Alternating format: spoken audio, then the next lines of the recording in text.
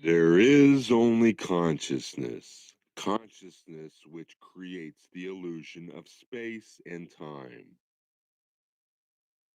There are properties of consciousness, the emotional property called love, and the physical property called light. They are one and the same, but they are each two representations of the manifestation of consciousness. When this is fully realized, you know everything. There is nothing else to know.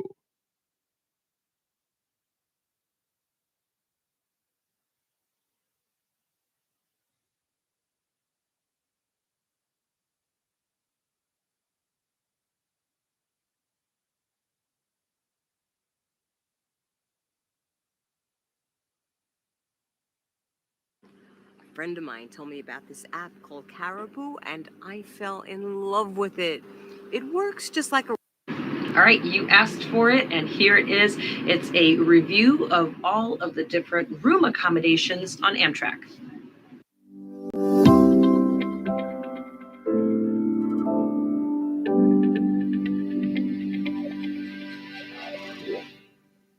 Okay, so I'm going to give you a tour of the room and kind of show you what some of the features are and what's available, what you can do in here, and basically how you'll be able to turn the two seats and the bunk into two beds to sleep on in the evening. So I'll give you a little tour here. Let me flip the camera around and I'll show you what we got. Okay, so there's a closet here. There's a coat hook here, and there's also a coat hook here. This is the closet, little tiny closet, and they do give you some towels for when you freshen up.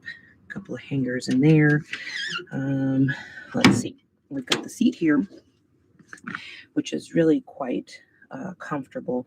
And there's a bar here that you pull on and pull the seat forward after pressing on this here, and the whole seat pulls forward, and then the same thing on this seat on this side, and then that's what makes the bed go all the way across. You've got lights here, and there is only one outlet, so just know that if you can do like multiple USB ports, you can bring something like that, but there is just one outlet. You control the air in here. You also control the heat, so you can just turn the knob here. And then on the other side, it actually has the control for the lights, ceiling. You can also call the attendant, and you have your own separate light here. But again, there's only one outlet in the whole roomette, so make sure that you have a way of being able to plug things in. These here, you see right by this seat. So these are the steps to climb up to get to the top bunk. Now for the top bunk, you pull this lever, and then the bunk comes down. So let's see, it's stuck here. There we go. Pull it down, and we've got a bed up here. And there is a safety netting that will hold you in. And so you can see there's a little bit of room here between this and then the space down below. And then when you're finished with it, you just press that same lever and it goes up. So you've got a little bit more headroom in here when you're moving around. There are curtains on the windows, both windows. Look at the pretty view right now, riding through Oregon. Curtains, you can pull those shut. And then you've got curtains for privacy here out the door as well, here and then on this side as well. So that's pretty good kind of combo here in the room. You've also got a little place for trash here. So they really did think of everything. All right, guys. So moving on the list here of the different types of rooms at Amtrak, we are in a Superliner 2 roomette. So let's take a look at this one, guys. We've got our two seats, just like you would expect in your roomette, and that becomes your lower berth or your lower bunk bed. And the mattress we store up above, gets stored up here, and you just bring it down here. Now you've got your tray table right here. You can pull that out, flips out, and you have a nice table for the two of you to use while you're in here. Here you've got your push to call button to call your attendant. You can turn the lights overhead on and off right here. Music control here actually is referring to the announcements that you hear overhead. So if the conductor is speaking, or the dining car, or your attendant's trying to get a hold of everybody in the sleeper car, they would make announcements. But you can turn this off so that you don't hear it in your room, or you can turn it down so that it's not as loud in your room, and you can adjust that however you want. I like it all the way off. We like it all the way off, and we can usually hear it from the hallway anyways with no problems. And a reading light right there. Now on this side, you got to take note that you only have one outlet here. So if you have more than one thing to charge, it's best to bring those little cubes that you can plug in several USB items into and plug there. We have one that has 2 and one that has 4. So whatever we need, plug that in, and then we can charge everything at once. Here, we've got the thermostat gauge. Now, it doesn't change the temperature a ton, but it does a little bit, especially when you turn it all the way to the warmer. So just know that it's not going to be a drastic change, but it is going to change the temperature a little bit. You got another reading light right here. Here, you've got this little storage area that's right off of this this chair here, this seat. And then you've got a little armrest here, but then here you also have storage as well. That's actually where I keep my toiletries, down in there. And then if you want to hang some things, you can lock those in with this belting system here to keep them from dangling all over the place. And you've got a couple of little cubbies up here that are actually going to be used up above by Rob in his suite. So let's pull this down here, show you real quick what this looks like.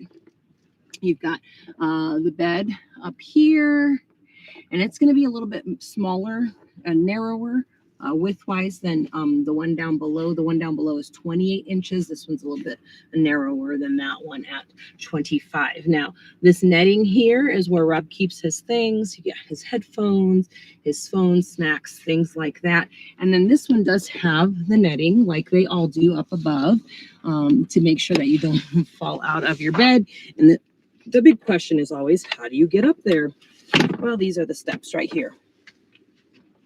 So these steps we use as storage during the day, but at night I move my big bag and store it underneath my bed, and Rob can use these as a step, no obstruction, all the way up to his bed.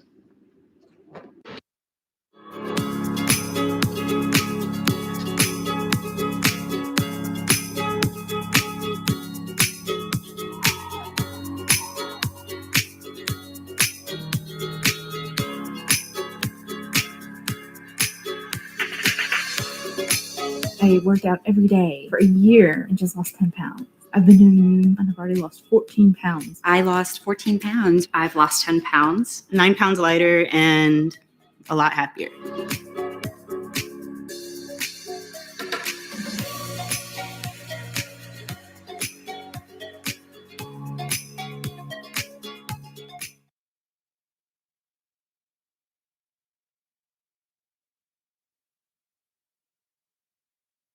All Americans over 65 are getting a large benefit this month, but only if they claim it.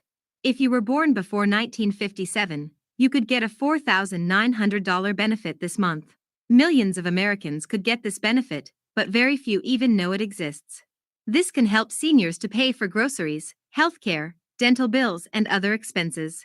You do not need to pay anything to check if you are eligible, and doing so can put thousands of dollars back into your pocket. Many people are shocked when they find out they can get a $4,900 benefit this month. It's completely free to check if you're eligible and takes just 60 seconds. Click the Learn More button below this video to check if you qualify for free.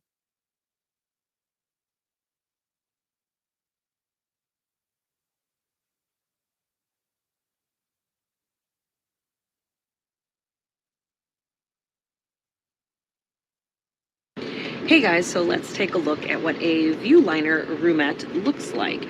So there's a lot of differences here between the Superliner roomette.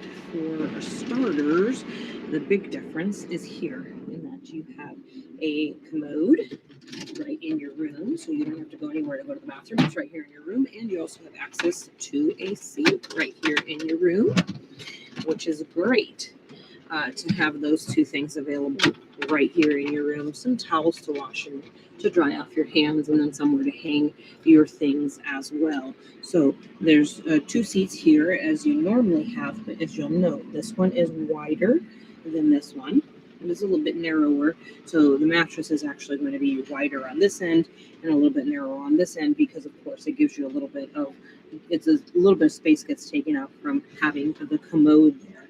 Now, you also have the great feature upstairs person is going to have a view, which you do not have in a Superliner roomette. So that's really nice here.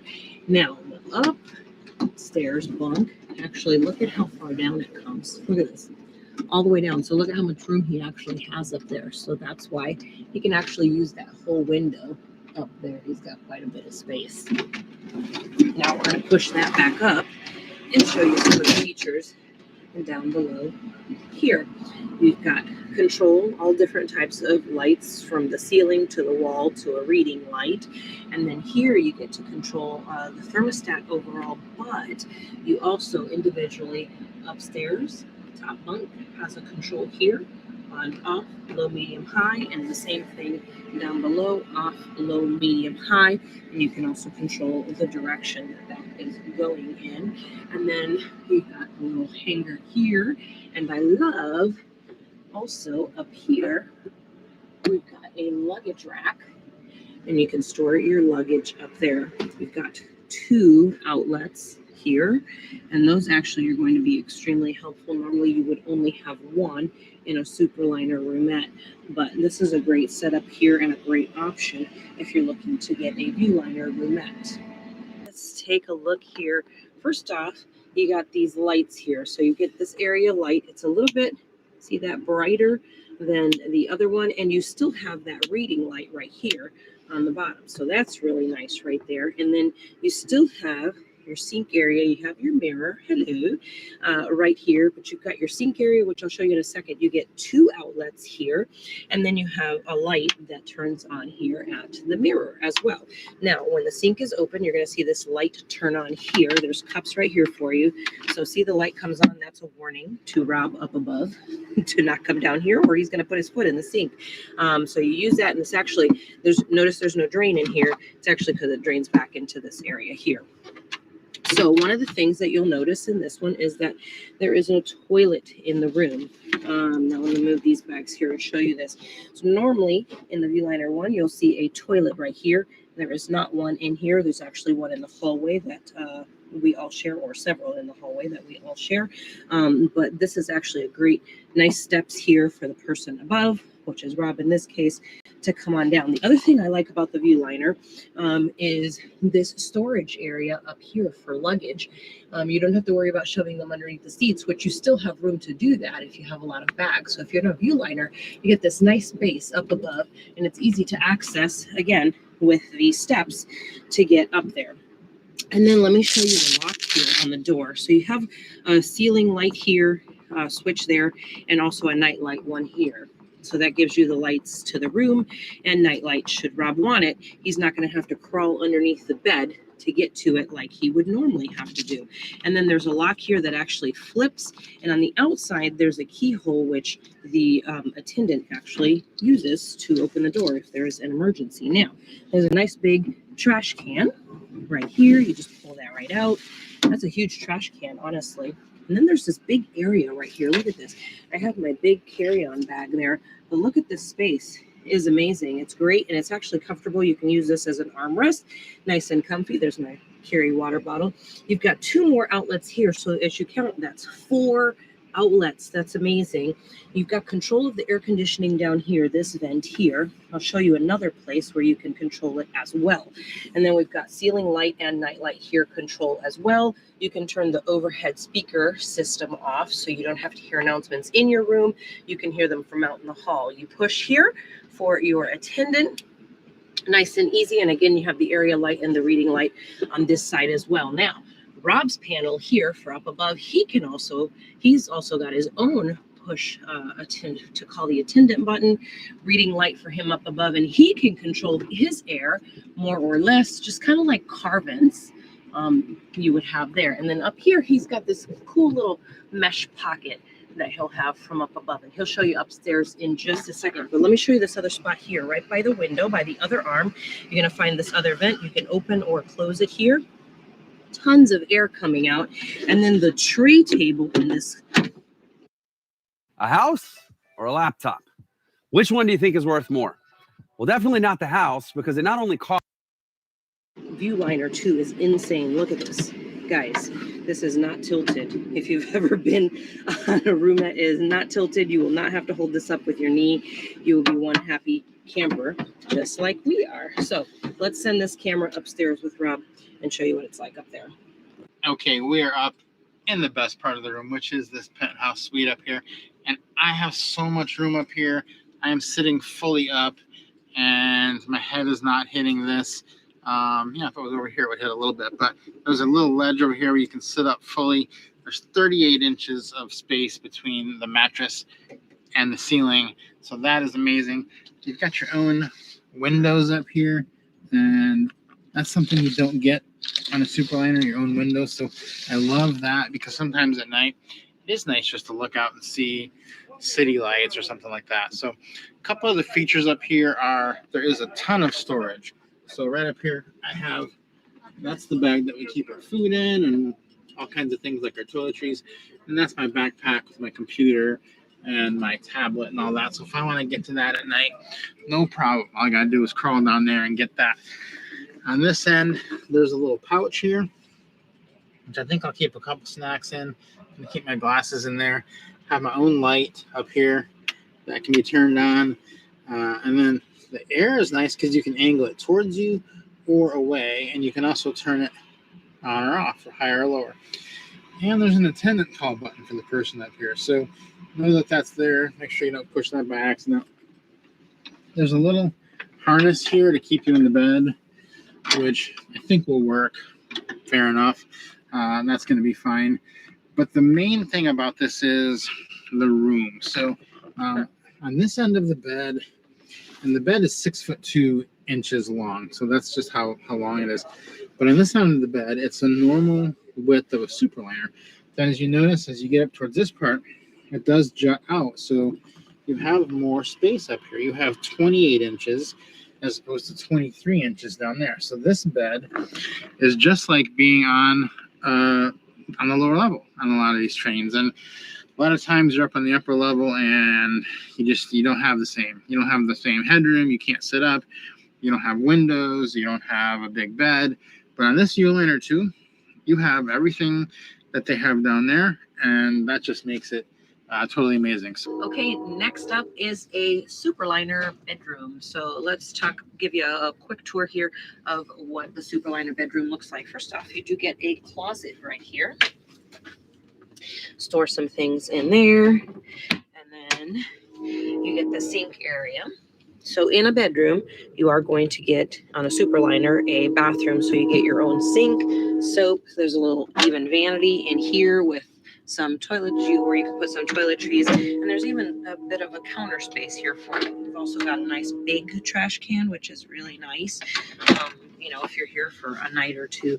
Then you've got your seats here, and these are going to slide out. So you're looking at about 40 inches of bed space here. Now, when the bed is folded out, you're not going to have a ton of room here to get out of the room. But once the bed is made, you don't actually have to leave the room. So this is nice and comfortable. You've got two outlets over here by the mirror right here, but you also have one right here. So you actually get 3 outlets in this room. You control the temperature in here, there on that dial, and on this side you actually control the speaker system for overhead, for announcements and things like that. You also get a light on each side. So not only do you get all of this seating, but you also get this chair here as well. And you can put the arms down on it if you want to. Then you have storage space overhead here. We have our pillows here, but this has a little lip on it, which is actually going to hold your stuff in. Overhead here, we've got a bed. I'll show you here.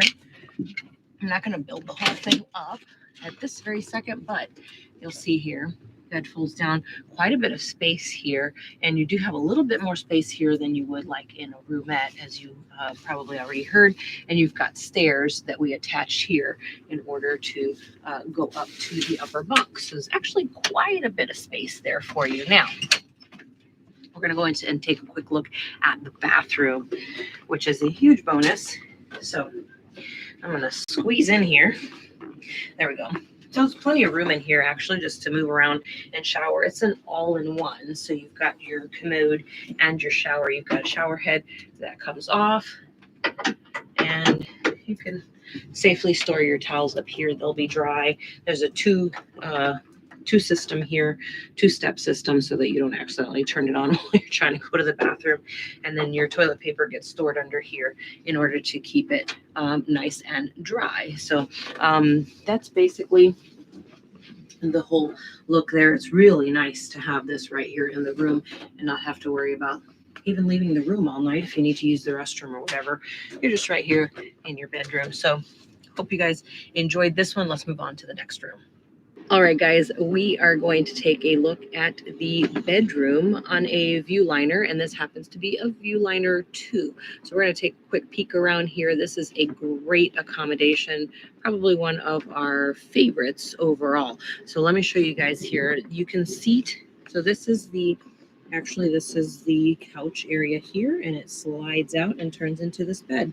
And it's about 6 feet 2 inches long, 40 inches wide this way. So you got quite a bit of space. You got a little closet area here for storage. You get your sink right here in your room, and mirror and all kinds of lights. You even get a little medicine chest, which I think is pretty great. So you also, one of the big bonuses on here is getting your very own bathroom. So in here, this is a little bit bigger than the Superliner. We think it's a little bit wider.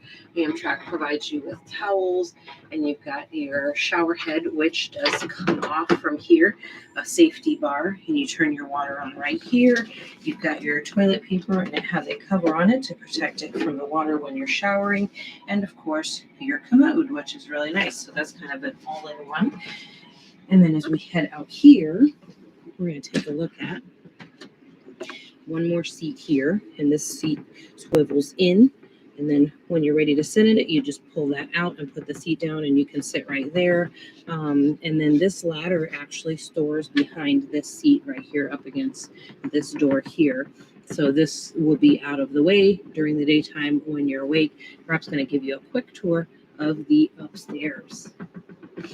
Yeah, and sometimes I joke about that this is the penthouse, but in this one, it really is the penthouse because there's so much room.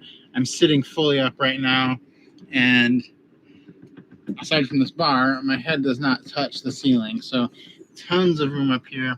This bed is going to be 6 foot 1 inches long, and you actually have a great view out the window going this way. So this is probably my favorite sleeper car accommodation if I'm riding upstairs, which is always the case. This is way more room than the Superliners and way more room than the roomettes as well. So I love it up here. This is a great ride, and I think you're going to love the Viewliner 2 bedroom as well. I was eating because I was stressed out, candy bars and chips and donuts, gaining weight. But since I started Noom, I've lost 70 pounds before I went on Noom. I didn't like how I looked. I couldn't even see my feet. I used diet programs in the past that required you to use their food. Problem is, once you stop using their food, you gain the weight back. What was holding me back was really understanding what I was eating.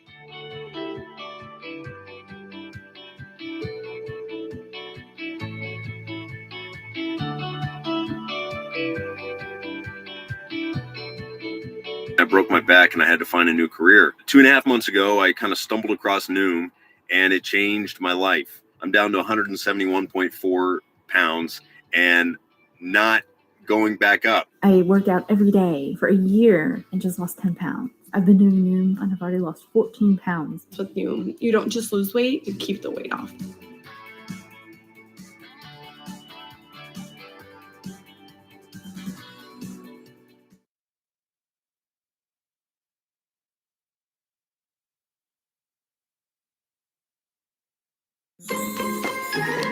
Oh, there's no place like Home Goods for the holidays.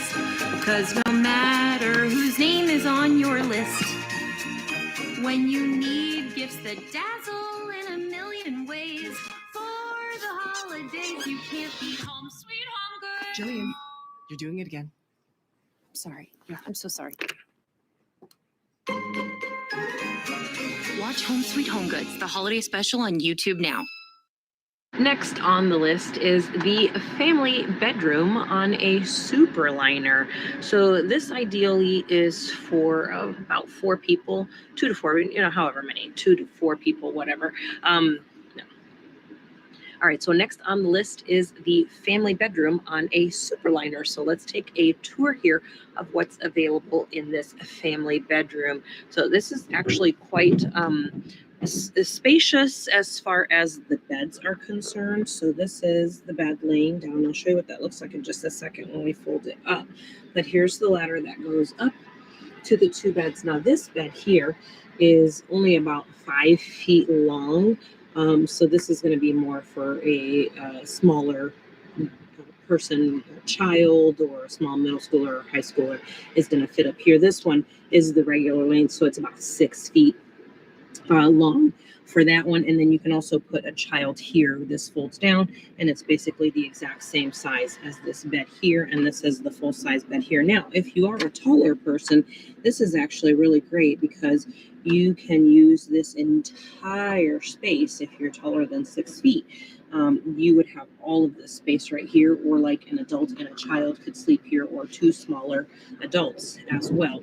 You do have a trash can like you do in all the rooms. You have 2 tray tables in this one on this side and one on the other side, and then you've got the little closet space right here for you. It's a smaller closet, but it does give you enough room to store some things if you wanted to. Then you also have the tray table on this side, as I mentioned before. And you've got control of the temperature right in here. And you've got some lights, kind of some night lights built in there. You also have only 1 outlet in this family bedroom, which is kind of crazy to think that there's only 1 outlet in a room like this, but that's all that's available. You are able here to control the audio coming from the front, from the conductor, so you can turn it off or down so that it's not so loud when you're in here trying to sleep. But there's quite a bit of room in here. Let me go ahead and switch it out here and show you what this looks like real quick with everything kind of folded up. All right, so this is what it looks like all folded back up. There's actually quite a bit of space now, as you can see. All that space has been opened up, and you've got a lot of seating here, which is really great. You can even lay down if you wanted to, or have a child lay down while some of you sit up, and you've got another seat right here. There's actually quite a bit here. There are no windows up above in the superliner, just down below here, but you do have 1 window here with your tray table and another window on the other side. So this actually goes the full width of the train. Okay, guys, so this superliner, as you know, is completely different than the viewliner. The ceiling space is going to be a lot shorter. So I'm 5'4", and I can't, I can about stretch my whole arm here. So if you're much tall, if you're about 6 feet, it's going to be a little bit tall. We'll have Rob maybe measure that here in a little bit when he gets that handy dandy tape measure out. Okay, so let's take a look at the bed portion here. So this is very simple to get into. It's going to be very similar setup to in a regular roomette. It's basically about this much space here. So this would be about what a regular roomette would be like. So first of all, you've got your handlebars here, which is great. It's going to help you get up and out of the bed if you need to. And you've got call buttons on both sides. So here's one, and then there's one on the other side, as well as a reading light. And as I mentioned, you've got the call button here, and you've got a reading light here. So these 2 are going to fold out into a bed. I'll show you that in just a minute. And then the panel on this side is going to show you, is going to do the warmer and the cooler. Now, guys, here's the thing, is that this isn't going to drastically change the temperature in the room. It's going to be a mild difference. So don't think if you put it on cold that you're suddenly going to be in a meat locker, or if you put it on warm that it's going to be like, you know, you're laying by the beach, okay? So just know that there are differences. Also, there is a room air control here. You can open or close it. So that's going to close that vent up above to change the control of the room. And I can actually see it moving from from here. If you're looking at it, you could see the little things moving inside, the little shields inside. So the rest of the panel here, you do the temperature control, and there is one outlet here. And then there is one over by the sink, which we'll show you in just a minute. So in this room, you've got your one outlet here, just like you would have in a regular roomette. And then you've got your, it says music control. And if you've seen our review of the roomette, the music control really means that you're controlling the volume of the announcements. So when the conductor or the attendants or the dining car attendants get on and give you announcements, they're going to be coming through here. And then at the bottom, you get another call button, and you also get the light switch for up above. And so you've got two lights up here.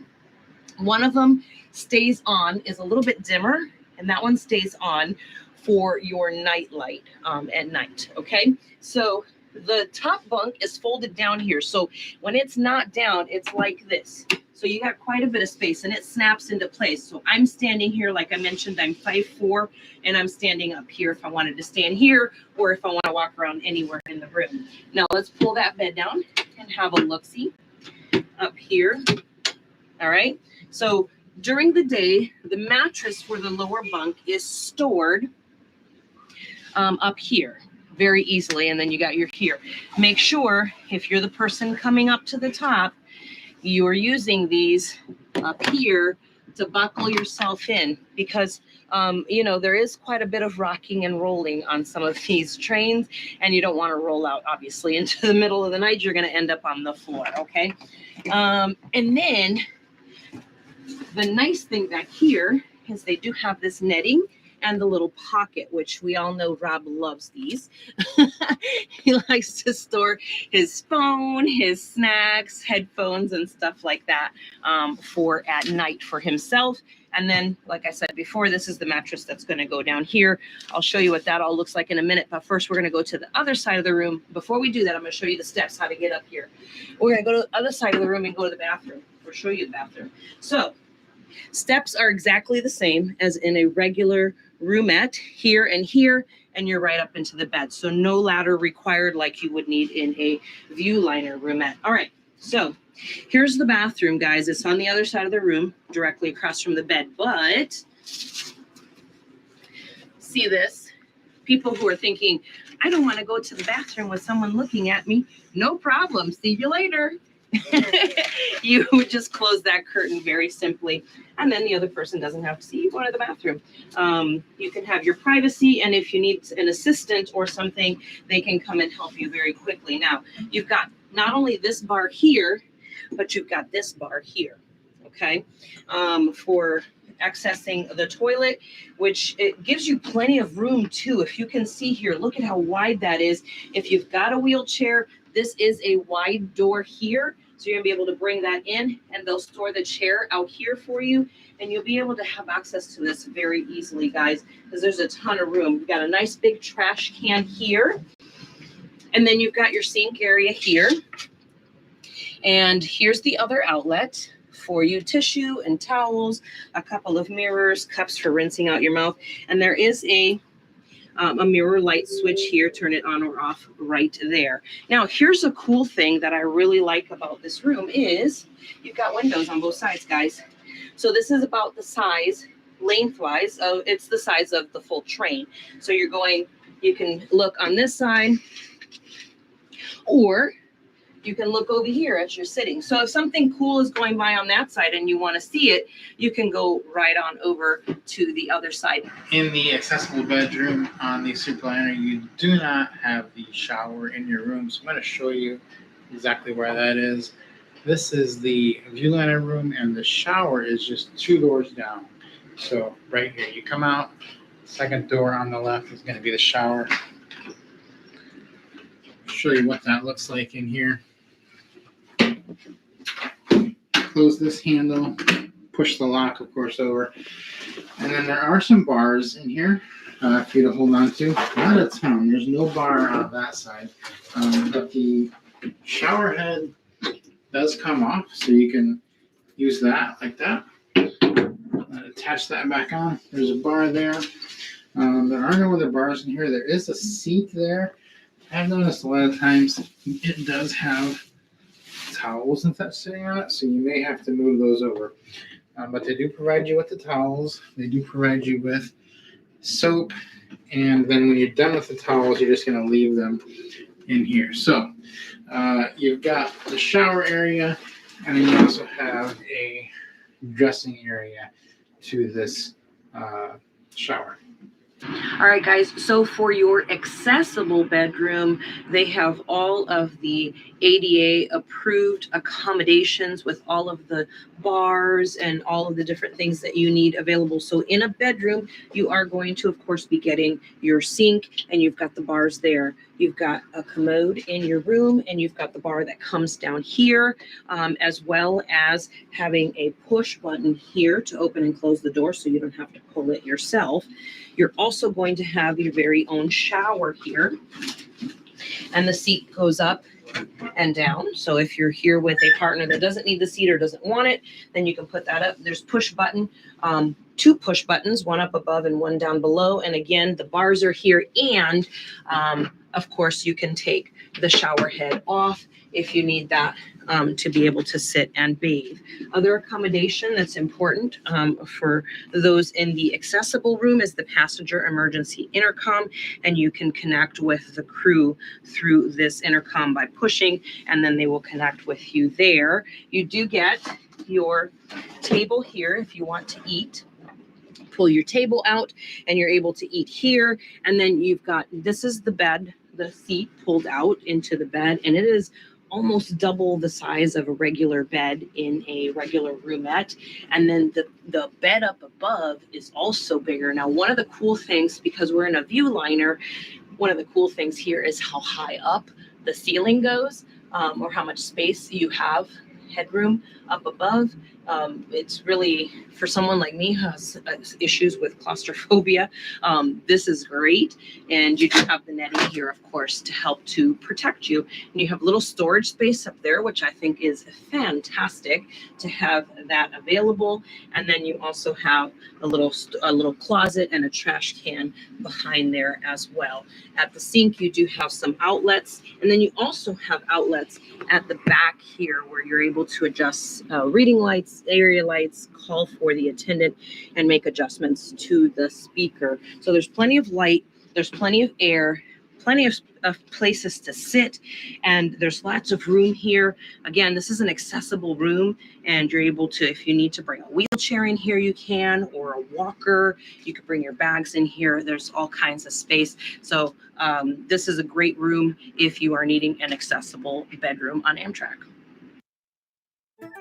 Even after you sanitize, every touch can leave new bacteria behind. Microban 24 keeps killing 99.9% of bacteria touch after touch for up to 24 hours. Use the sanitizer 4 out of 5 doctors would use in their own homes. Microban 24.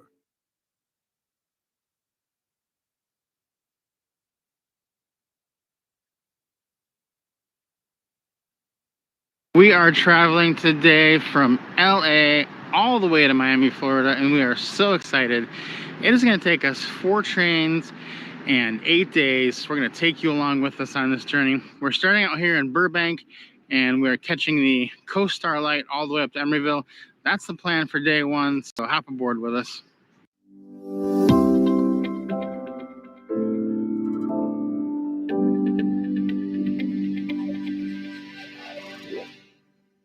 We've reserved a roomette for this ride up to Emeryville, and we've been on this train one time before, had a roomette, and it was on the east-facing side of the train. So we're hoping today to be on the west-facing side of the train, which is the better side because you can see the water the whole way up. So wish us luck. We'll see you in a few minutes which one we got.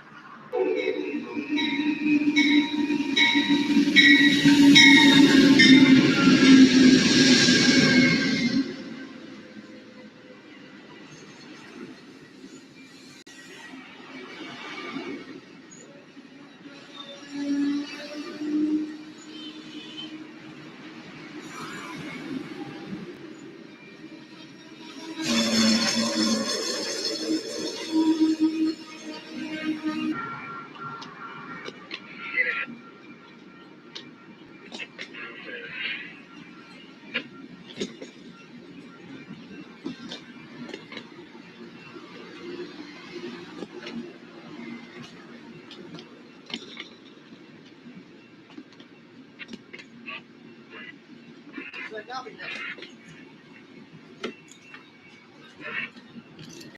you folks been on board before? We have, yes. Okay. You know where room 7 is?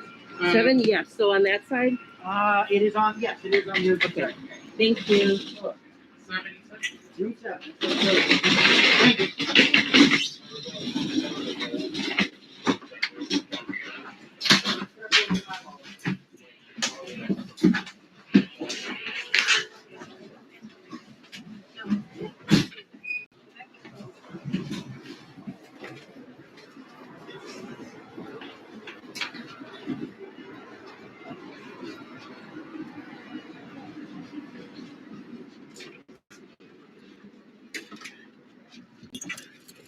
Train pulled in, and it only stays at the Burbank station for 1 minute, so we made a mad dash to the sleeping car, got all our bags on, and we did get a room facing west, so we will be able to see the water in a little bit. It's not out there yet, but in a few minutes we'll be pulling up to the ocean.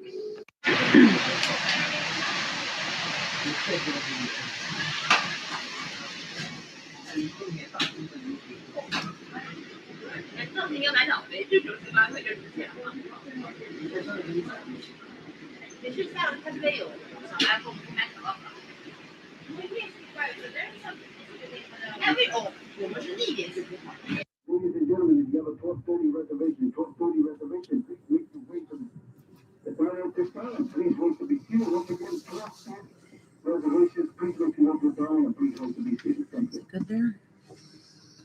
Yep, I think that's good.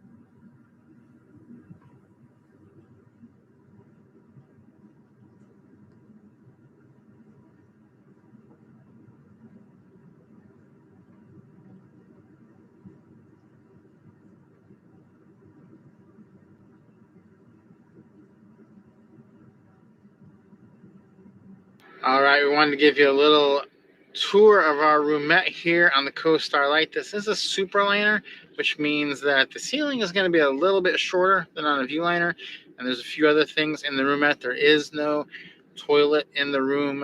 The toilet would be shared outside in the hall. So we're both sitting here on the same side on the seat and both enjoying the view because we have a beautiful view of the ocean out there. So we both wanted to be able to enjoy that. On the other side, there is an equal seat to the one that we're on. So that's about the size of it. It'll fit 2 people if you want. Definitely not more than 2 people, though. And they both slide down to make the bottom bunk, which is what you usually sleep on. Is that right? Yes, I usually sleep on the lower. And how is that for you to sleep down there? It's good. It's comfortable. And I think for me, as far as, claustrophobia, it's got a little bit more headroom than you've got upstairs in your penthouse. I'd say a lot of more headroom. Yeah, the top bunk, there's only 22 inches of headroom once it's laid down. So you'll see that when I pull it down here in a second, that it can be a little tight up there. And also this one is 28 inches wide and that one is not quite as wide. So let's go and see what the top looks like real quick for later tonight. And yeah, we have the mattresses up there still. But you can kind of get an idea of what it's going to be like. For me up there, there is no window up on this top bunk, but this will be Allie's mattress. It'll go down here and form her bed down there. So let me pull this back up. We are only taking this to Emeryville today because there was a wildfire and it burned the bridges north of Sacramento. So you actually can't take this train all the way to Seattle right now. You would have to get off and take it as a bus, which we definitely did not want to do. So we're getting off in Emeryville and we're getting on the California Zephyr. But a lot of people want to always know what we paid for this or how much it costs. And so I'll give you that info right now. we did this in points, actually, right? We did. We got a lot of points stored up. Yeah, we got a lot of points set up. And so this cost us 10,150 points, Amtrak points, which you earn by taking rides, or you can earn it through their credit card or whatever. So we paid that. That's about equivalent to $280. And that's, I think, what it was when we booked it. Now, I did see just a couple days ago, I went to see how full the train was, and I went on their system, and the prices have gone up pretty much dramatically. I was looking to see how much it would be to go to a bedroom or a family bedroom to see if they still had them available if we wanted to upgrade, and the prices had gone way up. I think the business class was actually the same as we paid for the roomette, which we got a long time ago. So book this early and you're going to save a lot of money. And even if you're not going the whole way or going to stay overnight, it can be worth it to think about a roomette because you do get the traditional dining included with that. Right. And otherwise, you're going to be eating in the cafe. Yeah. And the other thing is, it's such a long ride that you want to be comfortable too. So, like, we're riding from LA to Emeryville. It's going to take us all day. Yeah. So we do get our 2 meals included with that, which is great. Yeah, we're going to get in after dark, about after 10 o'clock. So, but for now, we do have this beautiful view out the window of the Pacific Ocean. And we just passed by Channel Islands National Park.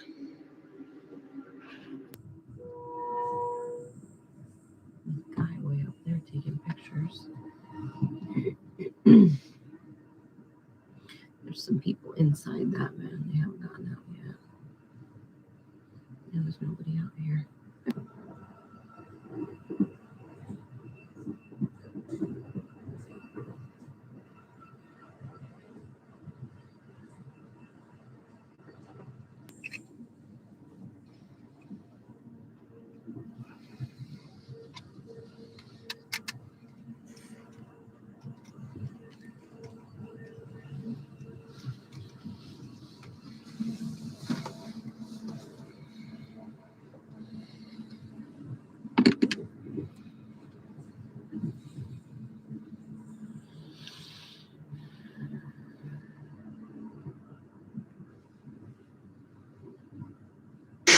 I'm down in the bay of the train as we pass by the ocean. This is where you will get on and off the train. Also where you'll store your luggage if you did not check it. Now, we got on in Burbank and there was no place to check the luggage. So our bags are sitting right here.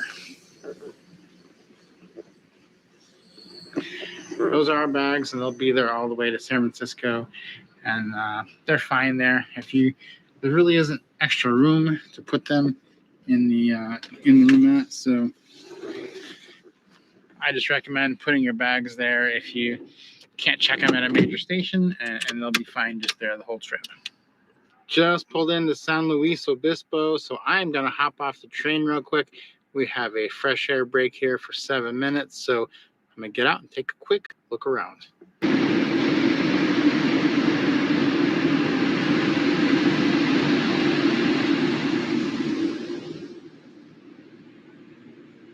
All right, we've jumped off here in San Jose. This is our last break to stretch our legs here before we get into Emeryville. So we're just hanging out here, just so you guys know. This is a smoke break, but this particular platform here in San Jose is no smoking, which is interesting. So you have to actually go out to the parking lot to smoke if you want to do that. So just so you're aware if you are a smoker, but otherwise, you're welcome here on the platform. Walk around, stretch your legs before you get into your destination.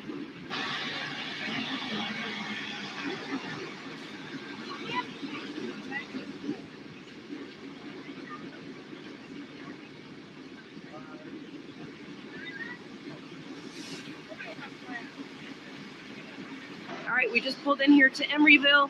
We are now headed over to the hotel. There's buses here waiting for people who are going to be going onward, but we are headed to the hotel to sleep. That's it. Day 1 is in the books. We made it to Emeryville. We're staying here at the Sonesta Hotel, walked over from the station. And In the morning, we get up, we walk back, and we get on board the California Zephyr at 9 a.m., and we're heading to Chicago. All right, we are on day 2 of this journey, and we are in Emeryville, California, and we are hopping on the California Zephyr, guys. We just walked over from the Sonesta Hotel where we stayed last night, and we are ready for some gorgeous views on the California Zephyr. So guys, this is our first time riding from west to east. So we're looking forward to some great views, I believe, on day 2. So this first day, we're just gonna be hanging out, reading some books, and just having some fun.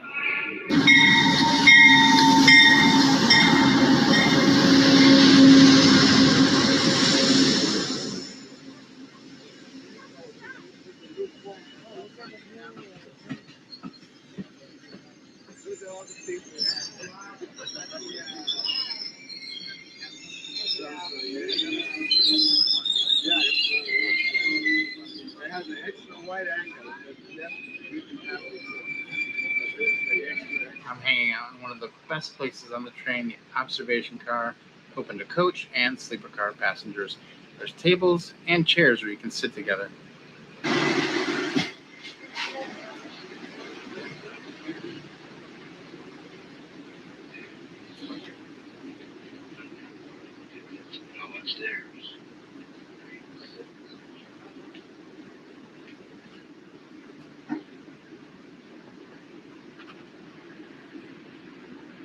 Okay, so on the Zephyr, our first meal is going to be lunch as we took off from Emeryville. So Rob and I both chose a hamburger, and this is a really nice looking burger. It comes with Terra chips, coleslaw, which I've had before, and it is quite tasty. And then they put the lettuce and tomato, and sometimes they add onions to it, and that's on the side. And if you know me, you know I love carrot cake, so that's obviously what I chose for my dessert. Now, Rob wanted the flourless chocolate torte, which we are having trouble tracking down. But this looks absolutely delicious as a replacement chocolate lava cake. You cannot go wrong with that. And Rob got the same thing as I did. He got the burger as well. But we are excited to eat here in the room. Normally we eat in the dining car.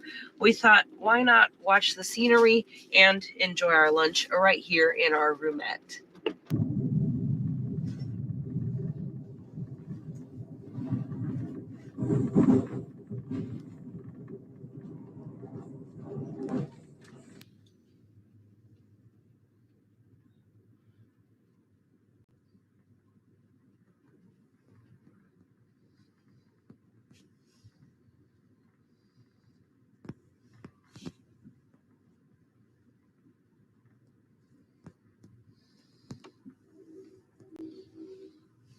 Okay, so we finally tracked down one of the newly painted trains. Look at how cool that looks behind me.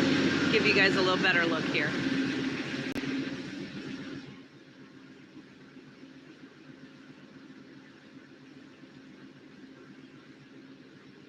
We made the slow ascent up to 7,000 feet to Donner Pass and Donner Lake. And this was, of course, the area made famous in the 1800s by the Donner Party, who got trapped up here by a snowstorm. And the scenery is just breathtaking. So we'll take a look at that.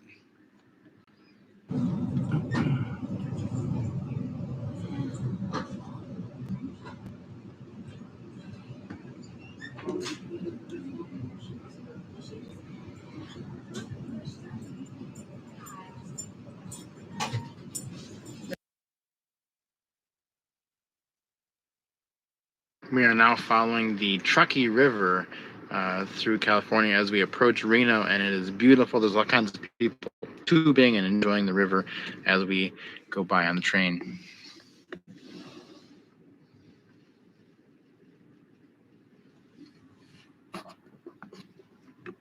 So our dining car attendant just came by to take our dinner reservation, and she realized, which I hadn't realized, that we have a whole half a car to ourselves. So we're downstairs, and the people that are supposed to be in the family room did not get on, and the people that are supposed to be across the hall from us did not get on. And then the 2 rooms directly behind us are also both empty. So aside from those in the accessible room at the other end of the car, we're the only other people down here. So we basically have 3 bathrooms and a shower to ourselves. To the dining car now. Please wait at the door to be seated. Once again, dining car, call in 5:30 reservation time. Only for So we just chatted with the engineers and they told us we're not actually using this new locomotive. We're actually transporting it out east from the West Coast, and it's going to Delaware where they're going to actually finish the paint job on it. So it's kind of cool to be able to bring this along with us as we go from Emeryville all the way to Chicago.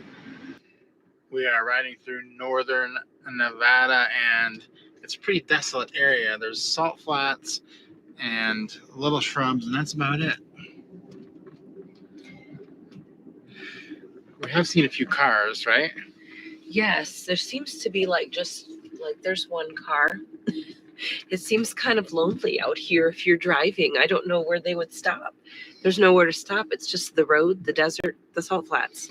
I think we are near Elko or getting near Elko, and the next big stop is going to be Salt Lake City in the middle of the night.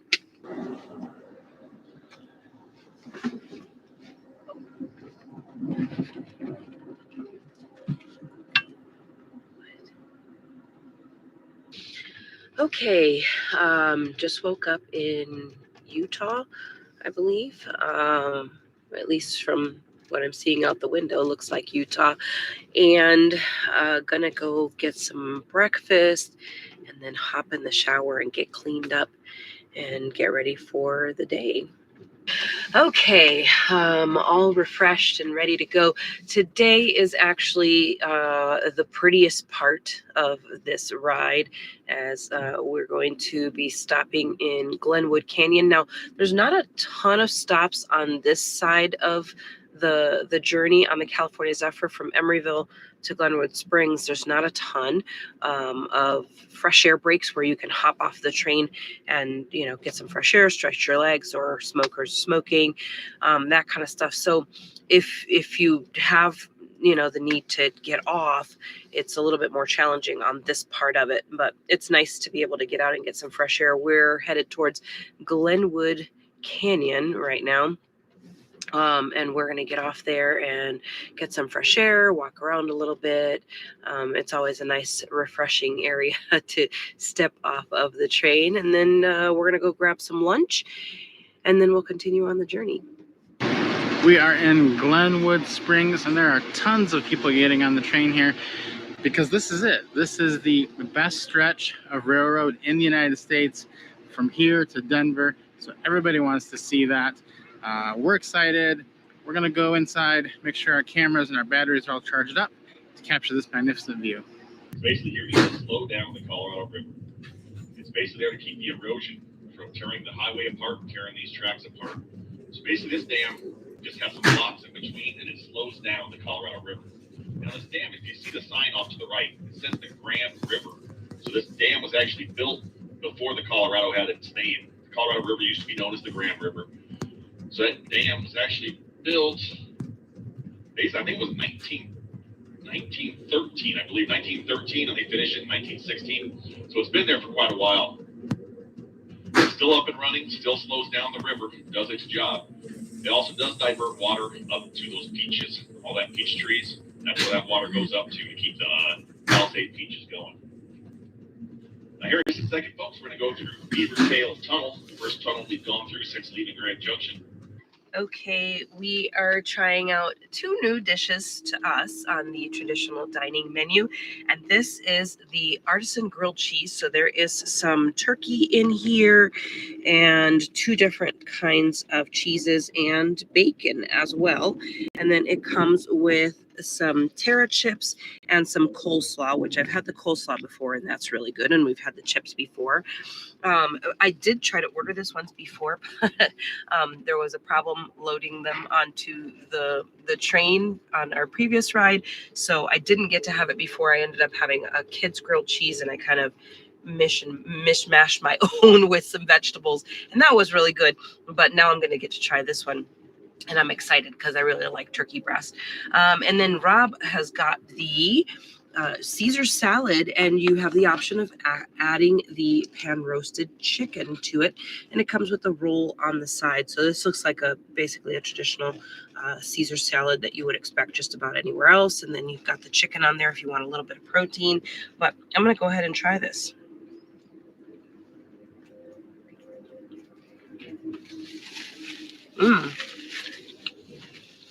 Just as I expected. It's good. And it's got that nice, mix of taste between the turkey and the bacon. So we're stopped here in Winter Park, Colorado. It's a very short break. We only have 4 minutes here, but just wanted to point out that this is the highest elevation Amtrak station, which is kind of cool. Stay in the car that you are presently in. Thank you. Okay, conductor just came on and told us we are in the Moffat Tunnel. So I got this bright light on me because it's pitch dark inside the tunnel. It's going to take us about 12 minutes to go from end to end. And it's right after we're going from west to east. So it's right after the Winter Park stop. And he did also tell us to avoid having exhaust fumes coming into the train, not because they're harmful, but because they stink. They ask us to stay in whatever car that we're in and not to open either end of the doors. So everybody stays put until we get through to the other side of the tunnel. I went ahead and did the conductor challenge on this train, which is to find 5 animals along the route and take a picture with your phone. Went up there and submitted them to the conductor and got a prize, which was this railroad spike from the California Zephyr line. So that is really pretty cool. And I don't know what I'm going to do with it or where I'm going to put it. That's the next riddle I have to solve, or to pack it. Or I may just end up giving it to someone who's going home, which is more likely.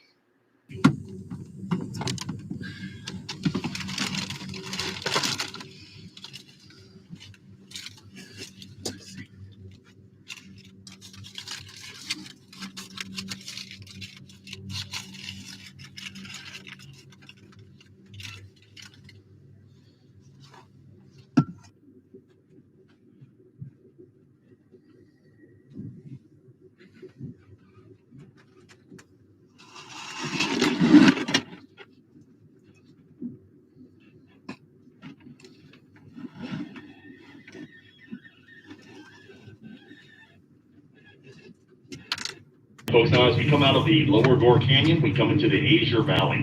Now this Azure Valley, the Azure Valley Pump House, there's a big camping spot here too. This is the main spot where all the rafting guides will bring you in and drop you in on your rafts, and then you can raft as far as you want all the way down the Colorado River. But this is the spot, the main spot, the Azure Valley. That's where all the rafting guides put you in. All right, folks, we are now in the Upper Gore Canyon, where the Colorado River drops about 700 feet below us. Now, this is a Class 5 whitewater rapid canyon. You won't see any rafting coming through here. It's just a little too much.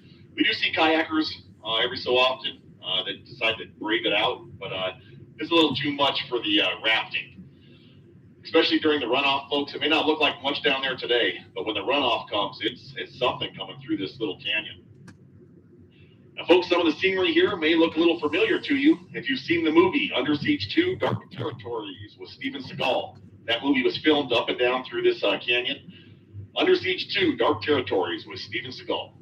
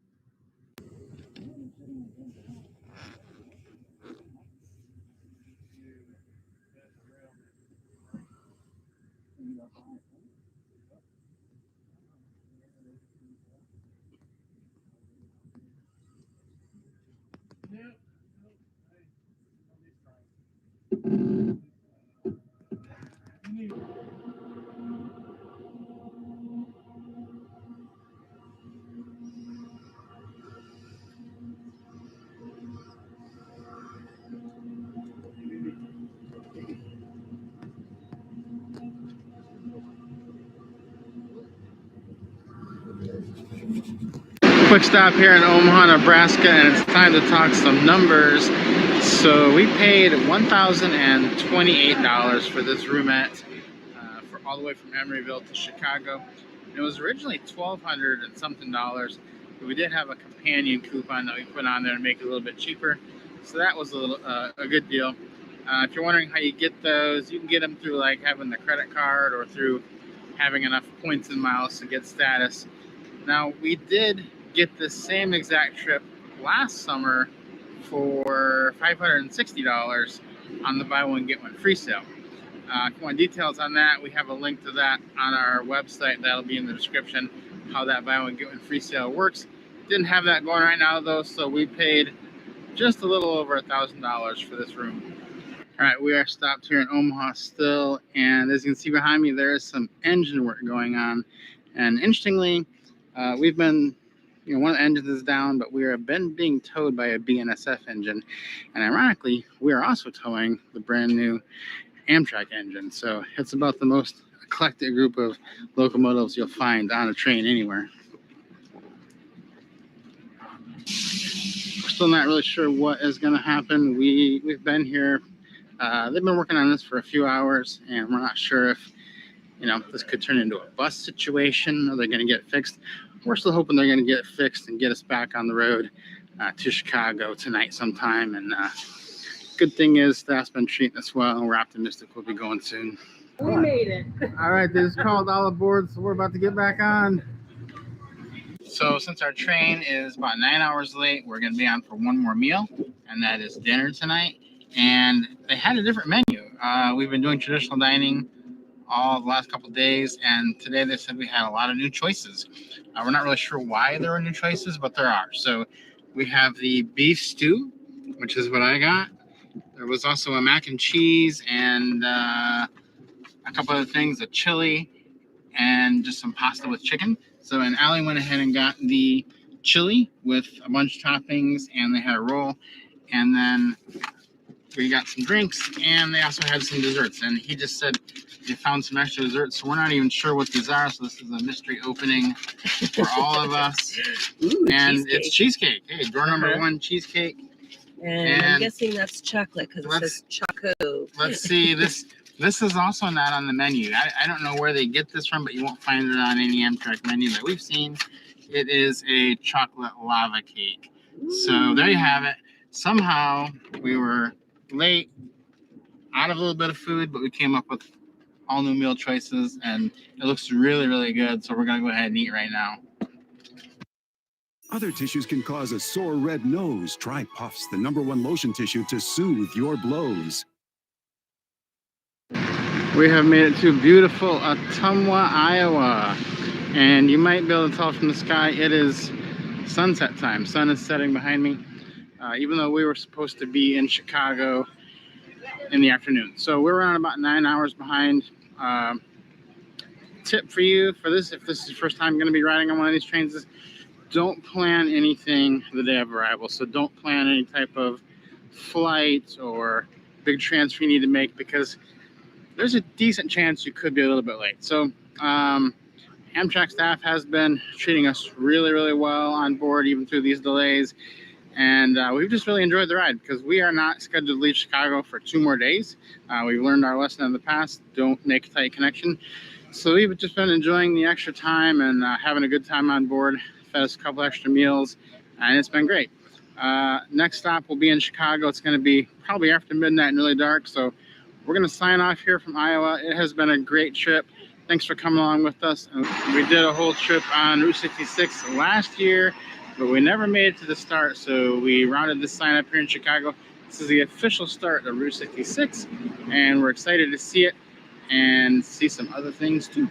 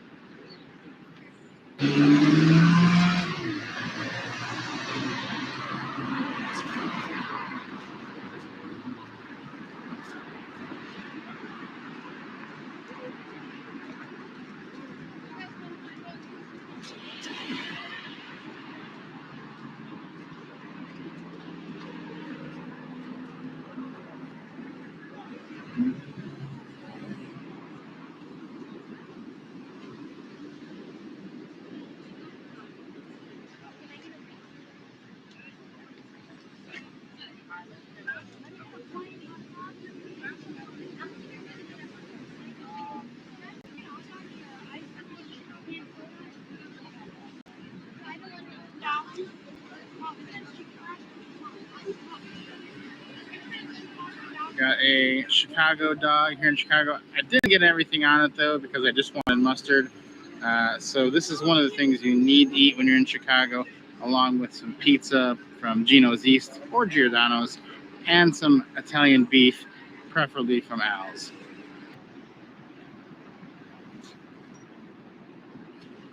The obligatory Chicago skyline pictures are being taken right now.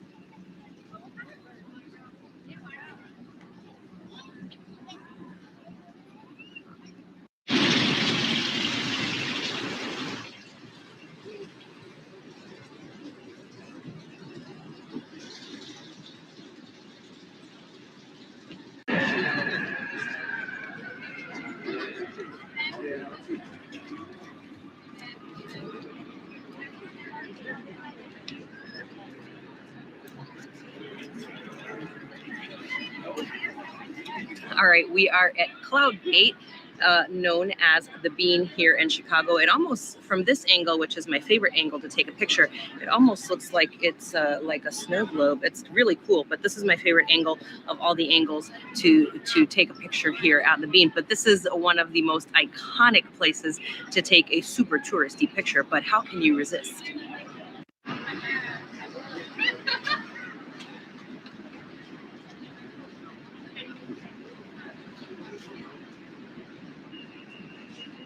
All right, it is well, I've forgotten what day it is, but we are heading from Chicago to Washington, D.C. today on the Capital Limited in a Viewliner roomette, and we're excited to see what D.C. has to offer us, so about ready to hop aboard.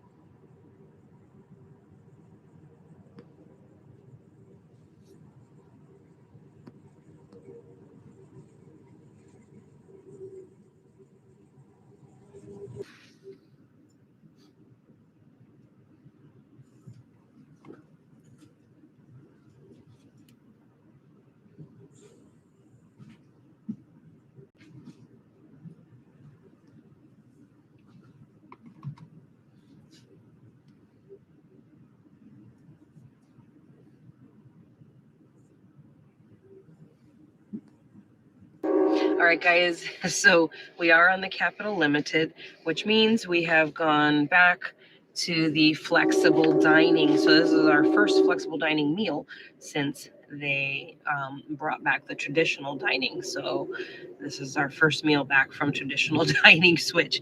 So I did get the shrimp Creole here, and the chef left the label on there for some reason. And then Rob, of course, dun dun dun, got the pasta and meatballs. Shocking. And then we've got our salads and our rolls, and I got my adult beverage.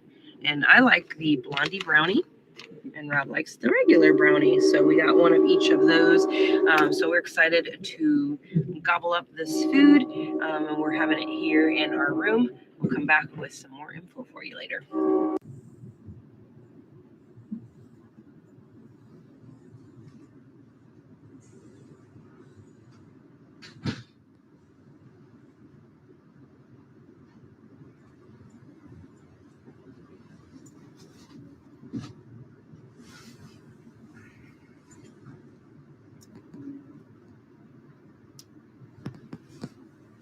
All right, you know what time it is. It is time for a room tour. Now, before I do that, we are on a Superliner 2, but this is an unusual car in that this is what was called a transitional car or a transition car, and it would normally house half staff, half passengers. But today it's all passengers. Now, this particular car has no bedrooms in it. It does have a family bedroom downstairs, and it has all regular rooms up here. No, I'm sorry, it doesn't have a family bedroom downstairs. It's literally just all roomettes. And the bathrooms are unusual as well, which Rob will give you a tour of later. But I think it's interesting. It does have a lot of the same features in the actual roomette itself. So let's talk about those first.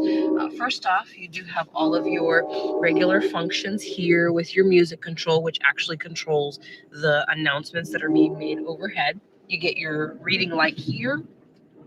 And then you get your ceiling light that you can turn on and off overhead, as well as all the way off, or you can do just a night light if you just want a tiny bit of light like at night so that the person above doesn't fall down when they're coming down at night. And then there's also the push to call for your attendant.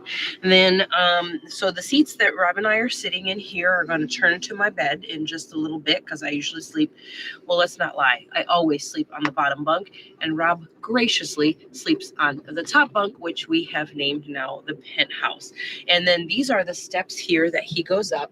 And normally at night, I will move this bag to underneath the bed so that he can have easy access to these steps without having to worry about stumbling over my bag in the night. So this bag won't be here at night once we have it all set up. This will be out of the way. And then the other thing that I like is, let me show you here, is the closet. So this closet space here is an open closet space. Normally, in a Viewliner or in a Superliner 1, this would be closed. So there would actually be a wall right here, kind of blocking this whole area. So this would all be blocked off right here. But you've got something to hang your clothing here, and there are some hangers that they give you. There's some cubbies up above right there. And then in here, what I like is that you can actually push stuff down in here and access them while you're sitting here in the car. And then Rob's big bag sits here. It's totally out of the way, but easy to access if he wants to get to it. It doesn't actually fit inside the closet if we have the closet. So it kind of feels like it's useless if you are in a Superliner 1 to have that enclosed closet space, because you can't really store anything in there. It's about this wide. So there's really not a lot you could put in there other than maybe like your shoes. So that's kind of the tour here of the level down below. Before I hand the camera off to Rob and he goes up to show you his penthouse, I'm also going to show you here, you do get a reading light here as well. This is a temperature control. Now guys, here's the thing, is that this goes from cooler to normal to warmer. Okay, so we have it turned all the way to cooler, so the coolest temperature. Really isn't supposed to change the temperature in your room that much. Just know that if you turn it to cooler, it's going to be a little bit cooler. If you turn it to warmer, it's going to be a little bit warmer. So don't think that you're going to turn it to cooler and it's going to be like a meat locker. And don't think that you can turn it to warmer and you're going to be in, you know, like a sauna. This is just a very slight variation in temperature difference for you. So don't think that's going to make big difference. It's going to be a very tiny difference. So don't sweat it. If you change it and you're like, I don't feel anything, you're probably not going to feel anything. The other thing is remember, guys, that there is only one outlet in the room. Okay, so this is my handy dandy BFF that I always travel with. It's a USB box here. It has two. I do have one also that does 4, but I really like this one because I don't know, I just really like it. But you plug that in. Now notice this kind of juts out, so it kind of sticks out here as opposed to being flush like in the Superliner one. It is flush up against there. So this is nice. Stick it in there. I can charge 2 things at once, usually both of our phones. But let's go upstairs. Rob's going to give you a tour of his penthouse. Okay, so first thing that I noticed when I'm up here is that this air conditioning is really cold. And the reason it's cold is because this is open all the way. So if I want to make that a little bit warmer, I can take this little lever and pull it towards me. That basically shuts off the vent, but there's still some air getting out. And that's actually a way more of an air control than the knob down below. Use this if you want less air. And just know that it's a lot colder up top than on the bottom. A couple other features of this top area is you have this bag that's like a huge net that goes the length of your bunk, and you can stick. Right now there's blankets up in here, but by tonight I'll have put any snacks or anything like that, water, and then this is for like your phone or your glasses. It's kind of like just a pouch you can have, so that's really nice. You know, one thing that I have found is that you do, like I said below, you do want to be laying this way. So figure out which way you want to lay, because it is pretty hard to turn around in here. You only have about 22, 23 inches of headspace, so you can't really get up. And if you want to get down this way, you just have to kind of scoot and then just kind of swing your legs over. So there's not a lot much else going on up here. You don't have any windows. You do have one hook. And these 2 cubbies, I like to take these washcloths out and store whatever I want in there. So that's about it from up here. I'm going to try to see just how hard it would be to turn around in one of these, because this is a little bit shorter than usual. So let's see if I can get turned around.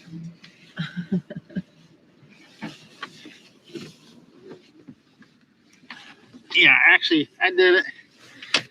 Ow, my foot got caught in the net though. But see, now my head's here. So how am I gonna get down? There's no way. You literally can't get down this way. You'd have to. Nope, it's not gonna work. Still bring your legs around. Yeah, you've got to go in head first and out feet first. And now I'm turned around again, so I'm gonna have to return around in order to get back down. Okay, so this is the only time I've ever seen this on any Amtrak train. And it is a bathroom and a shower in one. So I'm standing in the shower right now, as you can see. And it has a little knob there for you. And this part swivels. And in the shower, we also have a toilet. So normally you have a shower and you have just like a little dressing room. And this is on the upper floor. So I've never seen a shower on the upper floor. And there's also a shower on the lower floor too in this car. So that's pretty cool. This is actually the same sized bathroom that there normally is in a Superliner, just with the shower attached.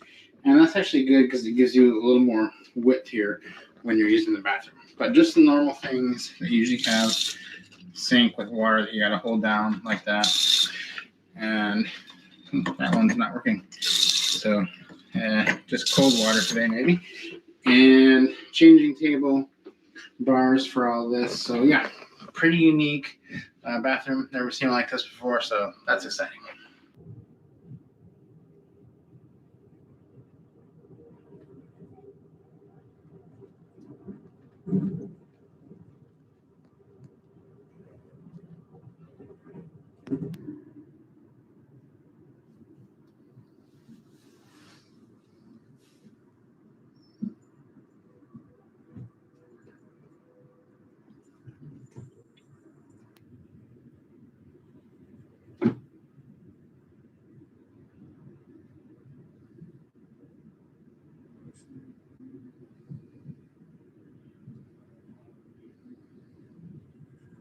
Okay, so the Capital Limited is supposed to have an observation car, but we did not have one on this train. What we did have was a combination of a dining car and a cafe car. So it looks kind of like the cafe car on one half, and it looks like the dining car on the other half. And it's actually just one attendant is tending to both sides.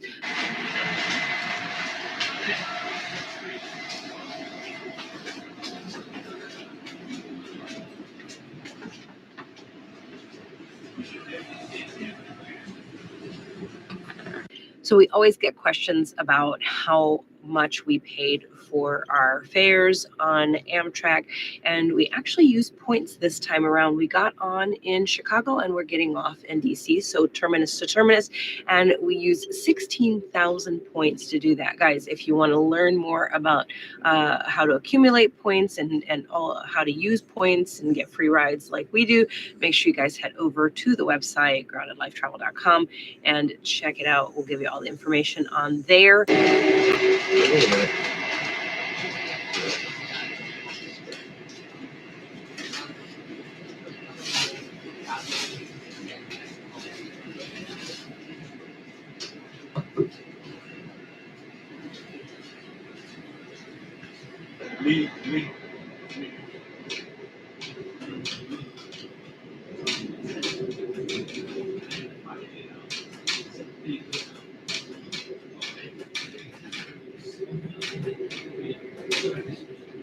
So that's a wrap on the Capital Limited. We arrived here in Washington, D.C. in this beautiful Union Station. We're headed to walk over to our hotel, and we'll be ready to explore the streets. All right, so one of our favorite stops always is the Lincoln Memorial. So we're going to bring you guys over here, and then we're going to walk up the reflection pool and go check out the World War II Museum also.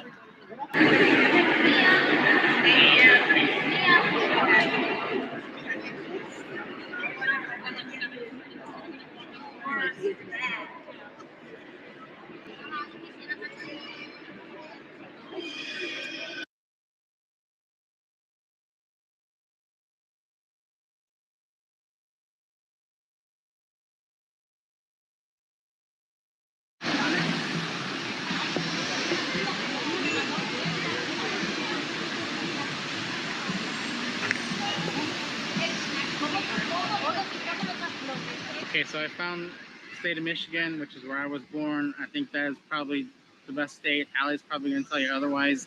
When she finds hers, we'll see what she has to say.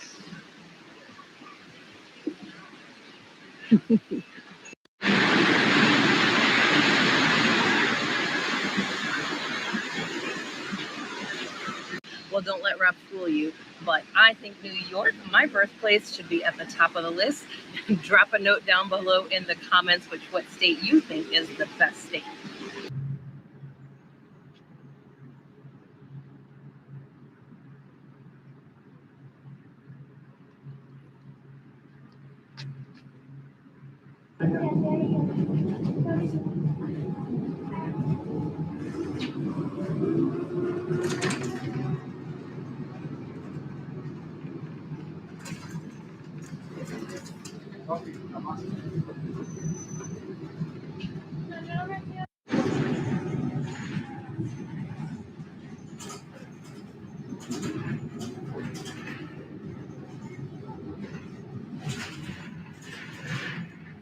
All right, guys, so another great reason why you should stay near Union Station is because you can hop on the circulator bus, which you just saw us get on.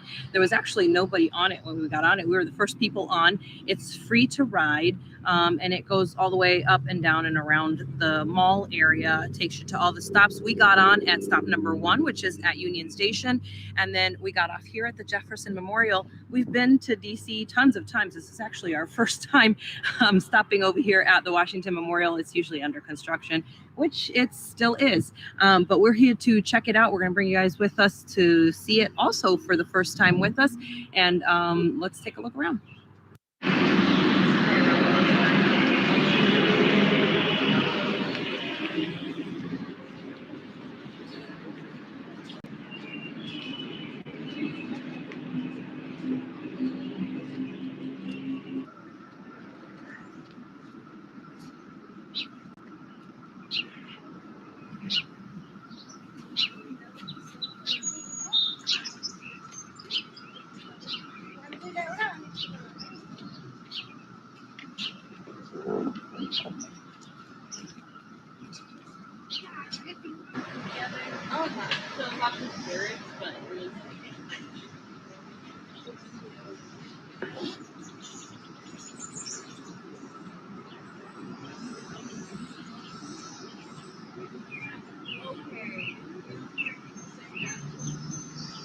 Waking up in Washington, D.C. This is day 8 of our 9-day trip. And I wanted to show you a little bit of this hotel we're in. It is the Phoenix Park Hotel. Totally recommend this one when you get to D.C. on Amtrak, because this is the closest hotel to Union Station, which is where you're going to want to stay. And we love this hotel. They gave us a corner room. They actually gave us a late checkout. We were able to check out at 2 p.m. So our train down to Florida today doesn't start till it leaves at 7:24 p.m. So that's pretty late. We have to sit at Union Station all day. Now we do have a roomette today, so we're going to go over to the Club Acela, check that out, hang out there for a few hours before the train starts. But yeah, Phoenix Park Hotel. We've had a lot of fun in D.C. here, and now we're ready to head to Florida.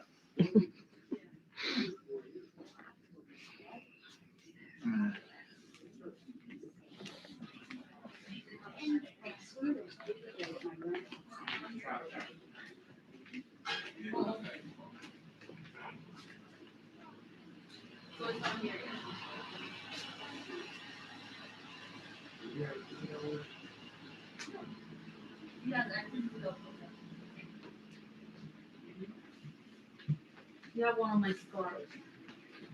Sorry?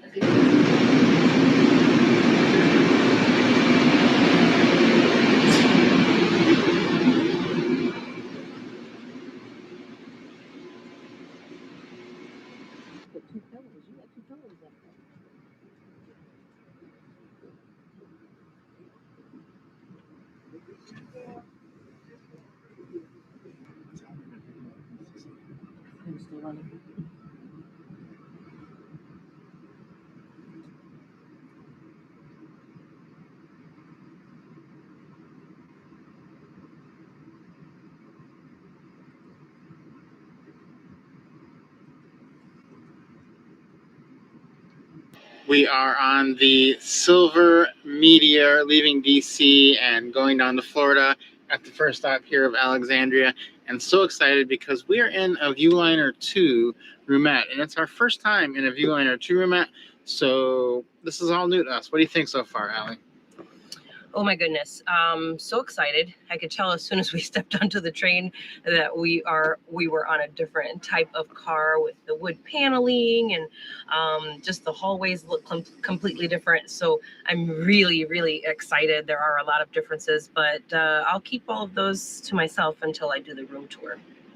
Okay, guys, so I'm going to show you the differences here. We are in that Viewliner 2, as we mentioned earlier, and I want to point out a few of the differences and give you a quick tour here of our room. We are in room 6 on the Silver Meteor. So let's take a look here.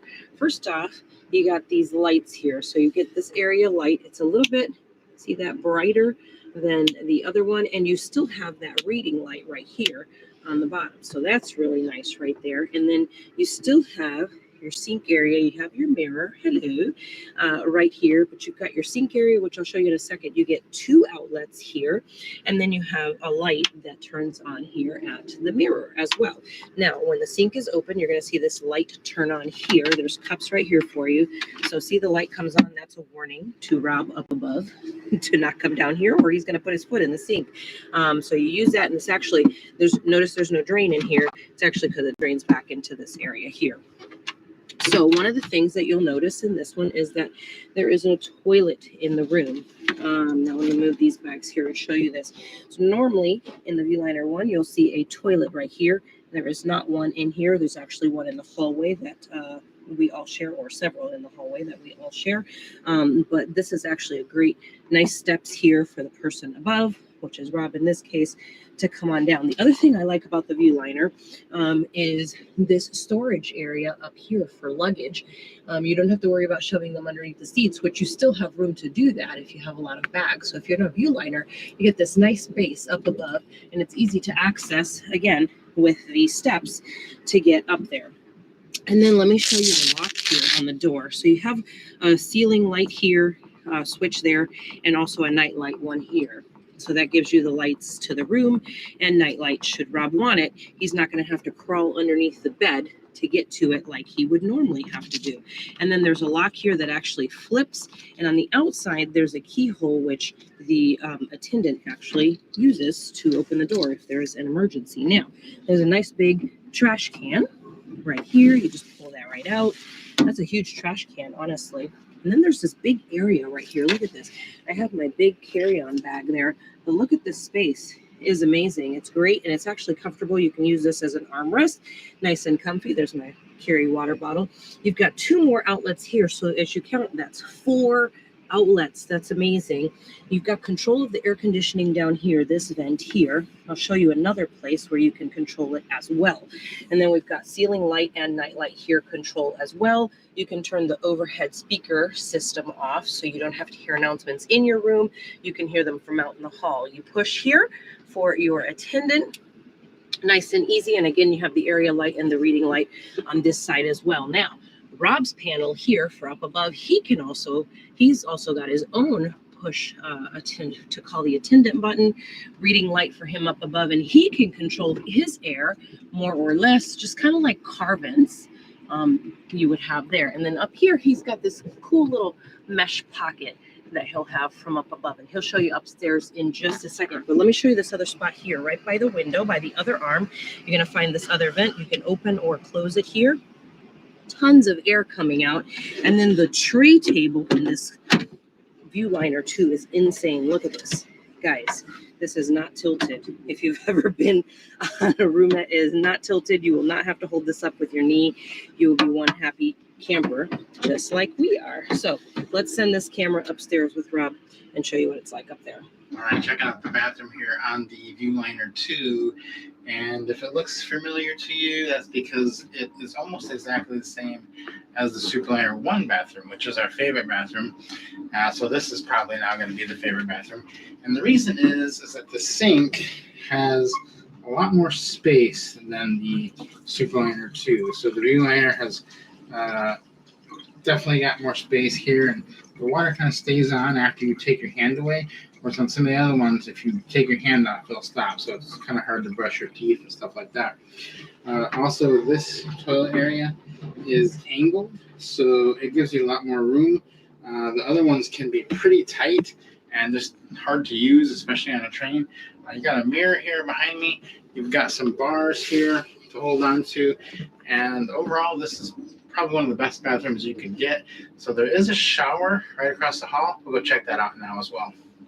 And the shower room, like the bathroom, is an upgraded version of the Superliner 1, so you'll notice a lot of similarities here with a few minor changes. One of those changes was that right over here, there's a used towel vent. So it's like a chute. So never seen that before, and a lot of the other ones you just keep throwing on the floor. They try to hang a bag, but people miss it, and that doesn't really work real well. There's a little rack here that you can use for towels, and a big mirror with a light under it. So that's good. There's a bar here to hang on to, which I just had to use because we're kind of rocking around right here. But this is really tall. So look how, this is a tall car. So one of the taller showers you'll find. But it does have all the amenities, shelves, and a seat. It's very, very big. This is probably the most spacious shower room I've ever been in on Amtrak. So I think this is going to be great. Generally, they provide you with some soap and stuff down here too. Definitely have towels, washcloths. You don't have to bring that. Use a chute afterwards. But this is a great shower. A lot of times we get asked if the showers are busy, if there's a line, if there's a time limit. There is never a line for the shower. There's never a time limit. You come down here and you probably won't find anyone else using it. So definitely plan to use a shower. This is a great one here on the Viewliner 2. All right, so in case you are wondering, we boarded the train at we took off at 7:24 p.m. Eastern time from Washington, D.C. And one of the things we were wondering if we were going to get dinner, and the answer is yes. Just a few minutes after we boarded, our attendant came by and took our order, and it is flexible dining plan. You can eat in your room or in the dining car. We chose to eat in our room tonight so we can enjoy some of the views here comfortably in our room while we were having dinner. So we decided to eat dinner here. And so I have chosen the vegan dish, which is the enchiladas. Doesn't that look really good? I'm excited to eat that. And then I did get a salad with mine. Now you do get an alcoholic beverage as well.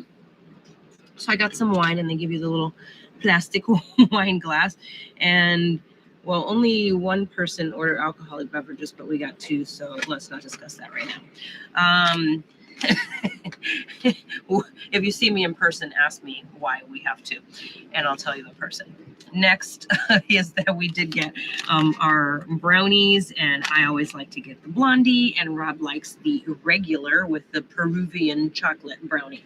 Rob got the shrimp and sausage andouille or Creole dish, and it comes with the rice, which is really nice, and the sausage has a little bit of spice to it, which is lovely. And he is going to also share his shrimp with me, right? Yes. Yeah.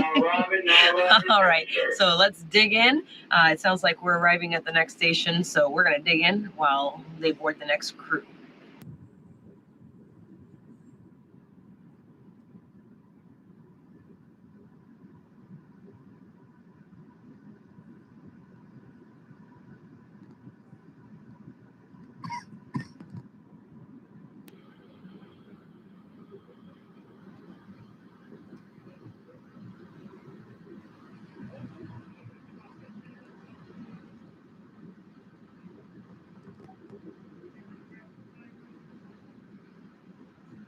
All right, that is it. 9 days. We made it to Orlando from California. We had a great experience, great trip. Hope you enjoyed coming along with us.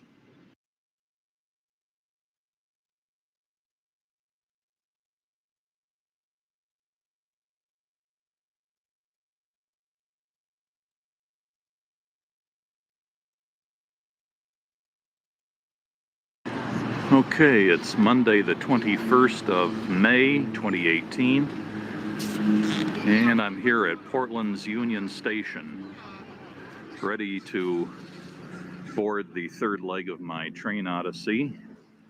This will be the Empire Builder from Portland to Chicago, which will be the end of my journey. 3 days ahead of me of train riding, and Portland's Union Station is a very attractive and apparently well-maintained structure. And let's go in and see if there's a lounge for first class. I don't know if there is or isn't.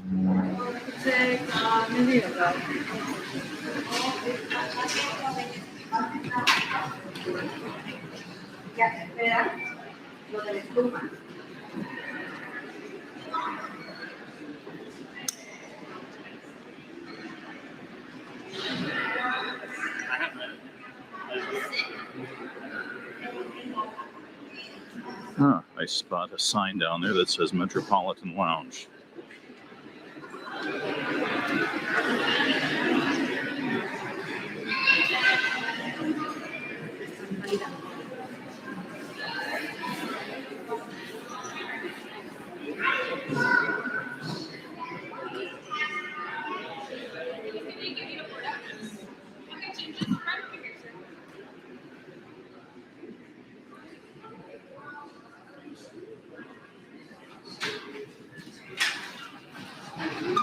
All right, folks, once you go on train 11, let's start getting you aboard.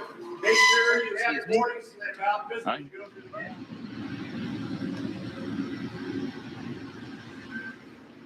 So this is the Portland Metropolitan Lounge. It's not very big.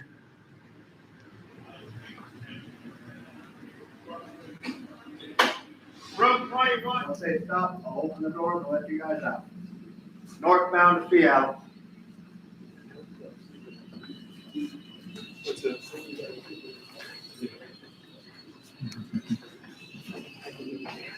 Yes, I hear you.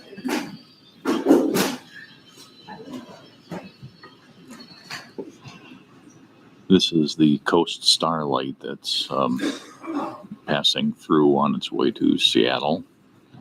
Same train I came up on from Los Angeles a few days ago.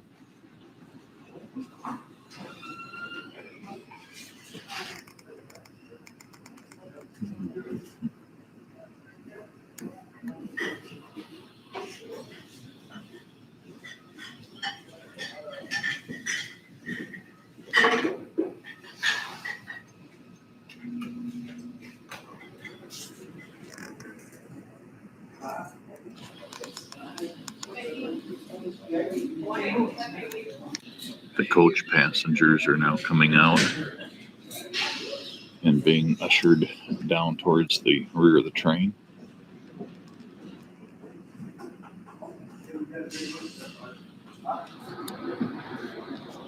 And the Coast Starlight pulls out of Portland Station.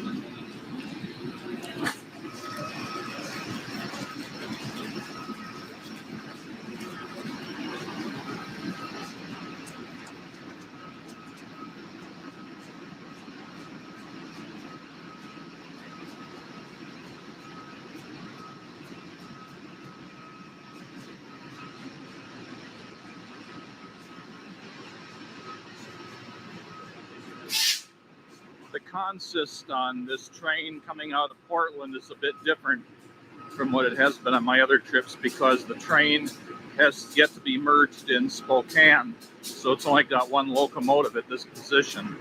It's kind of a short train for this first stretch.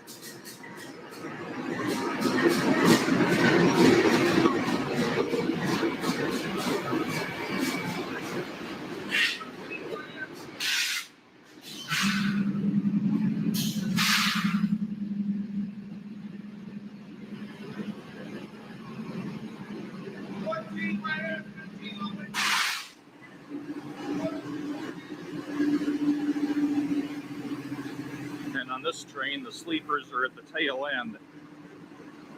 So this will be, I think, another coach car, and I don't think there's a dining car on this train.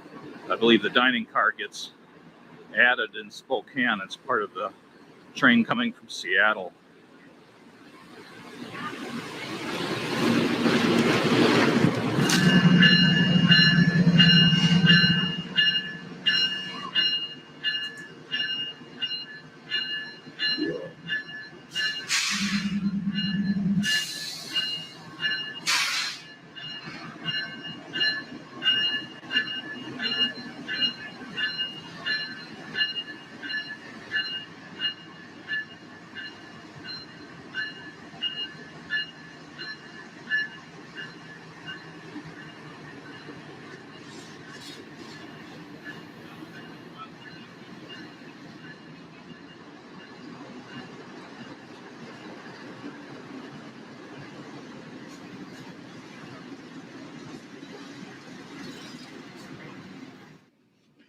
And at 4:45 in the afternoon, right on time, the Empire Builder Portland section departs Portland Union Station, bound for Spokane, Washington, where we will meet up with the Seattle part of the train and merge and become one unified Empire Builder with Chicago Union Station as its destination.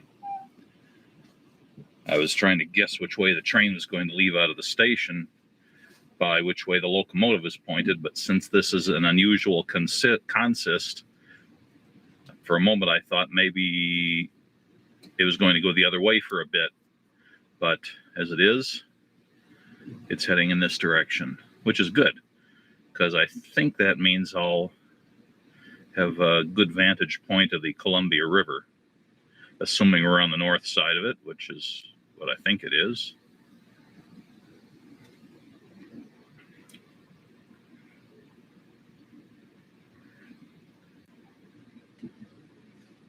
Guess I should turn my GPS on.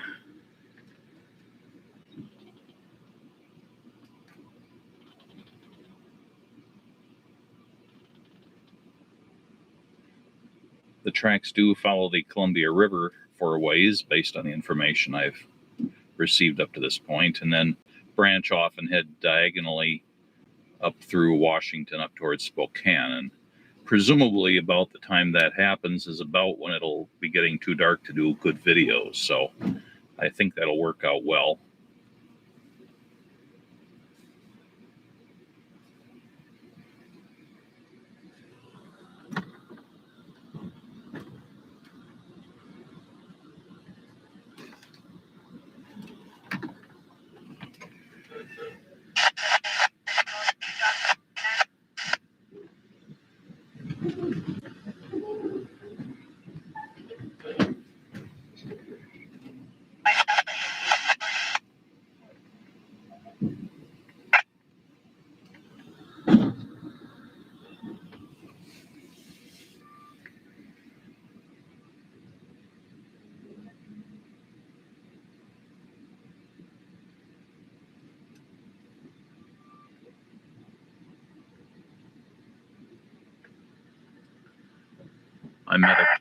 I met a couple from Wisconsin in the Metropolitan Lounge before boarding the train who recognized the tone of my voice from my other videos. The world can indeed be small. And they happen to be in the next car or the next roomette from me in this beautiful sunny Monday afternoon.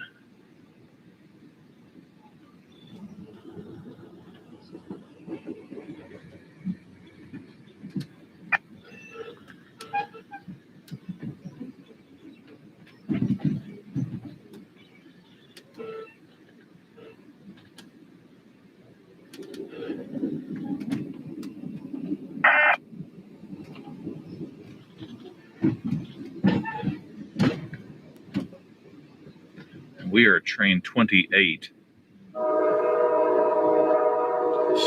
that number should come up on the scanner from time to time.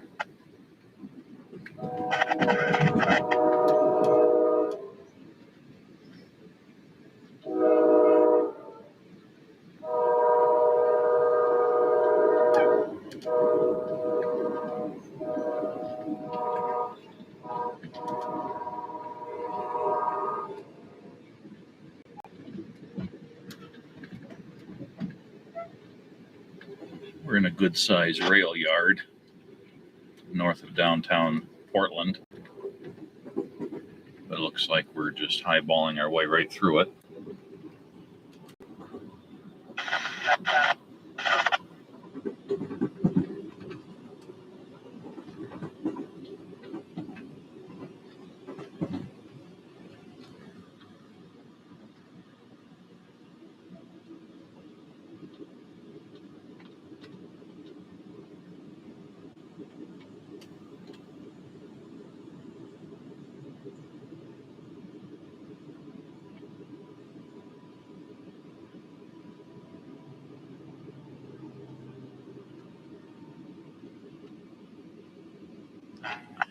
I thought we were destined to cross the river here on this lifting bridge, but it appears that we're going past that.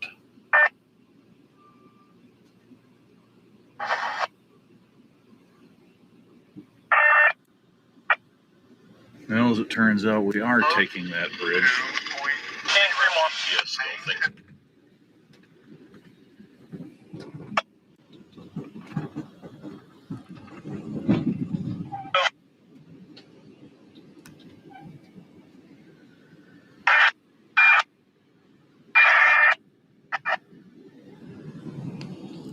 Looking back at Portland.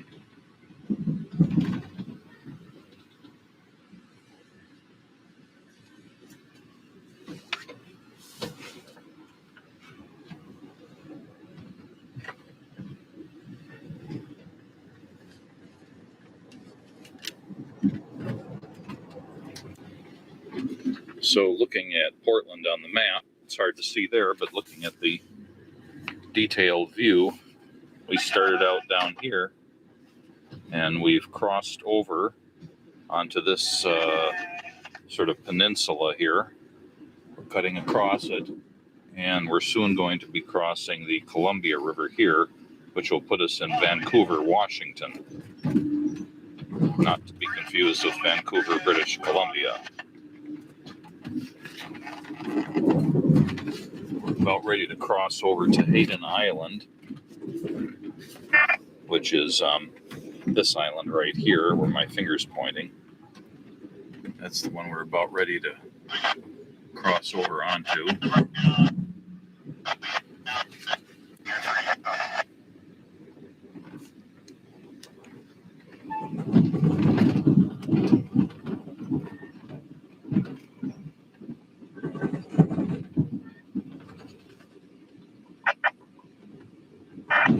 Now there's a beautiful view of Mount Hood there.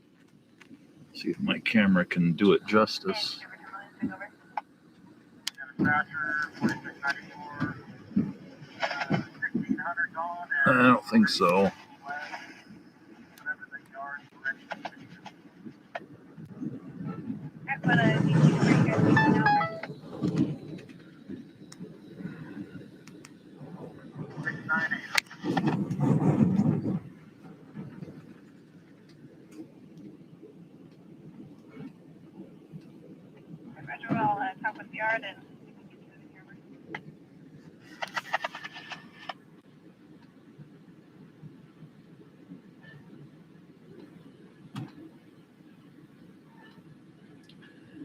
This sure beats my last trip on the Empire Builder when it was well into the negative digits Fahrenheit. It's a beautiful day here in the Portland area. I hear it's raining like cats and dogs in Chicago, but I think that'll be over by the time we get there in a couple of days. So Hayden Island here.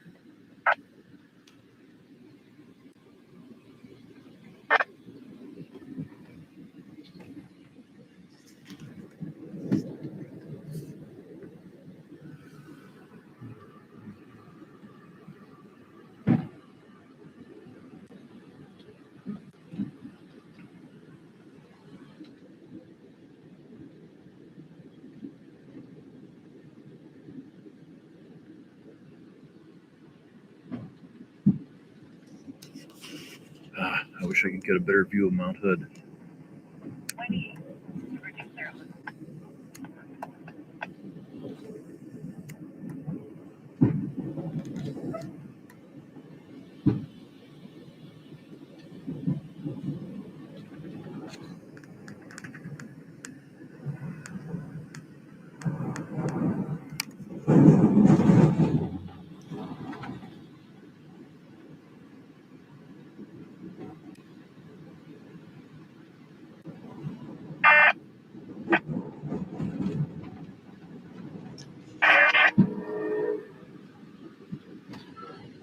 So will we go north or will we turn sharply?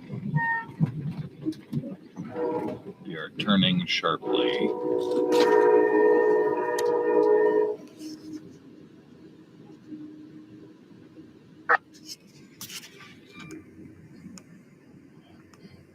Money shot. Yeah, bad focus, oblique angle through the window. There we go. I guess this is our Vancouver stop. I have not studied the sheet for this part of the trip. All I know is the train goes along the Columbia River. So now that we're in Vancouver, I'm going to presume we're going to be just tracing the northern shore of the river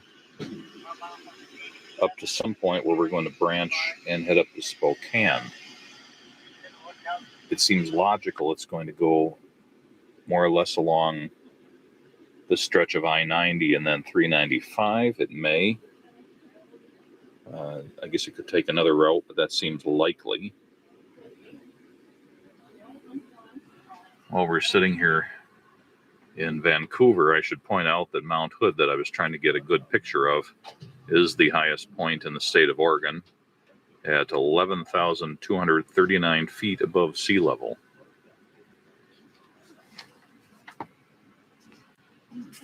So the train horn just sounded for departure from Vancouver.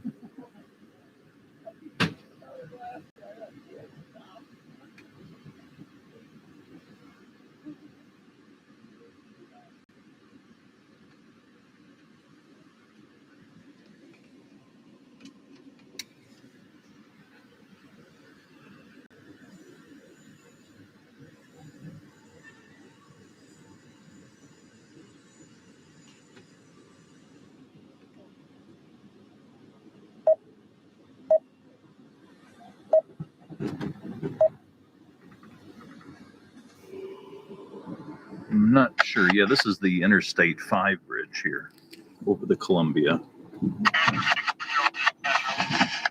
My GPS was taking its time updating with that information.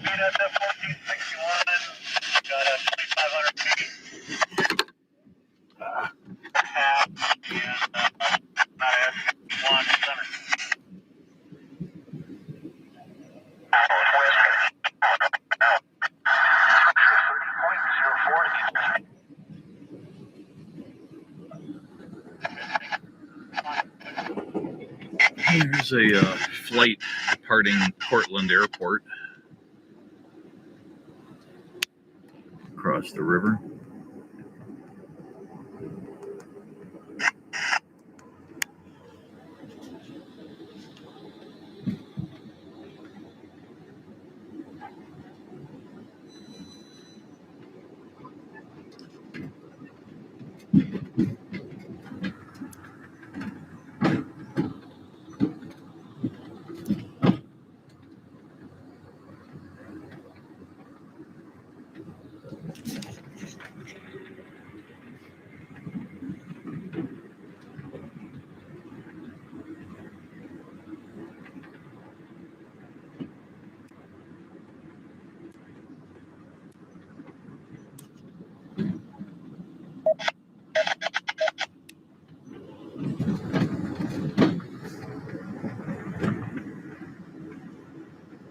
This bridge coming up is the Interstate 205 bridge, so it's the bypass bridge.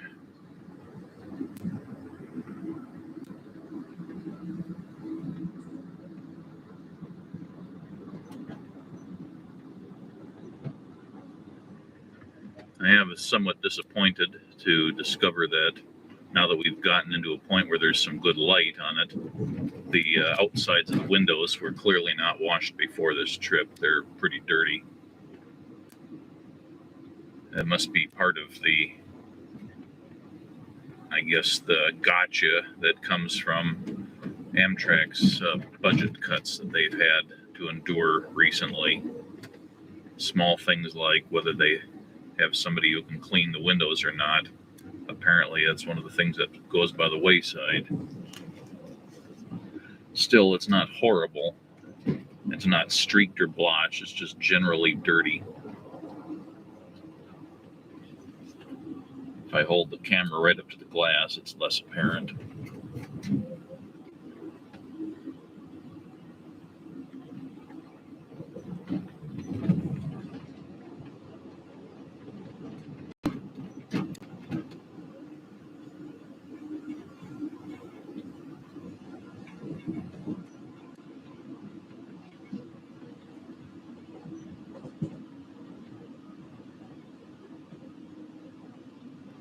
We're on a smaller channel of the river. And not the main course.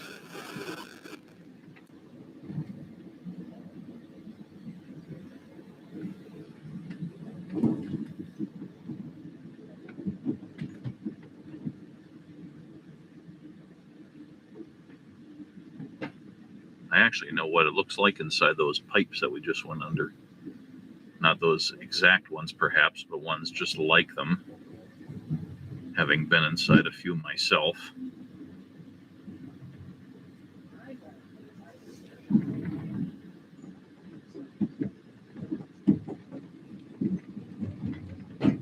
One of the things I like about the train travel in general is that it takes you through parts of cities that have things like this that you almost never get to see.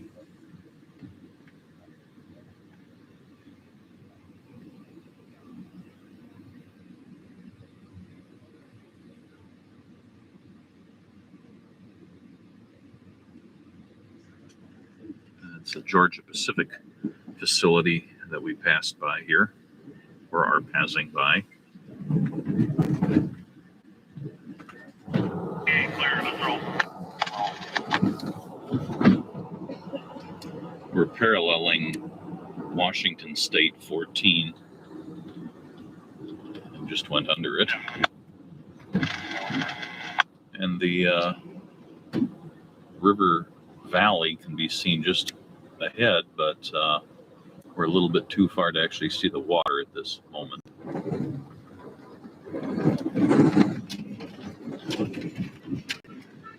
But as the old GPS shows, we'll be getting closer presently.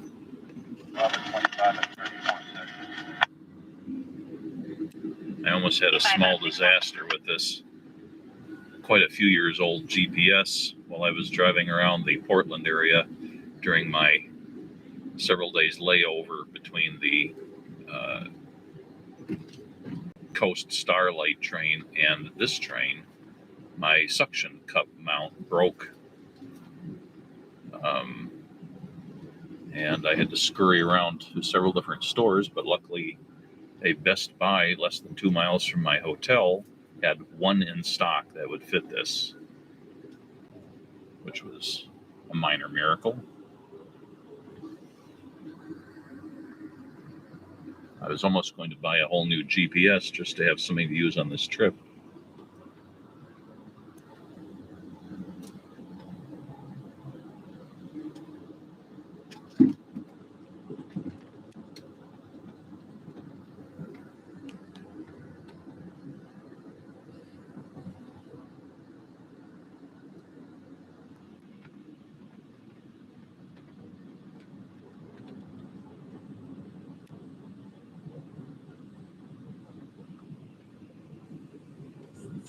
Interstate 84 runs along the opposite bank of the river. And if we look really hard, we might be able to see the occasional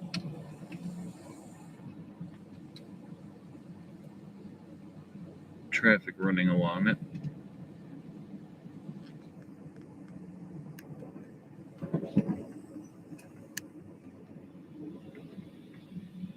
There we are. Some trucks.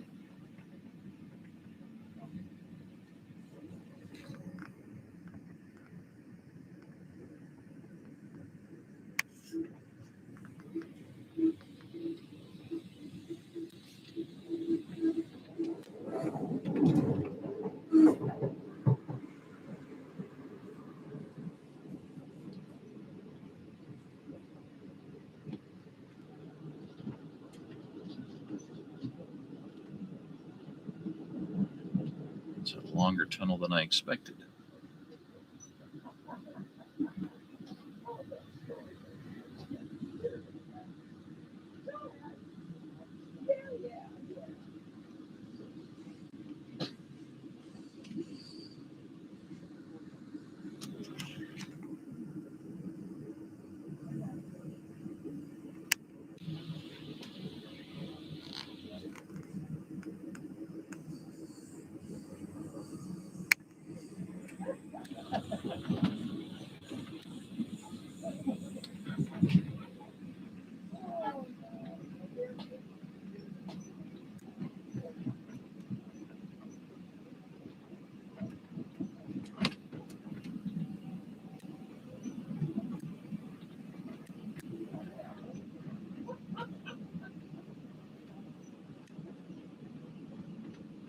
Very nice views along here.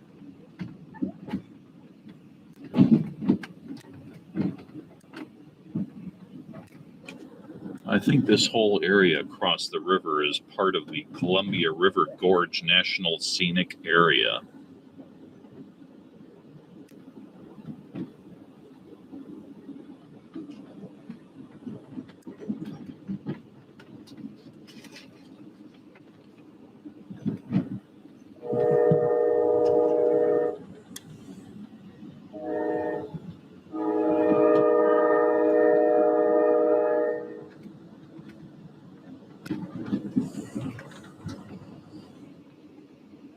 Marvelous cliffs there, very spectacular. Wish I could get a better view of them.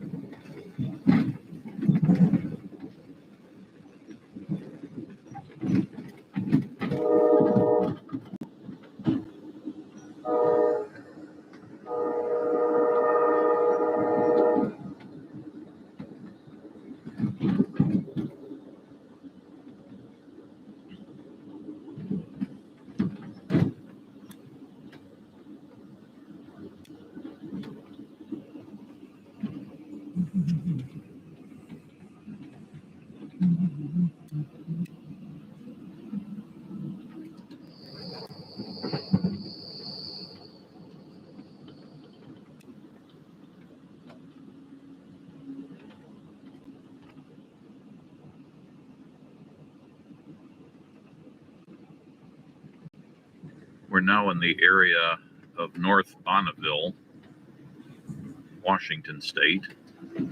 The track's going to go a bit further from the coast of the shore of the river, the banks of the river, I think, until we get to the far side of North Bonneville.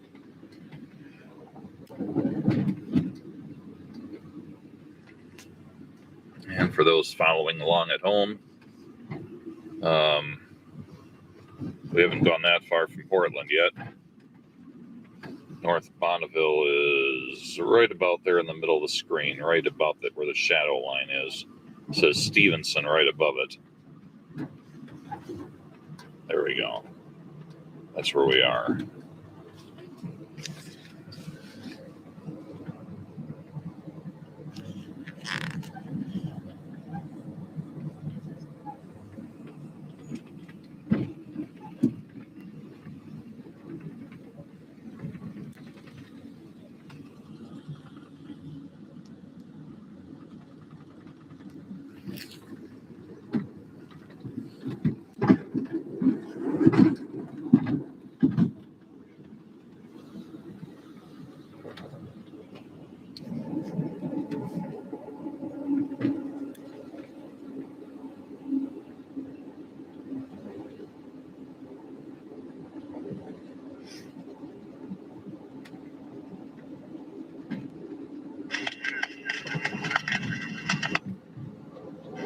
Have a street run into town, and if that's the case, then I've already talked to Jungle to make sure that happens, but you guys should make it. Over.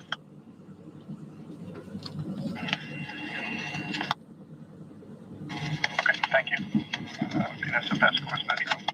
I think this is the part of the Cascade Locks system. I think the locks proper are just over the rise there. Can't really see them from here. Things are a bit narrow here. on the river.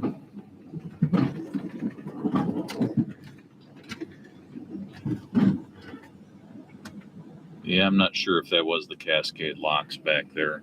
According to my GPS, there's a town of Cascade Locks that's coming up on the Oregon side, but that may not be where the actual locks are. So I'm not sure what that was back there.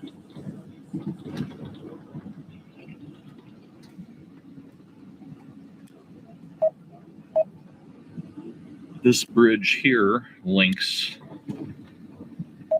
Highway 30, which runs along the far shore, with Highway 14, which runs along this shore. Of course, it also connects Interstate 84 on the far side with the highway on this side.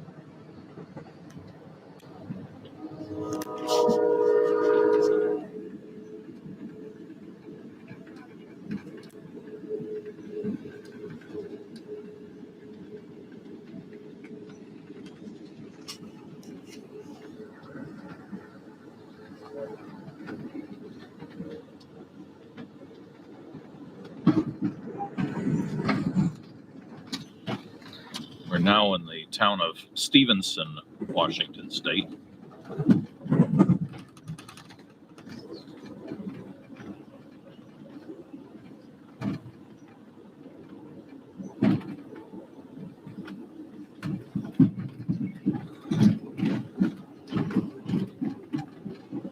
Speaking maybe only for myself, but it's real easy to forget about the beauty in this specific part of the world.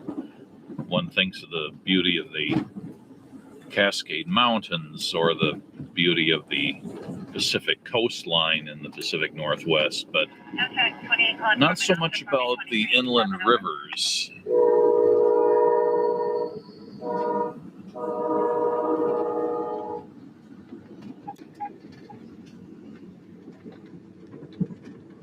Yeah, that way we can keep you moving without stopping you to read it. Thank you. That's a glass bedroom. So we've progressed at 6 o'clock p.m. to Carson, right about here. Still quite a ways to go along the Columbia River.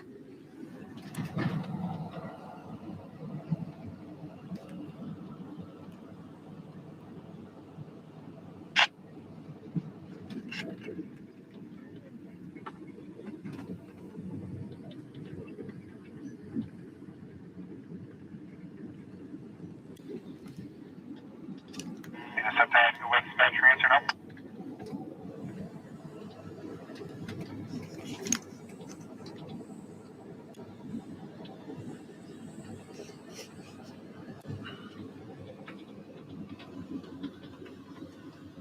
Okay, Camet 87 on that.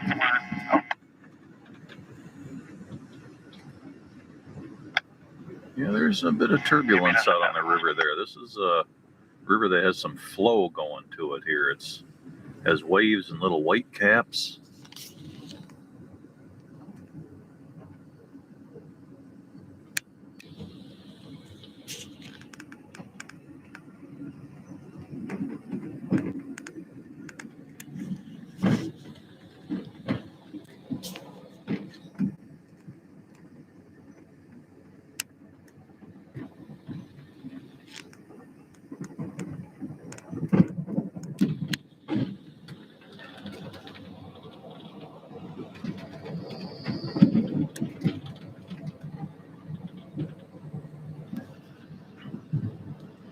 Taking these trips, I'm often marveling at things like these high tension lines that are running along the face of that rock escarpment over there.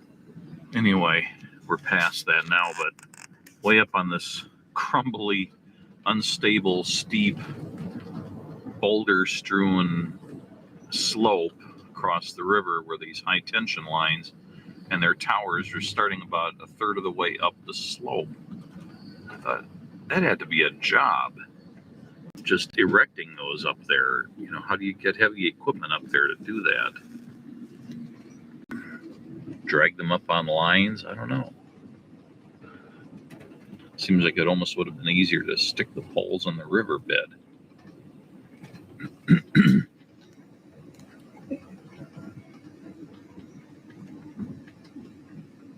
There's some more of the poles on that ridge over there.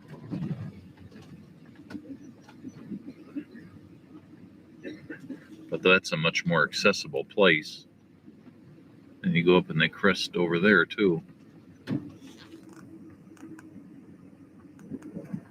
That had to have been a fun job.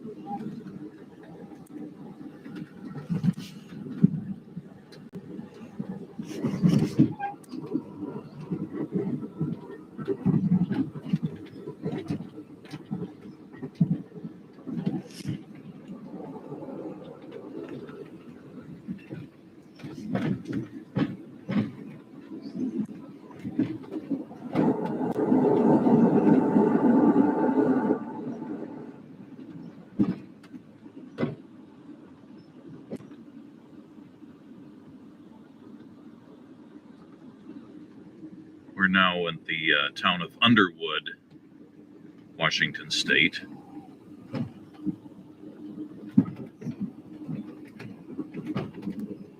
A lot of people are parasailing out there.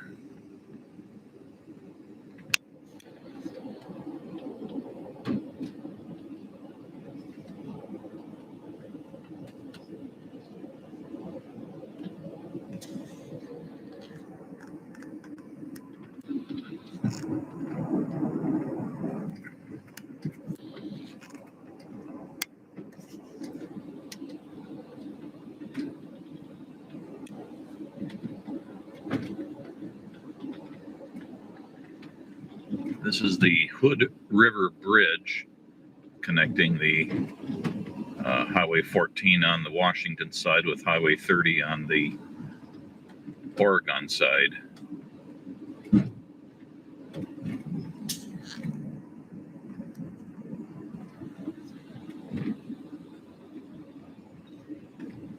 And it does have that lift bridge section in the middle.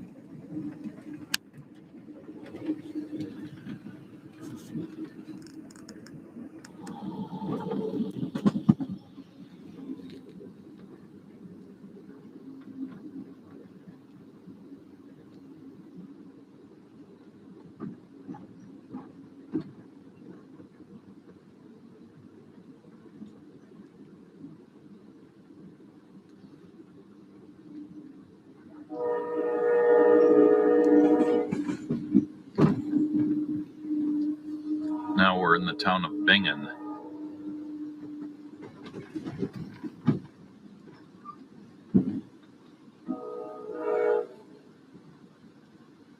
SDS Lumber Company is what it says.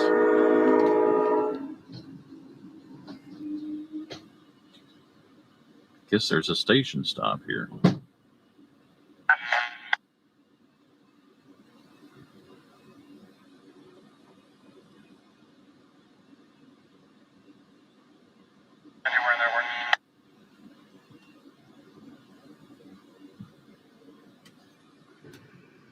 And Bingen is right there in the middle of the screen next to White Salmon. So we made a bit of progress along the river. Clear block.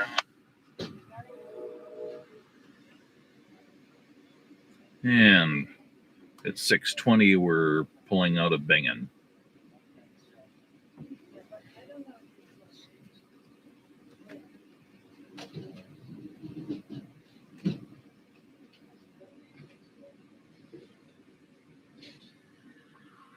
One thing I should note about the cars we have, or this particular car anyway, is I guess it's the newer kind that doesn't have the old-fashioned controls. It has LED lamps and they're on swivels instead of fixed. And they're touch controls, touch on and off. The call button is that one. And then there are buttons for the ceiling light being off or in nightlight mode or regular mode. Over on this side, there's also the touch on and off button and then the temperature control.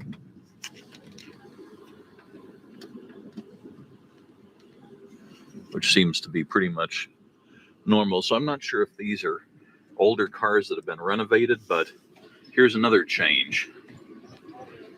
Most of the Superliners that I'm familiar with have curving right down from here to here a metal rail, which the outer edge of the upper berth latches onto in 2 or 3 positions. There's detents on there.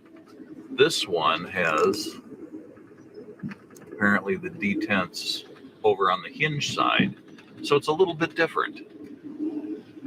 I'm sure there are some rail fans out there who will chime in with useful information on whether these are the original ones built by Pullman that have been renovated, or if these are the ones built by whoever built the second batch. I honestly can't remember who it was. Was it Bud or I'm not sure. The superliners are built by two different companies, as I recall.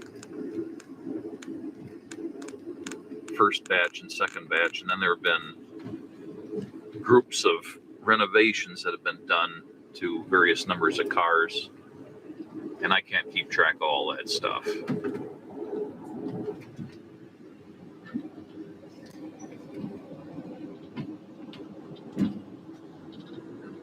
So the really high cliffs on the opposite side are past now, and we're beyond that Columbia River Gorge National Scenic Area. We're outside of that now. So we're just into plain old, somewhat less spectacular, but still very nice Oregon across the river.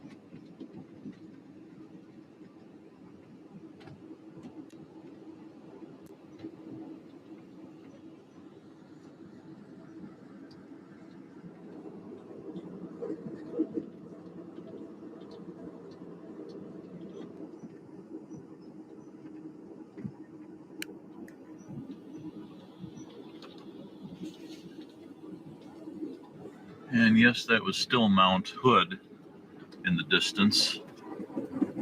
We're right at this point where the river actually runs north and south, or from south to north, which is this position on the map. If I can get it to stabilize. Right there. It says the Dallas. Is that how it's pronounced?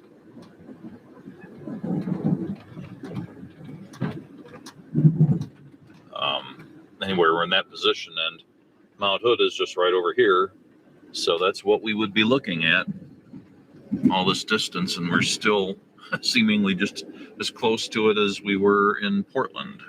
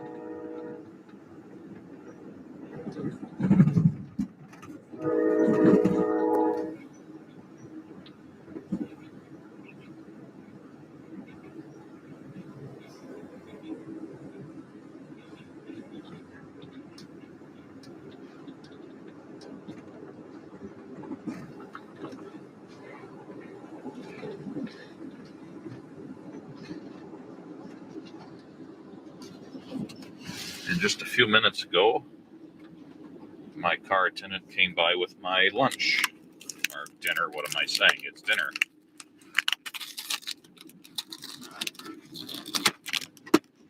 So what goodies are there in here?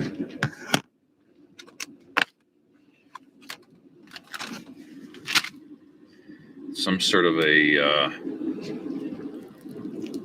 cold chicken sandwich and a little piece of cake and some sort of a coleslaw kind of thing, and some orange slices and some chips. Not quite like diner car food, but it'll suffice.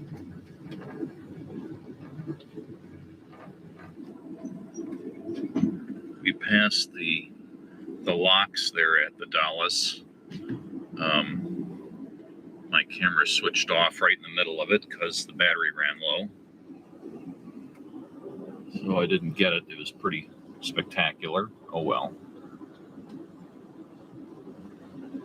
Over on the far side, we can see where Interstate 84 is because there's a white concrete bridge.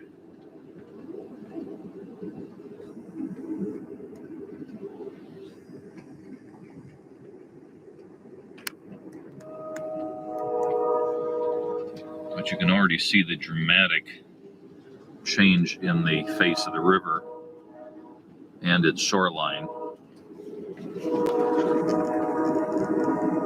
as we get into the more deserty part of both Washington State and Oregon.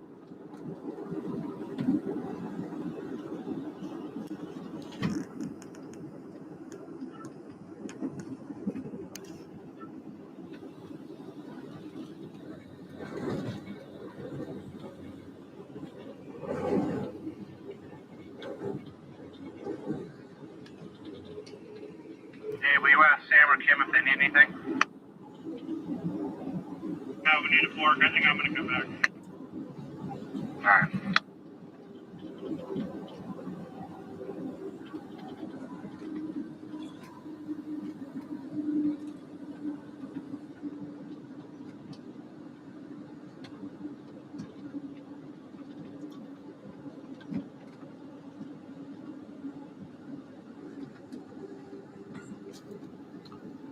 I'm letting this scene just play out here because unlike the more spectacular section, which kept getting interrupted by trees on the shoreline, there are no trees out here, so might as well show the opposite shore while it's visible.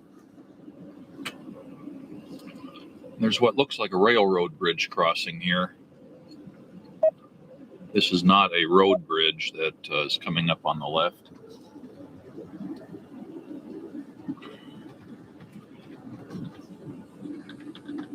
But it does appear to be one of the few railroad crossings of the river.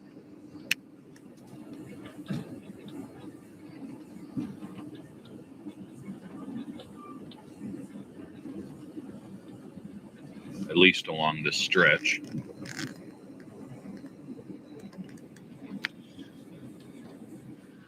And the train is stopped here in the town of Wishram, Washington State. Once again, I-84 is visible on the far side.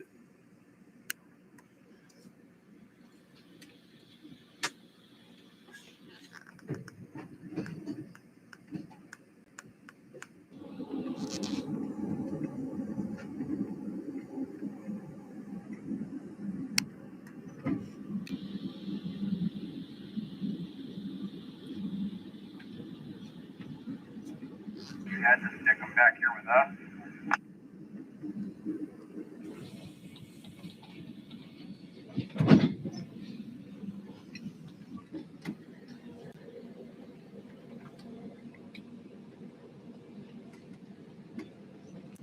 So this is Miller Island here.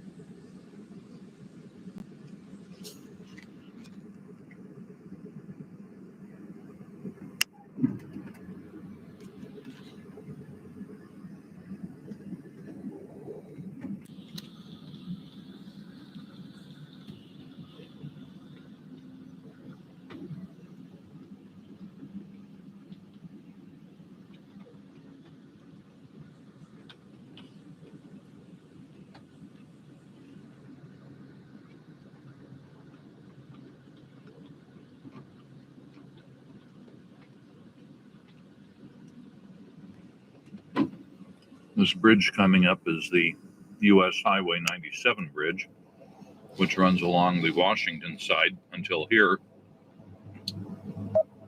at which point it drops over and then runs along the Oregon side. That little town over there is Biggs Junction, Oregon. I'm trying not to say Oregon, which is what I always preferred to say because I've heard that is not the way it's supposed to be pronounced. But it still sounds kind of dumb to me to say Oregon. But I'm trying.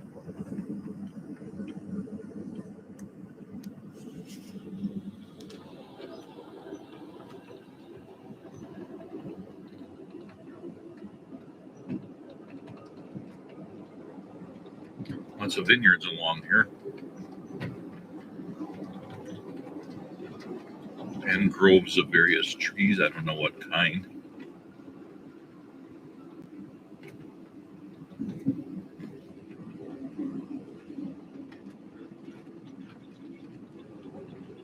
And we're coming up on the John Day Dam here, which completely blocks the river.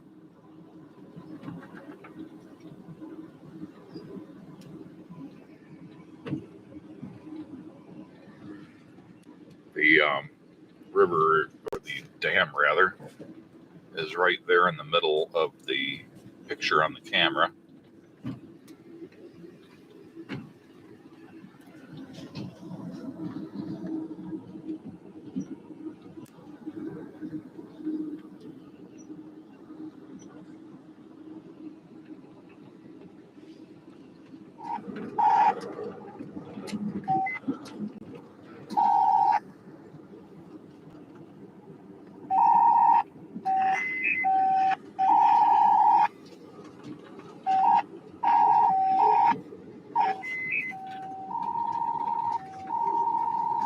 I don't know, it seems like I've got some sort of data bearing channel on the scanner here.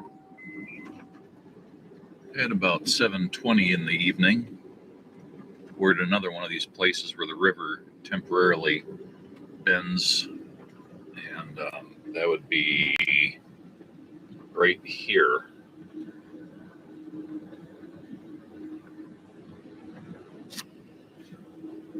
So the town of Roosevelt should be coming up in the not too distant future. Well, that was a pretty decent box lunch, actually. The coleslaw was quite good, surprisingly. The orange slices kind of bland, but just fine, really. The sandwiches were quite good.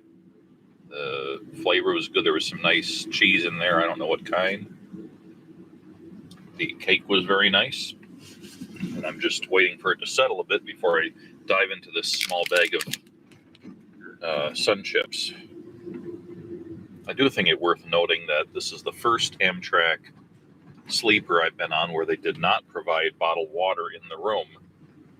Usually there's at least a couple bottles in here. I brought my own and a drink that I picked up in the store at the train station. And nothing was provided with the meal either, which surprised me.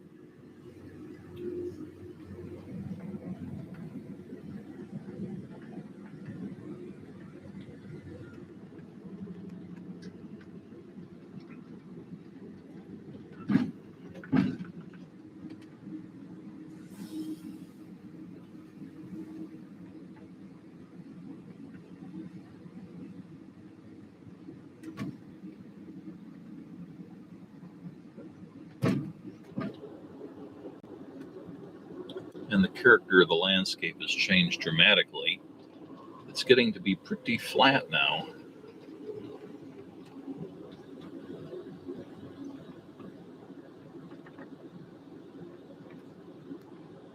And definitely more desert-like.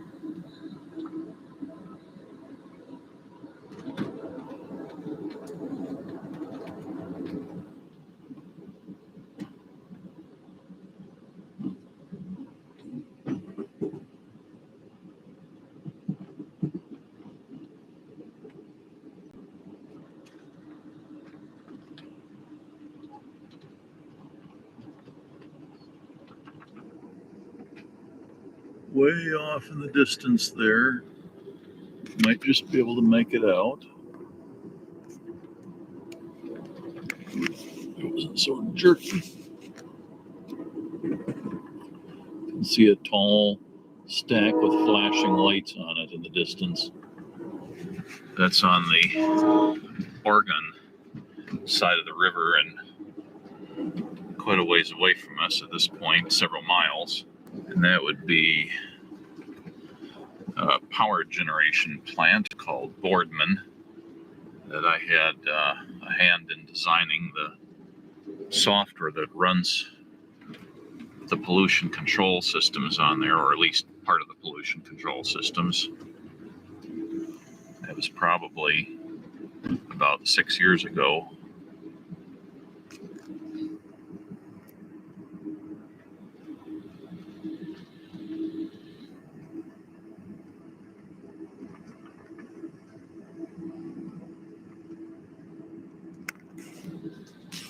Or not.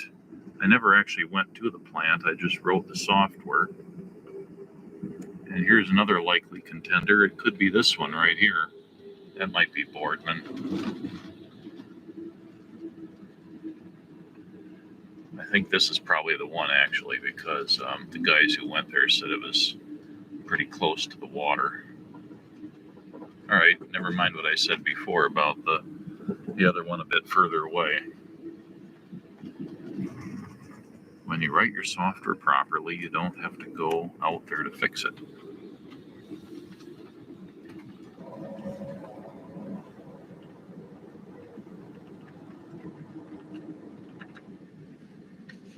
And at 8 o'clock in the evening, we've reached the town of Patterson, Washington.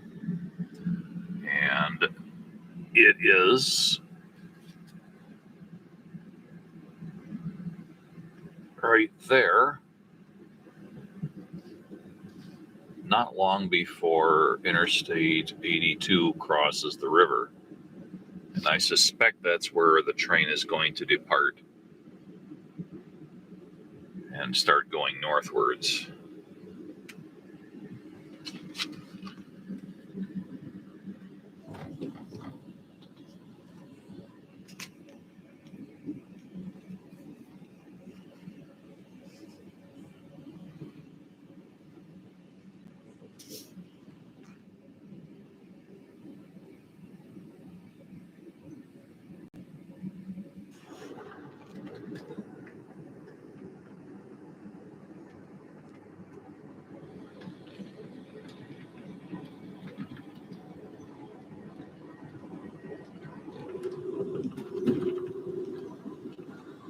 We're now at Plymouth, Washington State,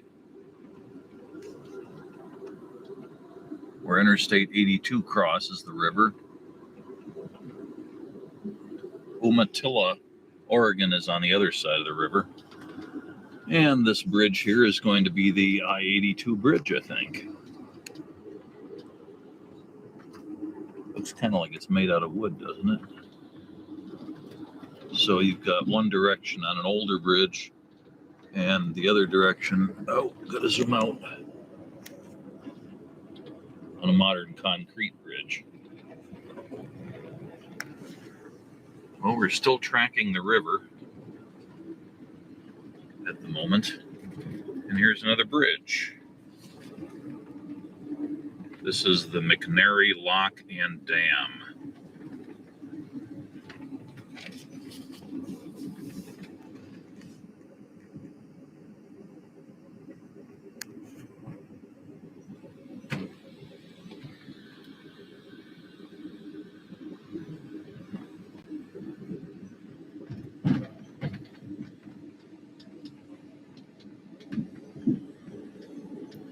I think the lock is over on this side. It looks like the exit side of a lock.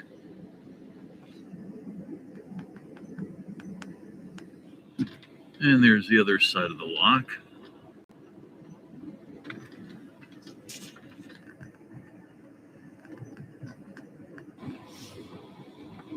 Well, at about 8:20 at night, We're still running along the shore of the Columbia River, but not for long, because we are doing this little curve in the river right here, starting to curve up, and it looks like the train's going to follow it all the way up to the Richland, Kennewick, Pasco area. And the train does go through Pasco. That's a station stop. And then the next stop is Spokane at around midnight. So that is definitely the route we're going to be taking. And I suspect we're just going to curl along with the river until we get up to this metropolis here. And at some point we're going to have to cross over the river to get to Pasco, because that's on the other side. And now right on the curve of the river, we start getting some altitude on the opposing side again.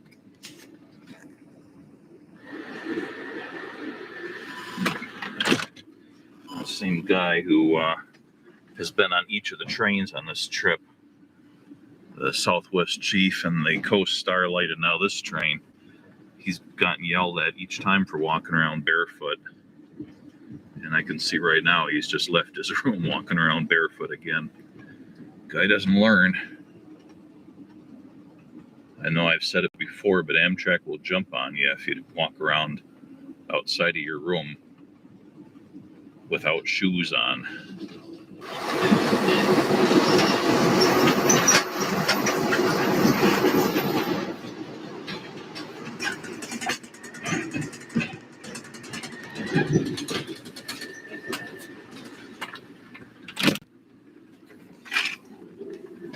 First time I'd stepped out into the aisle since we'd started the trip.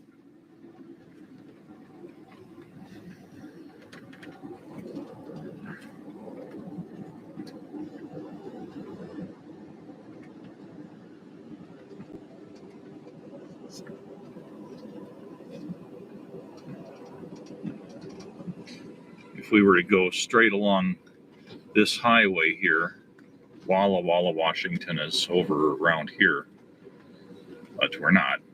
We're going north.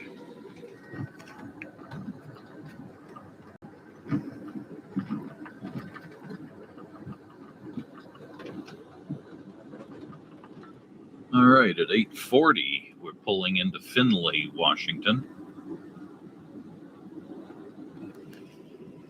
Findlay, Kennewick, Richland, etc.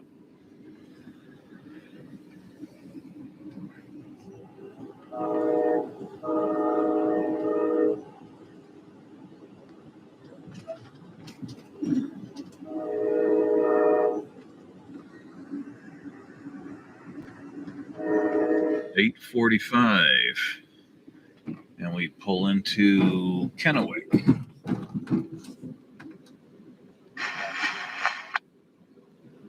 And from the looks of it, we're going to cross the river right here. Of course, this isn't the Columbia River here anymore. It's a tributary.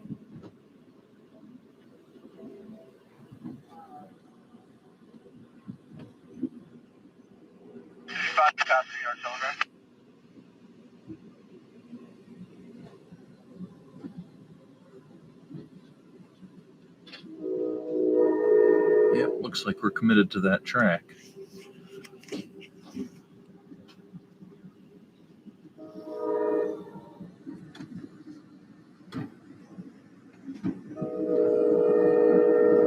And it looks like it's going to be this lift bridge that we're on.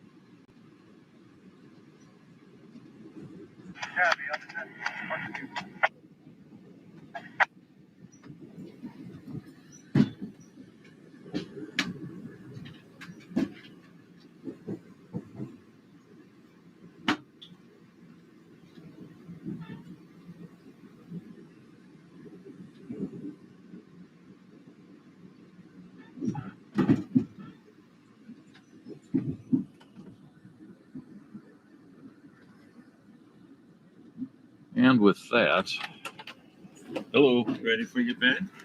Yeah, I think we can arrange that here. So just before 9 p.m., we're in Pasco, Washington.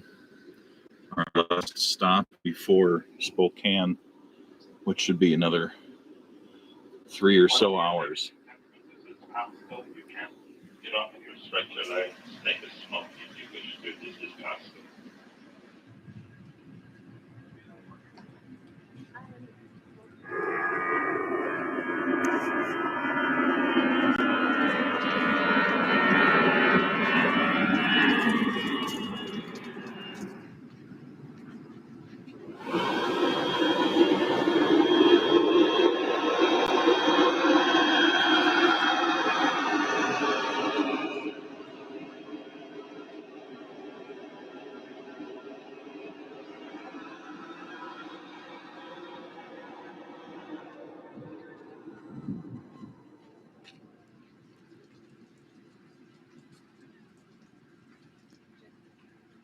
So it is very clearly a very short train compared to most of Amtrak's long distance trains, and that is because it's only about a third of the total Empire Builder. Got the one sleeper car, then immediately a coach car in front of it, and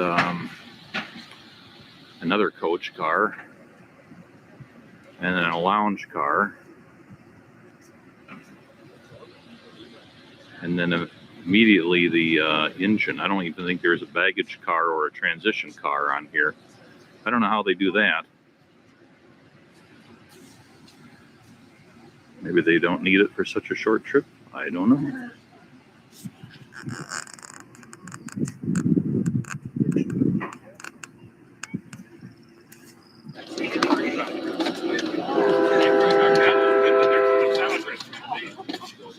I made So this was all that was given to me.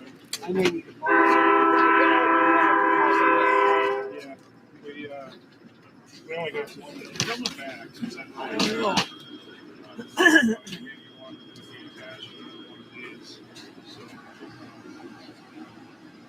I don't think it really matters. No. It's all electronic.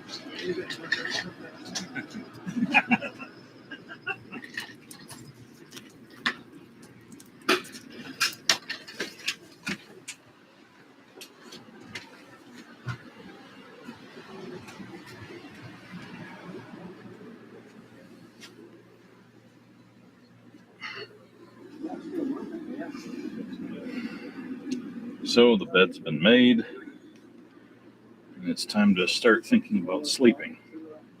So I made an inquiry of my car attendant here at the Pasco stop about whether there was a transition car on here, and he said no, it's the lounge car and then the one locomotive, which means that the crew, conductor, doesn't matter who it is, cannot get to the locomotive while the train is rolling.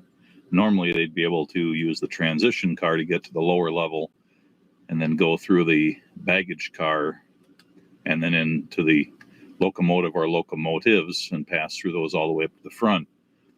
But without a transition car, the only way to get into the locomotive from a superliner is to stop the train and get off and walk up to the locomotive and then climb the ladder up into the cab. So they are somewhat compromised in the ability to get around. But as he pointed out, the only person who would go into the locomotive would usually be the conductor, and there isn't usually a need to do that. And if there was, they can stop the train briefly to let it happen.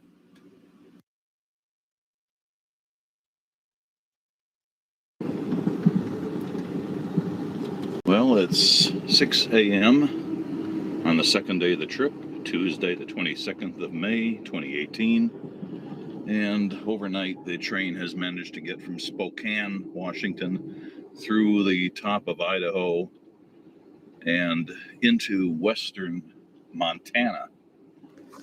We have been following the river here, but now we're taking our leave of it.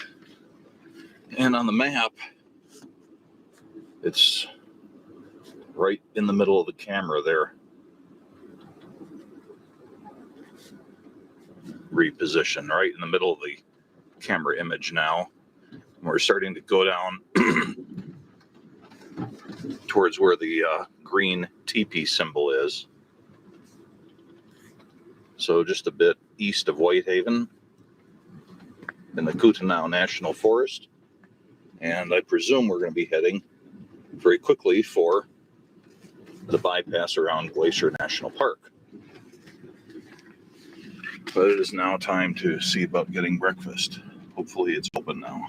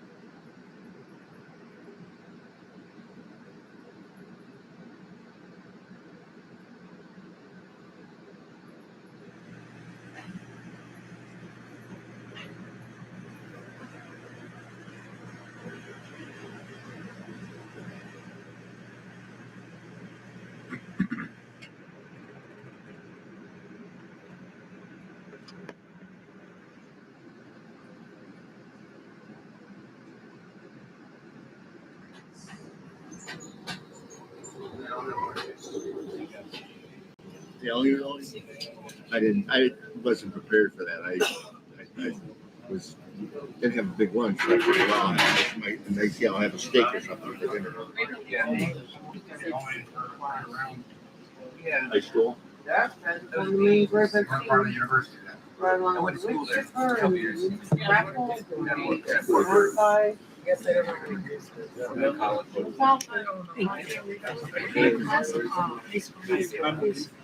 25 minutes away.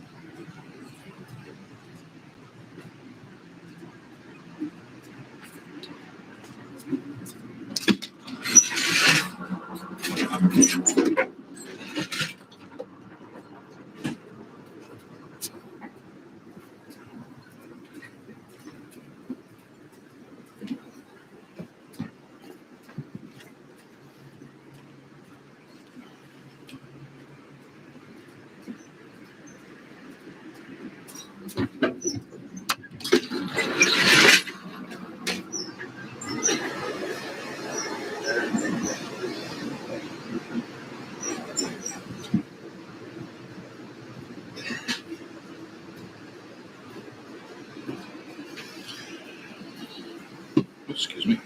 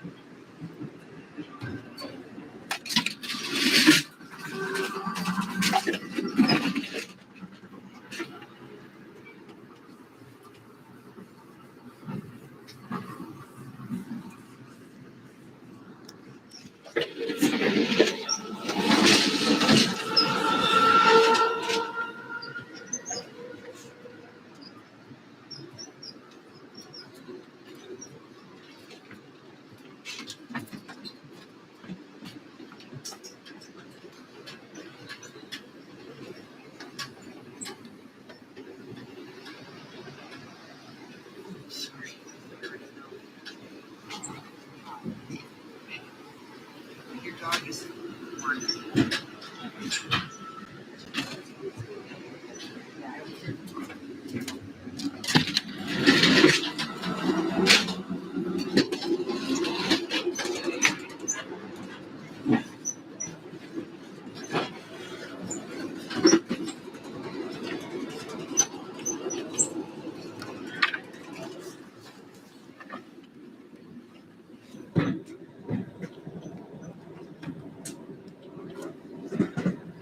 At 7:10 in the morning, we're paralleling Highway 93.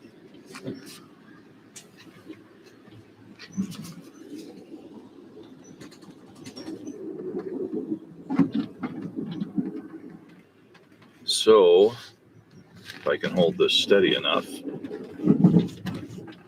we are paralleling Highway 93 here.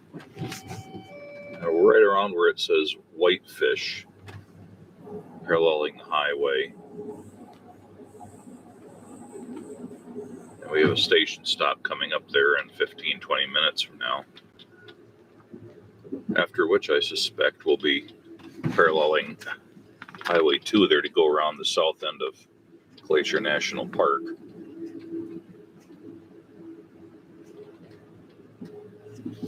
We've been going through the Kootenai National Forest and the Flathead National Forest.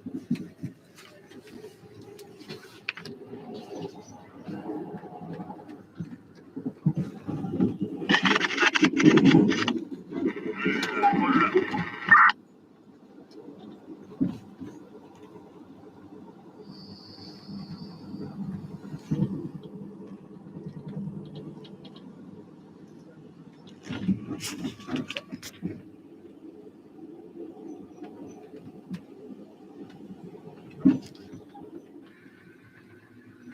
can really see the dirt on the outside of the windows when you catch the light at an angle.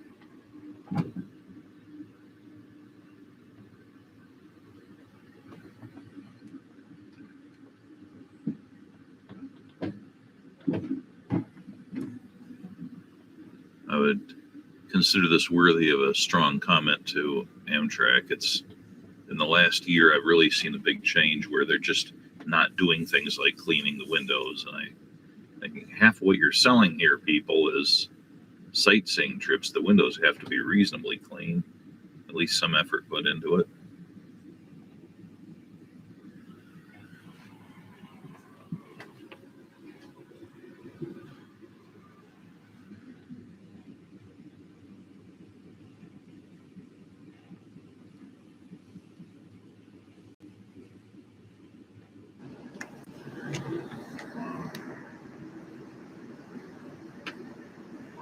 No other plant.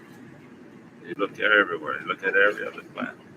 No plant has that leaf.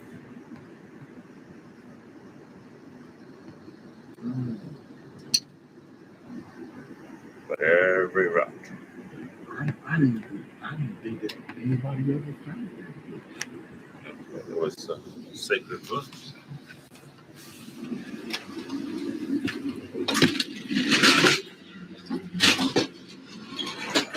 That lake there was Whitefish Lake.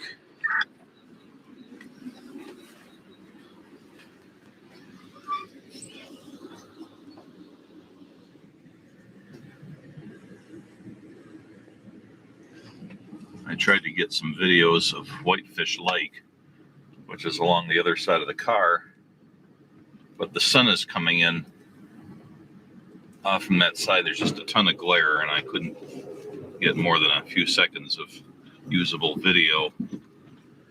So I'm trying to concentrate on my own side of the car as much as possible. Although sometimes that's all you get is a rock wall.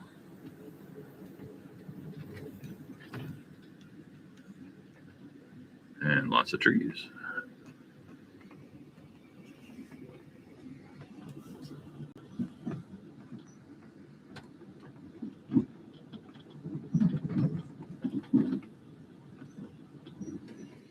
So the GPS has shown the tracks along the west side of the lake and then east from Whitefish. I think we're into the outskirts of the town of Whitefish.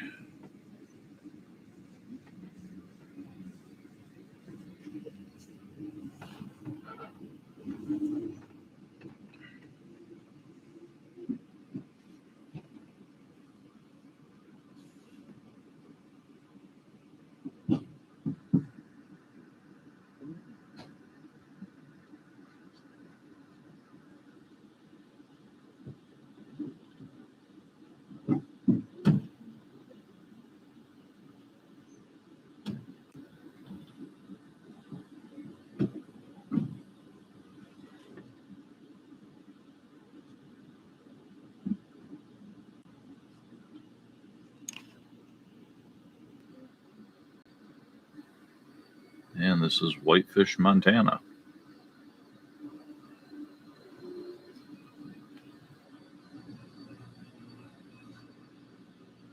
And it's a station stop.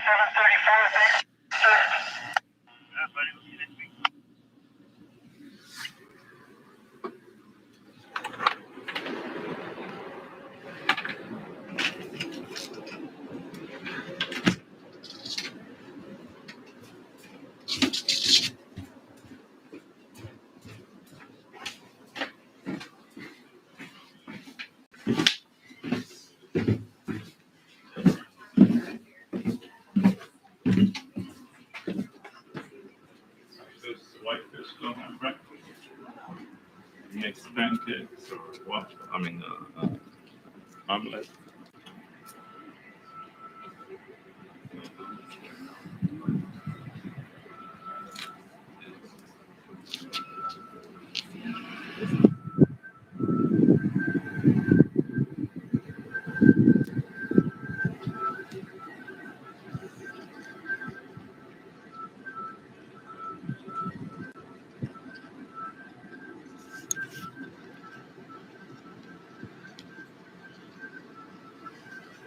And this is my room right there.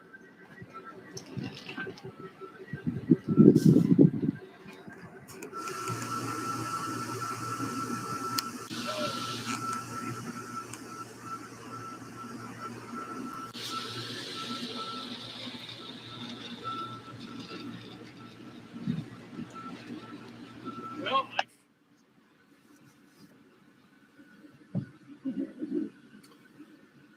7:45 in the morning. We're pulling out of Whitefish, Montana.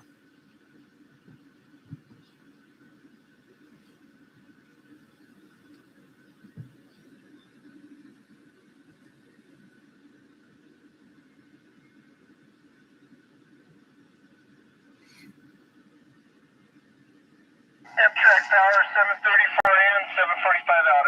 They should ask over. 145. Amtrak. Running air.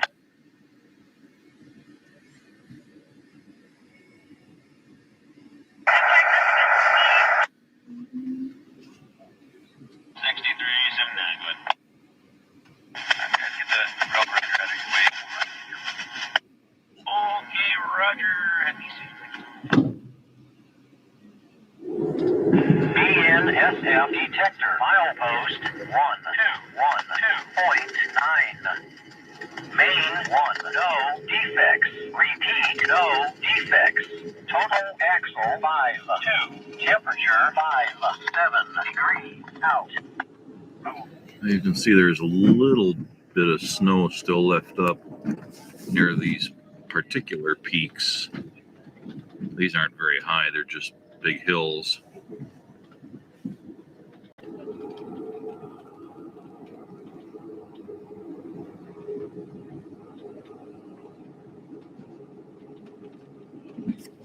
There are several small rivers in this area. One of these might be the Flathead River. This is the only one that shows up on my map, so maybe that's what this is.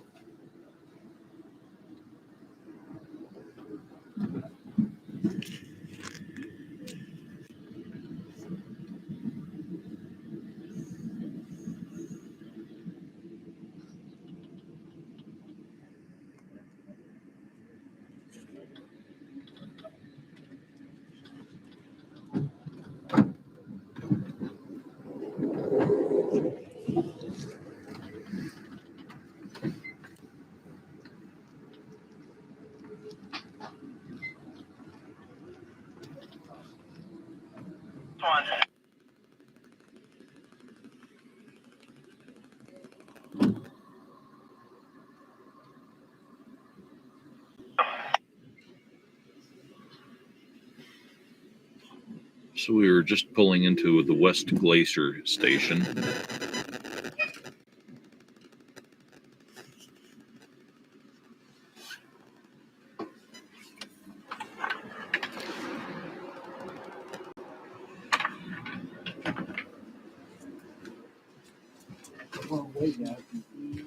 Yeah.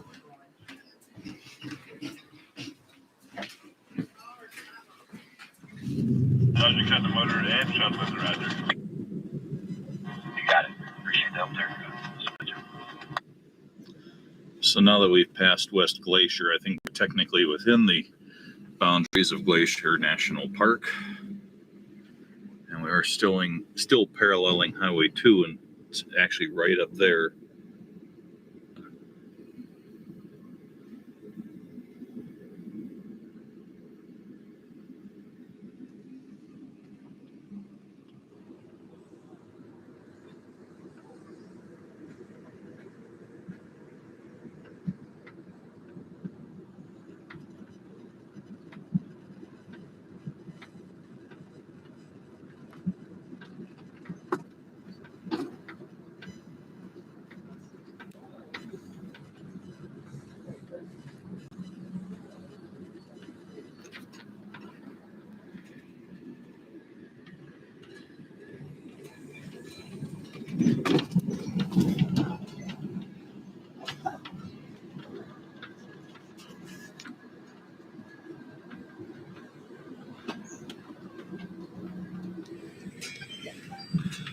I've just shifted over to the vacant room on the other side of the aisle from my own room.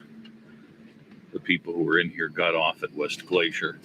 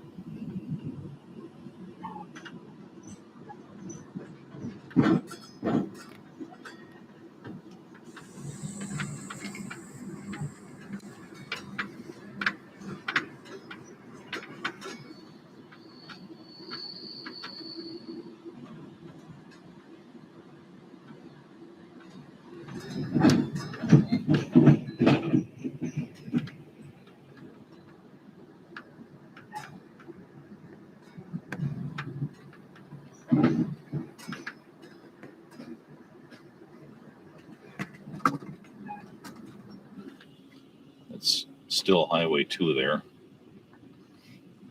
We're going to be paralleling that for the rest of the day.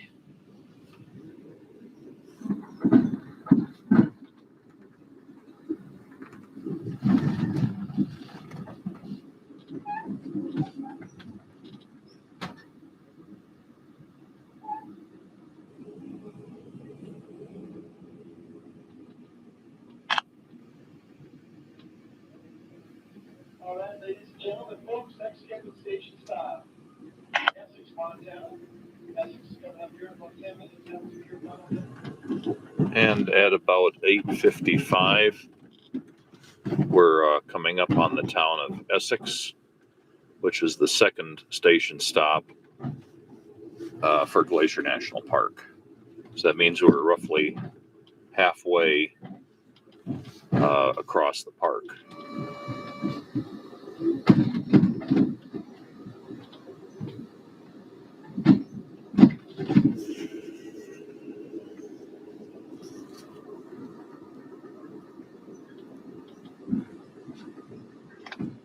Back on the first one, Roger.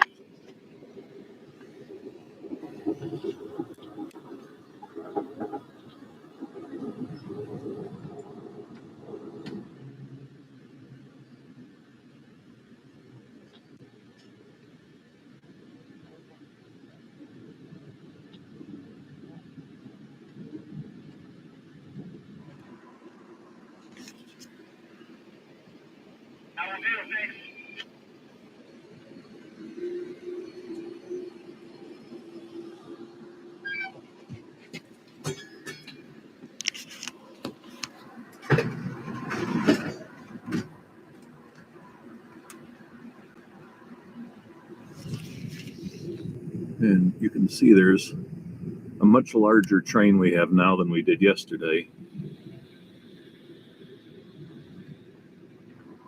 Good morning, ladies and gentlemen. This announcement is coming from our Cafe Lounge car. Welcome aboard.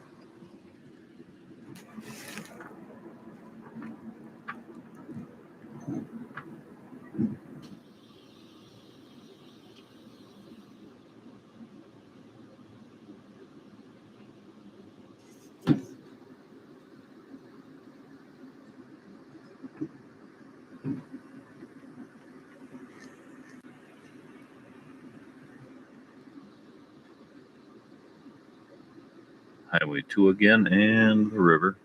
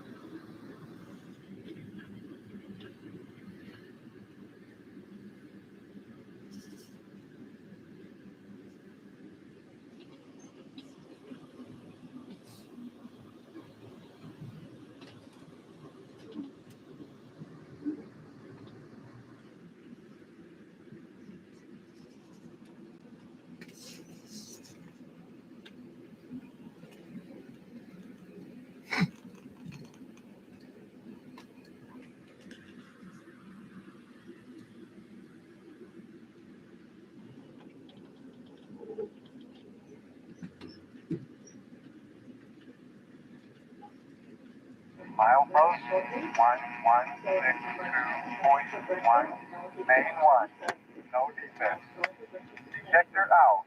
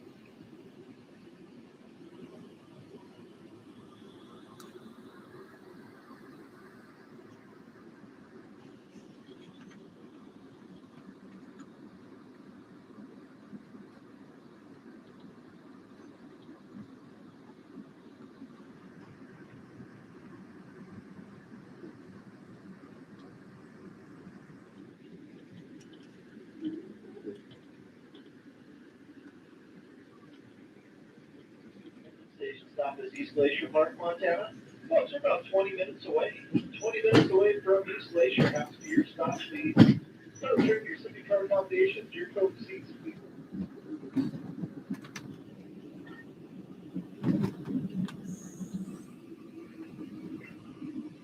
So we're nearing the end of our passage through Glacier National Park. We're quickly coming up on the border. And the town of East Glacier Park, I think it's called East Glacier Park, or East Glacier Park Village on the map. Should be just outside the boundaries a little bit, probably about where the highway goes off the top of the screen. So we are right there where the red highway crosses from the green to the brown.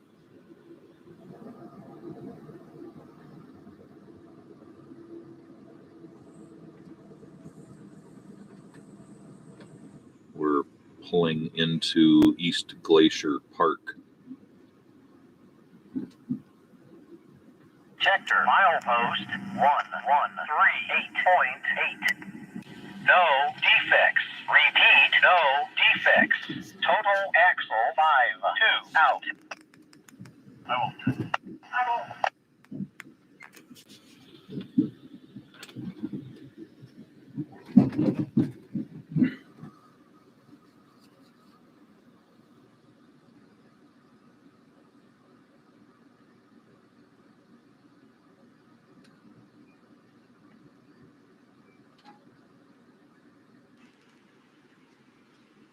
And at 9:50,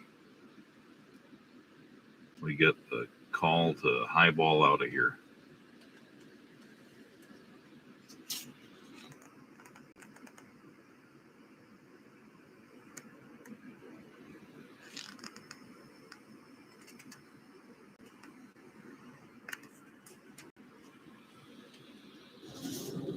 We're on a trestle here going over the river.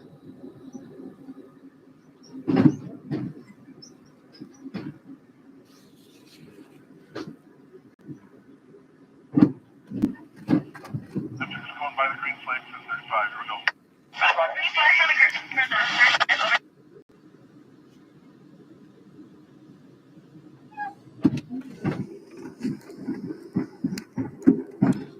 Of course.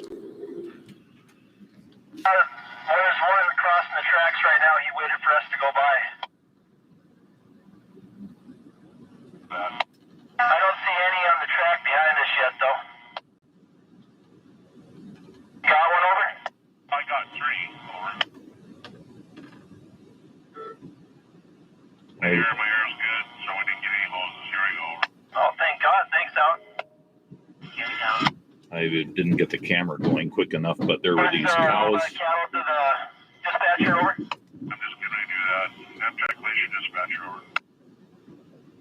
The engineer was telling the conductor that he hit 3 cattle with the locomotive. That area we just went by, they were right up next to the tracks and there was no fence, so he said he got 3 of them. And then the conductor was saying, looking out the rear of the train, he hadn't seen their bodies come through yet. And it sounds like the engineer is calling the dispatcher to have them, advise whoever needs to be advised. At 10 o'clock, we've just passed South Browning, Montana.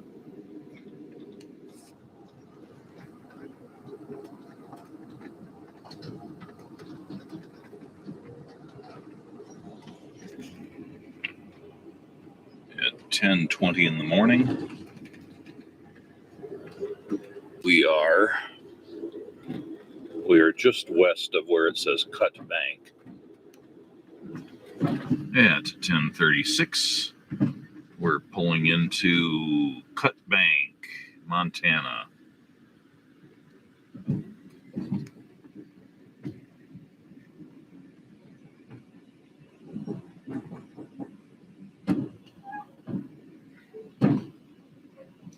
Obviously, we're on a trestle.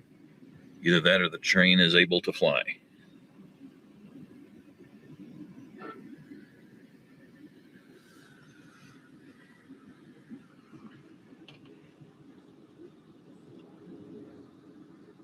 First McDonald's sighting since leaving Portland.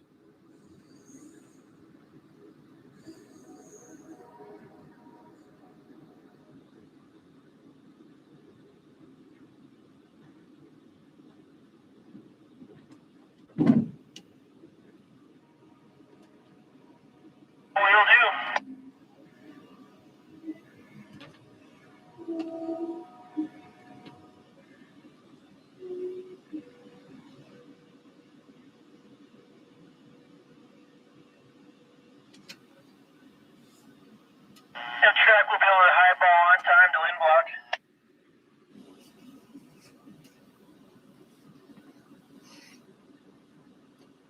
Pulling out of Cut Bank.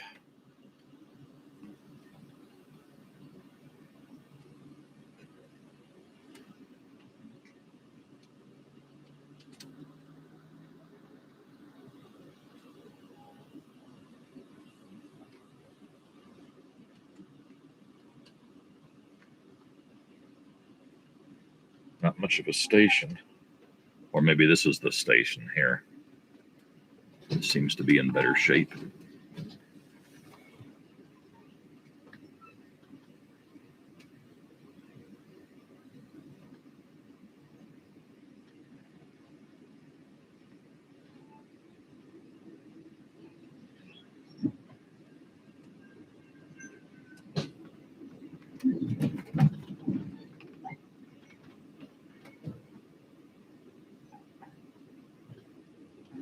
At 11 a.m., we're on the outskirts of Shelby, Montana,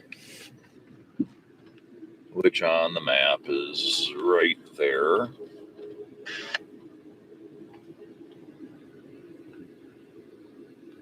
We've pretty much covered the border of Montana past Glacier and then over here to Shelby in 5 hours. We're about ready to cross Interstate 15.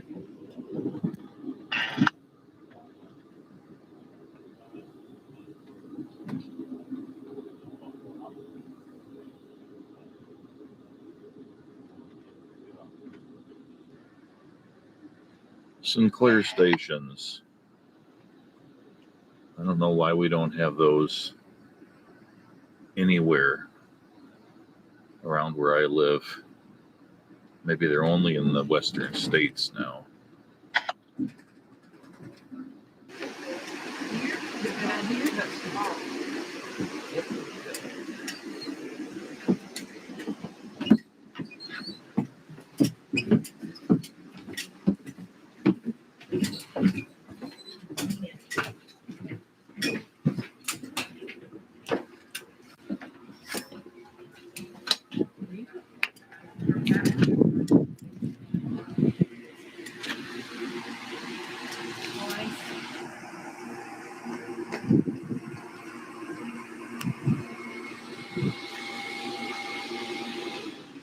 Train didn't pull quite far enough ahead for us to get off without climbing on rocks, so we had to go into the coach car in front of us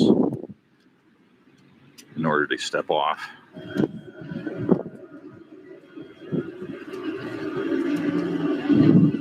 Very comfortable temperature out here.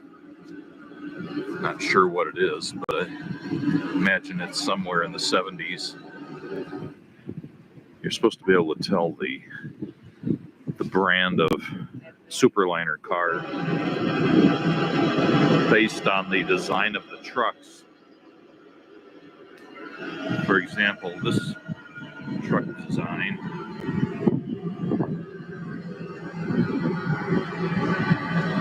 has this curvy piece that goes like that, and the coil spring arrangement contrasted with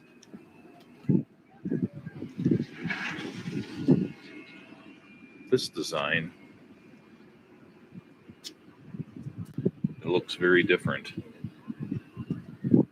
I don't remember which one is better. One of them is supposed to be considerably smoother riding and better for maintenance and so on, but NSF 4356. so we're eyeballing it out of Shelby at 11:30. And a BNSF 7922. Okay, good at that time. I'll get all these applied to your train sheet, and what can I do for you there? Well, once Amtrak gets out of our way, I'd like to get some authority main 1 Shelby East, Shelby Center.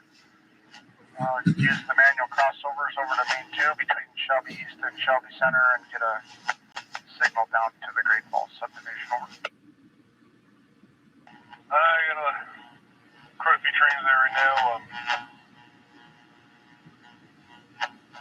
Parking with the 7890 clears you. He's right behind the Amtrak there, Shelby Center. 7890 will get you talking across. 7890, okay? Okay, great. Oh, I'm too late. There was a beautiful dust devil going across this field, and then it collapsed just before I got my camera up and turned on. Going along at 80 miles an hour along Highway 2 east of Shelby.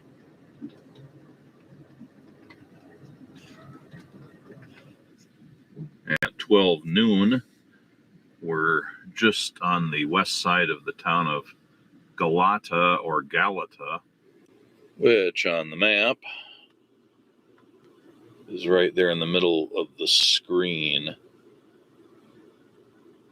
Probably about where the number 5 is on the map at this moment.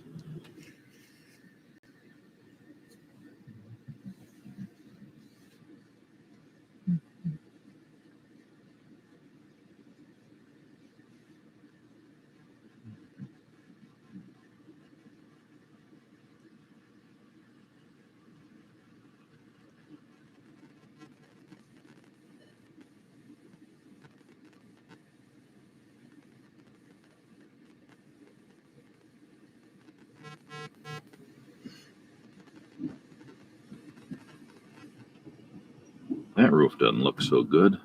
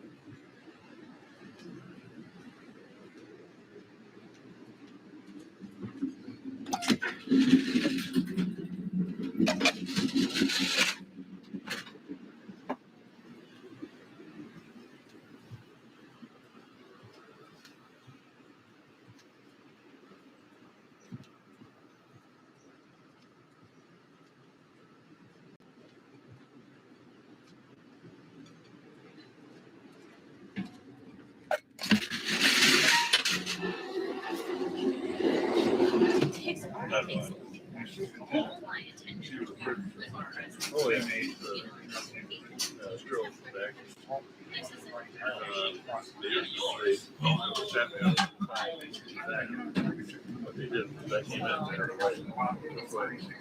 Miles, I was starting to feel it. 600 miles, I'm good. Once I hit that 650, I'm starting to, okay. But, yeah, I left at 8 o'clock Friday morning. So, really economical.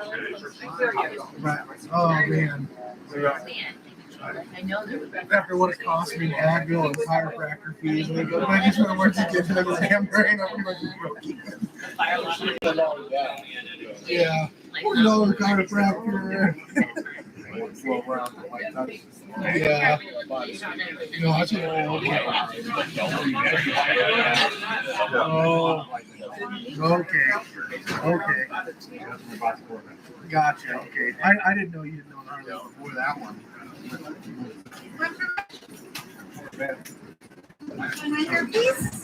How we doing? Good. You in coach or super? Coach. And I'll be right back. Hi, I'm Paul. Josh. Nice to meet you. Oh, that's expensive. So of course you people think it's Lake Monster. There's places they don't know how to eat. There's places they don't know how to eat. That's where I live. Go out there up and sell big huckleberries in summertime. In the summertime, there's business. Summertime, you're seeing we stick to the trees a lot. You know, you can still cause an avalanche with trees, but it's less likely to happen on a tree well. But yeah, you'll get Water. Yeah.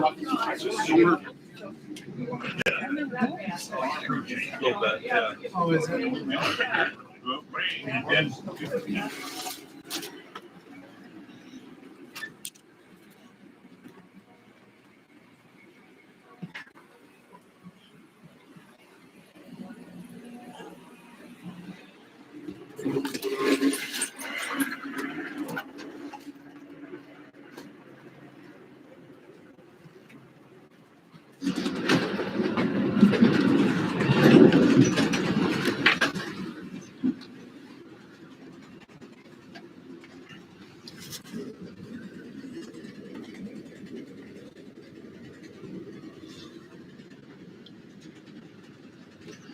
So it's 12:44 and just finished lunch.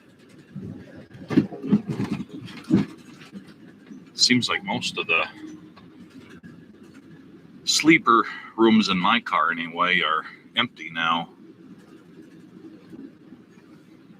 I think the other sleeper cars at the front end of the train, the ones coming from Seattle, might have more people in them because it's apparently a busier part of the route. But back here, it's almost like a ghost town.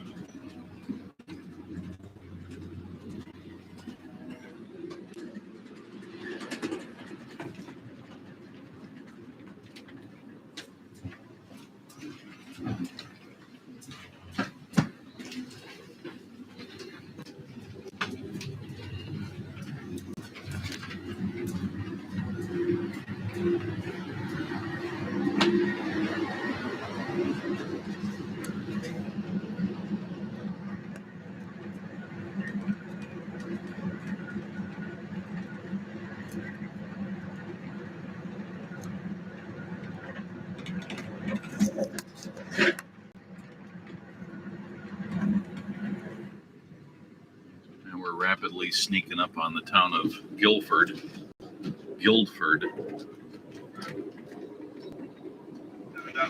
which is right here on the map.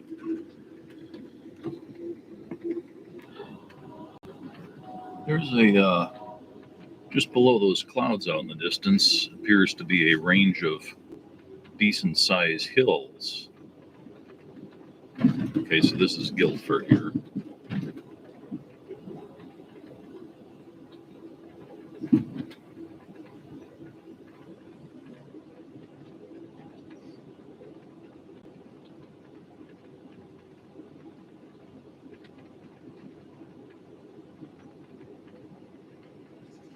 Yeah, so let's see if I can get these guys in the picture. Roger, yellow flag, Amtrak 8 out.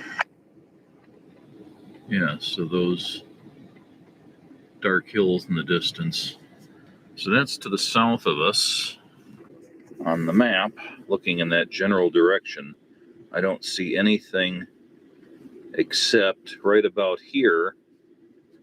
There's this area, and it's part of the Upper Missouri River Breaks National Monument. So right now I'm just going to guess they're part of the Missouri Breaks, but that could be totally wrong.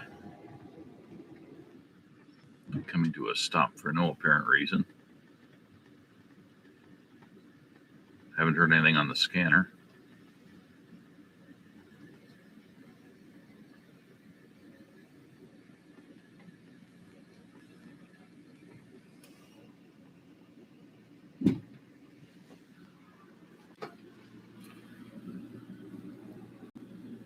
There is water flooded up on either side, but we're up enough higher up enough around it.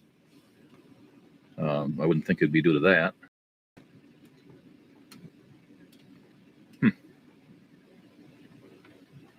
This is the town of Kremlin.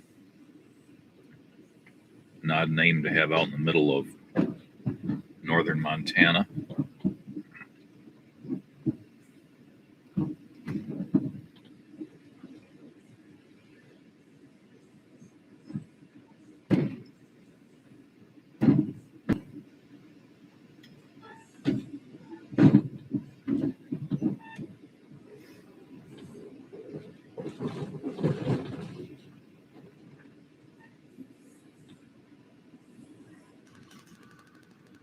I finally got somewhere where there was some data reception on my phone so I could look up the Missouri Breaks, and it does indeed have substantial elevations as part of it, so I'm pretty sure that range of hills on the horizon was part of the Missouri Breaks National Monument.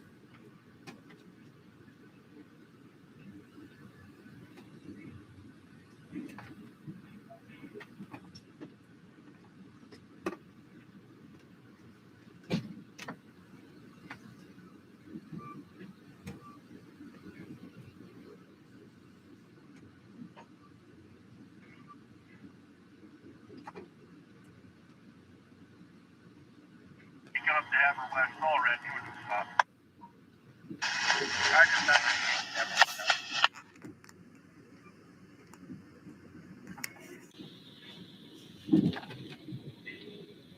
Checking Hammer West dispatcher.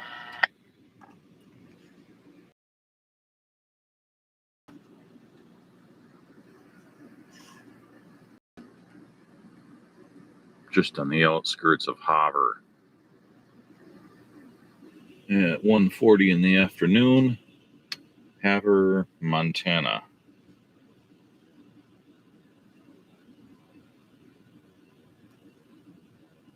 Landed on a restricting to the open.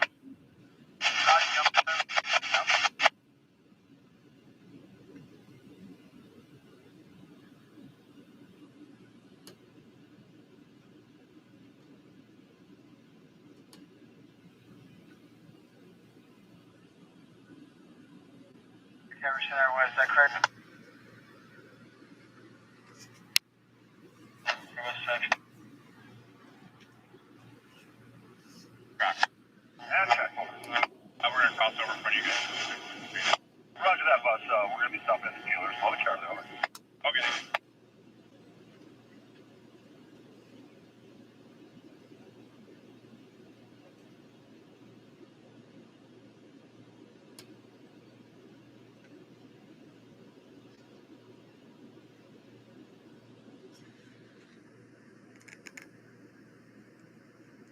Hey, I'll go a little more.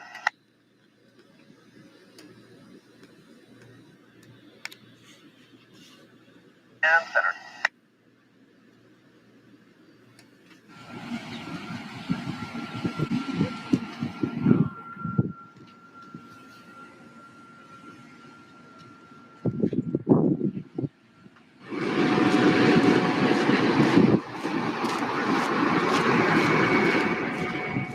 several Border Patrol officials strolling around the platform here.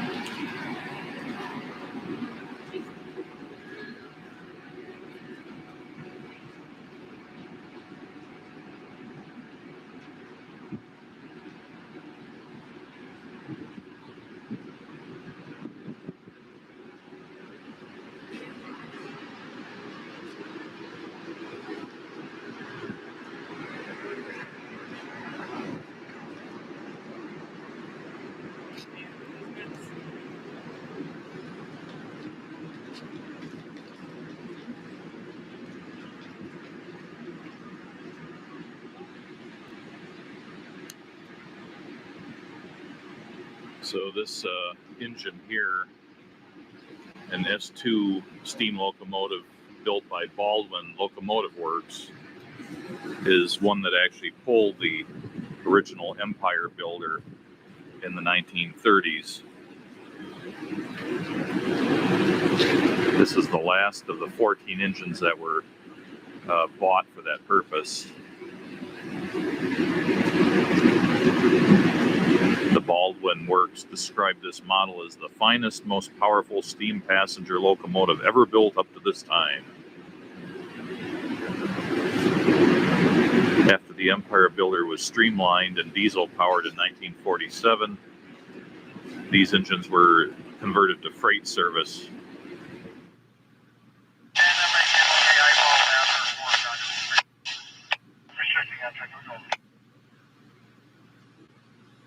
Here's the horn toot.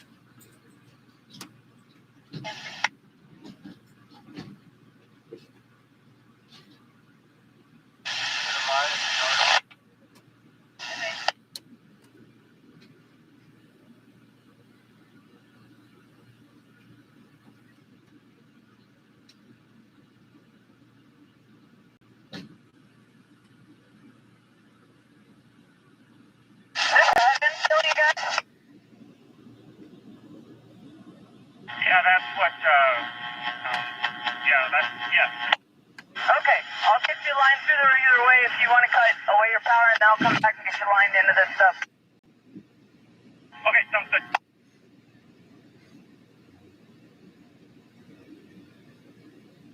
Heavy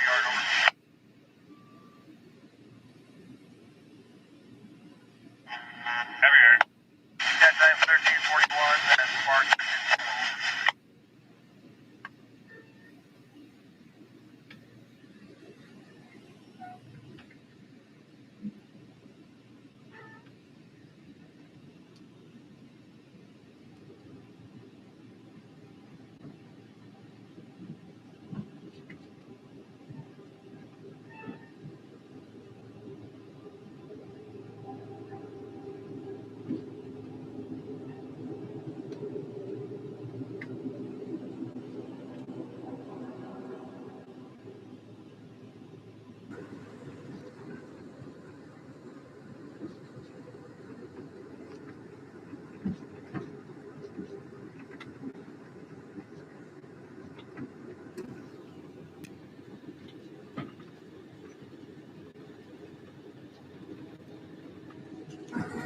Colin Foreman Jr. Mix charge track bulletin for me 2754. Over.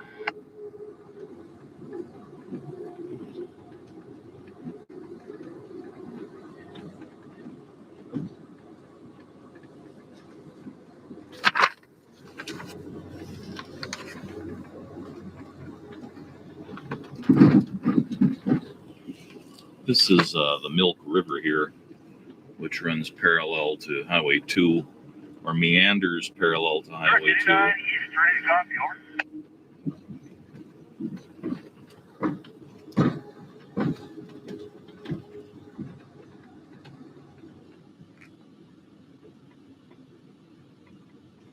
Copy that. Foreman Jr. Mix track bulletin for me 2754 on the Milk River subdivision, the Amtrak 89 West.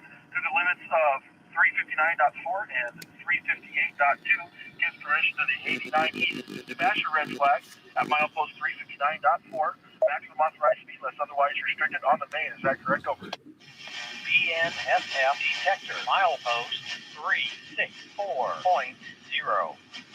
No defects. Repeat, no defects. Total axle 5.2. Temperature 7 degrees out.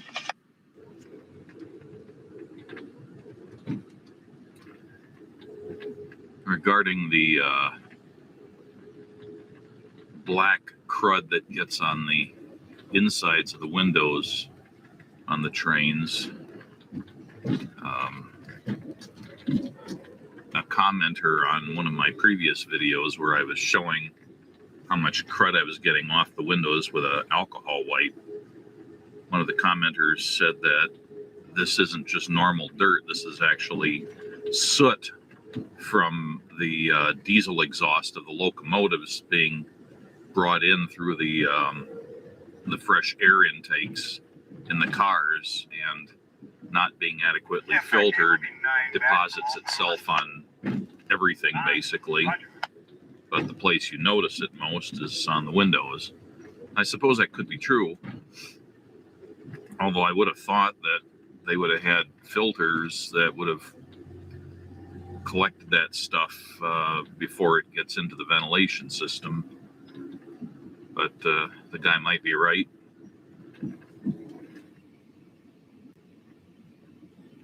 Look at that.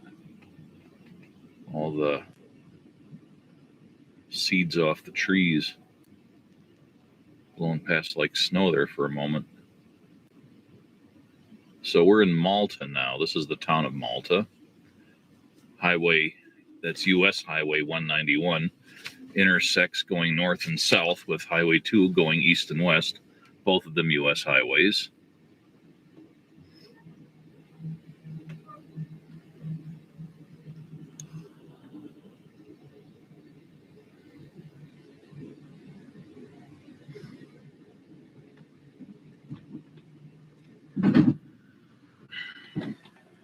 Malta is right there.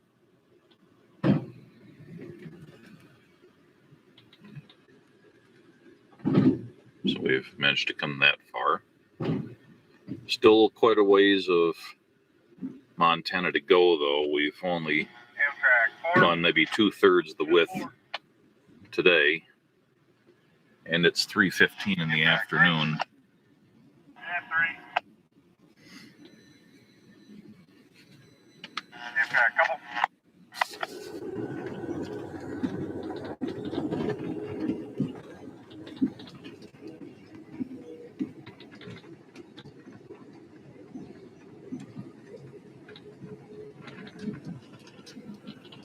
We're definitely building up to some storm action there. There's rain falling over there.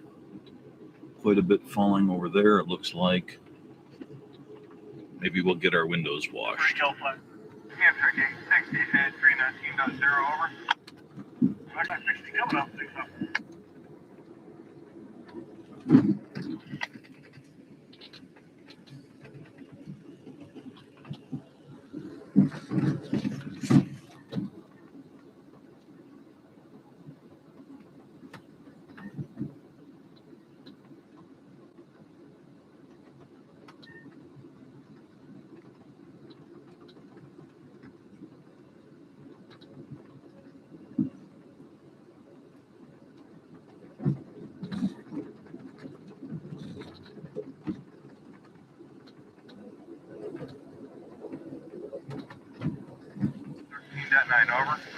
It's about 3:40 in the afternoon, and we're just west of the town of Saco, S-A-C-O.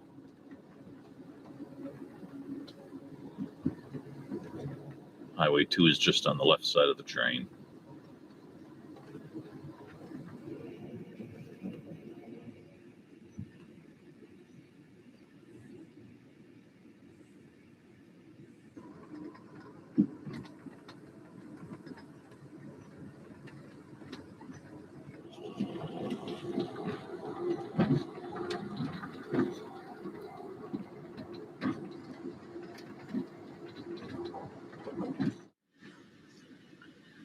And at 4 o'clock in the afternoon, We pass through the busy burg of Hinsdale, Montana.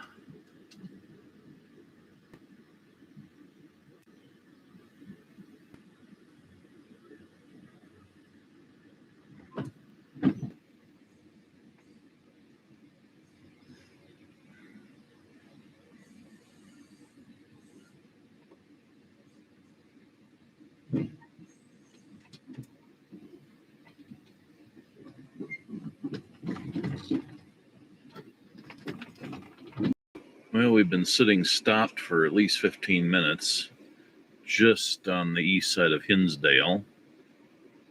I heard the engineer speaking with the dispatcher regarding some codes, but I don't know what they mean, and apparently it means stop and wait for something, but I don't know what that is. I'm not sure if they're doing some track maintenance up ahead or if we're just waiting on another train or what, but this is a double track here, so I wouldn't think we'd have to wait on another train necessarily.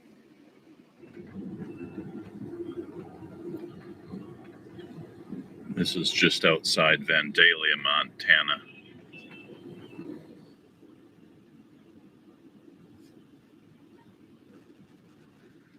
Well, after about half an hour sitting here, we finally started moving again. Hopefully for good this time. At 5 p.m., we roll into Glasgow, Montana.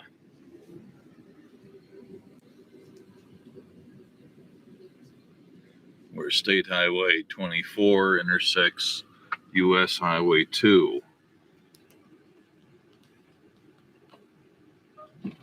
Right there. Amtrak 3. Amtrak 2. Amtrak 1 to go.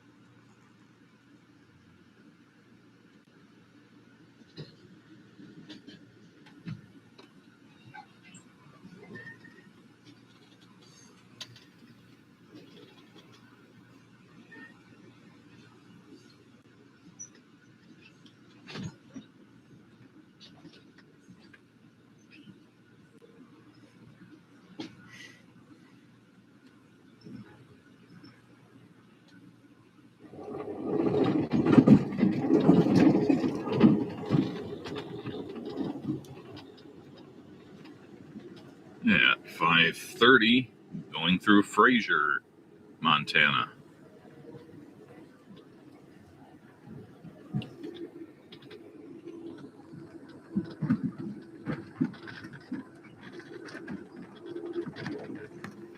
At 5:50 in the afternoon, we pull into Wolf Point, Montana, which is where State Highway 13 intersects with US Highway 2, more or less. It's actually slightly to the left of that intersection. Amtrak 3. Right there. Amtrak 2. So maybe an hour or so from the North Dakota border yet. Amtrak 1. That'll do, we get a stop.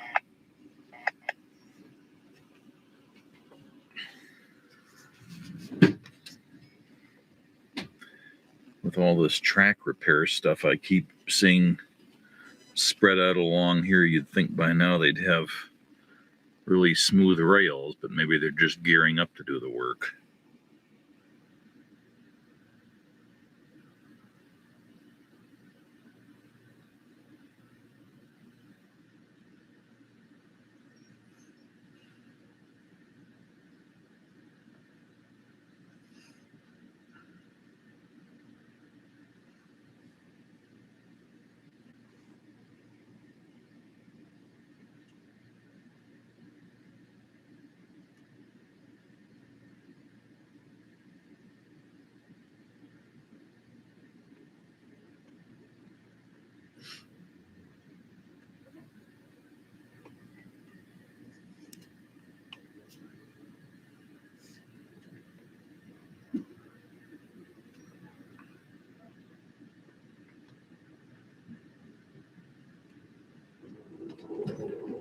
Well, it's 7:23.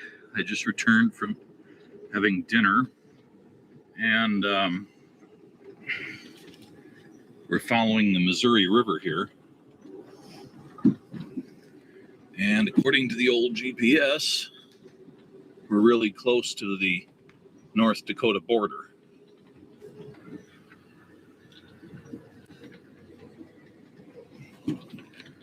Specifically,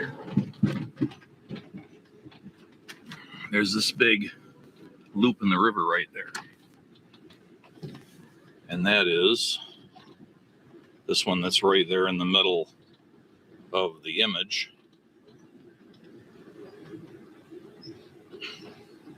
So yeah, we should be across in a minute or so.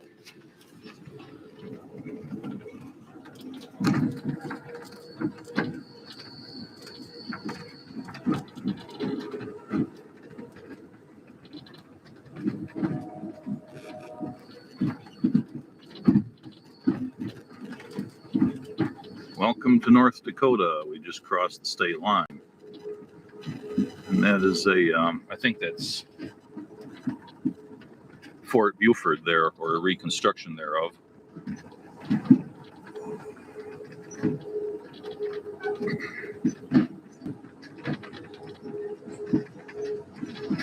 So the train's going to take the rest of today and all night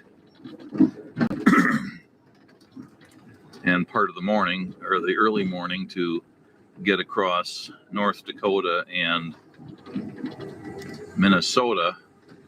I believe it's supposed to pull into the Minneapolis station sometime mid-morning, 9 o'clock, 10 o'clock, something like that.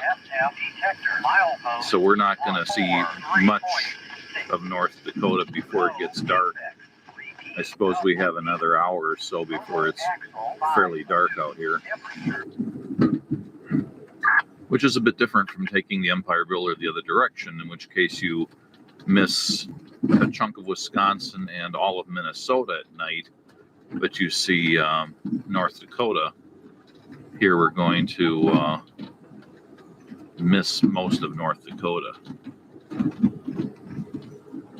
You can see some white bluffs, which I believe are going to be associated with the Missouri River valley or basin, whatever you want to call it.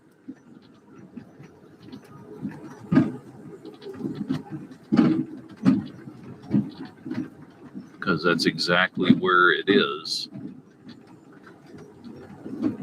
off to the right.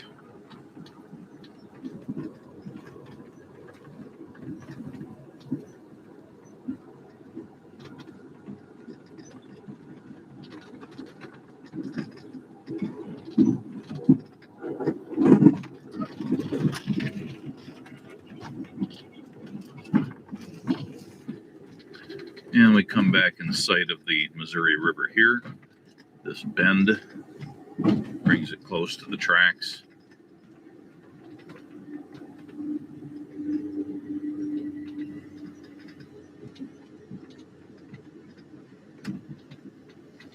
And this is actually only a little bit of the river. The river is quite wide in this particular location. You can see the main channel off to the right, and then there's this little side channel, which is what we're seeing here.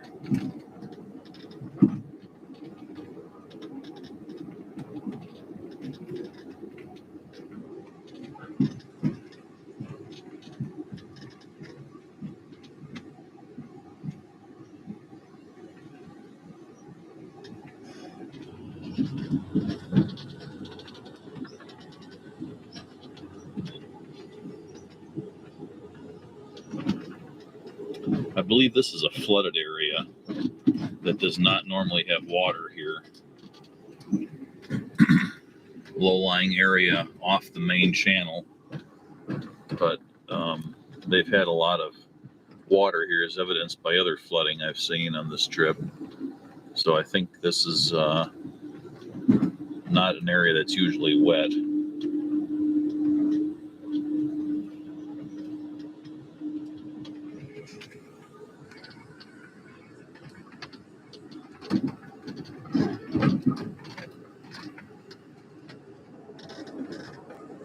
this bridge we're coming up to here, you can see that the water is higher than it normally would be under a bridge of that sort.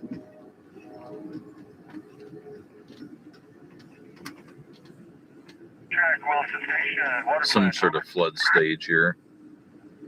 And that's the US Highway 85 bridge. And here we are in Williston.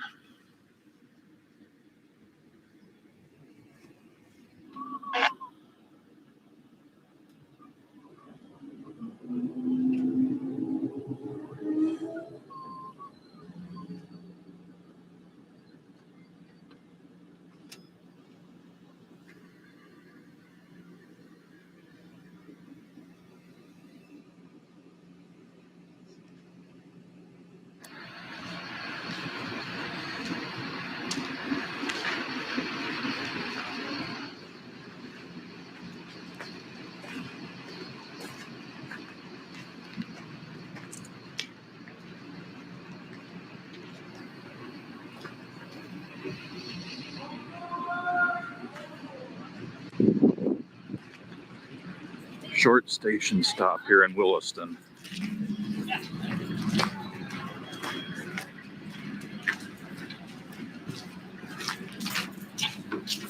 And of course, Williston is right there in the middle of the picture.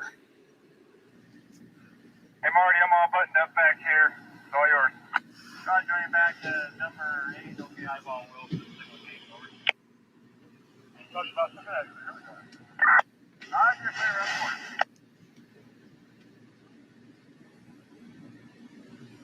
You can't always hear the blast on the horn being at the opposite end of the train like this. Usually when I'm in sleeper coaches, I'm much closer to the front of the train, and it's very apparent when they sound the horn. But way back here at the tail end of a long train, it's sometimes very faint.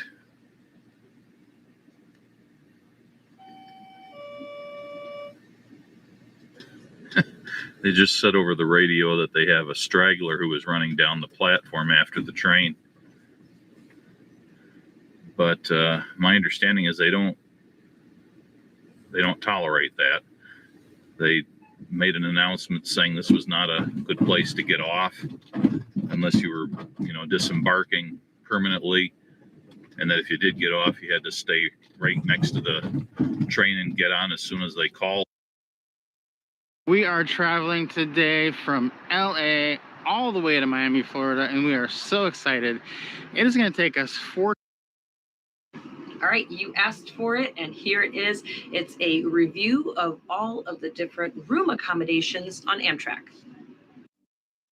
Up here, one of them stays on, is a little bit dimmer, and that one stays on for your night light at night, okay? So the top bunk is folded down here. So when it's not down, it's like this. So you have quite a bit of space, and it snaps into place. So I'm standing here, like I mentioned, I'm 5'4", and I'm standing up here if I wanted to stand here, or if I want to walk around anywhere in the room. Now let's pull that bed. See this? People who are thinking, I don't want to go to the bathroom with someone looking at me. No problem. See you later. You would just close that curtain very simply. On the Superliner, you do not have the shower in your room, so I'm going to show you exactly where that is. This is the Viewliner room, and the shower is just 2 doors down. So right here, you come out, second door on the left is going to be the shower.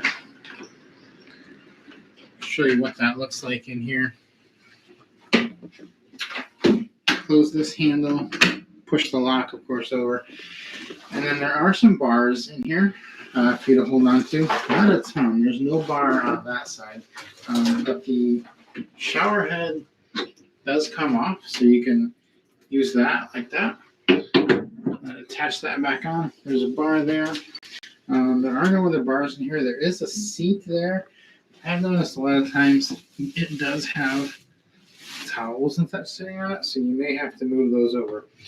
But they do provide you with the towels. They do provide you with soap, and then when you're done with the towels, you're just going to leave them in here. So you've got the shower area, and then you also have and all of the different things that you need available. So in a bedroom, you are going to, of course, be getting your sink, and you've got the bars there. You've got a commode in your room, and you've got the bar that comes down here, as well as having a push button here to open and close the door so you don't have to pull it yourself. You're also going to have your very own shower here, and the seat goes up and down. So if you're here with a partner that doesn't need the seat or doesn't want it, then you can put that up. There's push button, 2 push buttons, one up above and one down below. And again, the bars are here. And of course, you can take the shower head off if you need that to be able to sit and bathe. Other accommodation that's important for those in the accessible room is the passenger emergency intercom, and you can connect with the crew through this intercom by pushing, and then they will connect with you there. You do get your table here if you want to eat. Pull your table out and you're able to eat here. And then you've got, this is the bed, the seat pulled out into the bed, and it is almost double the size of a regular bed in a regular roomette. And then the bed up above is also bigger. Now, one of the cool things, because we're in a view liner, one of the cool things here is how high up the ceiling goes, or how much space you have headroom up above. It's really, for someone like me who has issues with claustrophobia, this is great. And you do have the netting here, of course, to help to protect you. And you have a little storage space up there, which I think is fantastic to have that available. And then you also have a little closet and a trash can behind there as well. At the sink, you do have some outlets, and then you also have outlets at the back here where you're able to adjust reading lights, area lights, call for the attendant, and make adjustments to the speaker. So there's plenty of light, there's plenty of air, plenty of places to sit, and there's lots of room here. Again, this is an accessible room, and you're able to, if you need to bring a wheelchair in here, you can, or a walker. You could bring your bags in here. There's all kinds of space. So this is a great room if you are needing an accessible bedroom on Amtrak.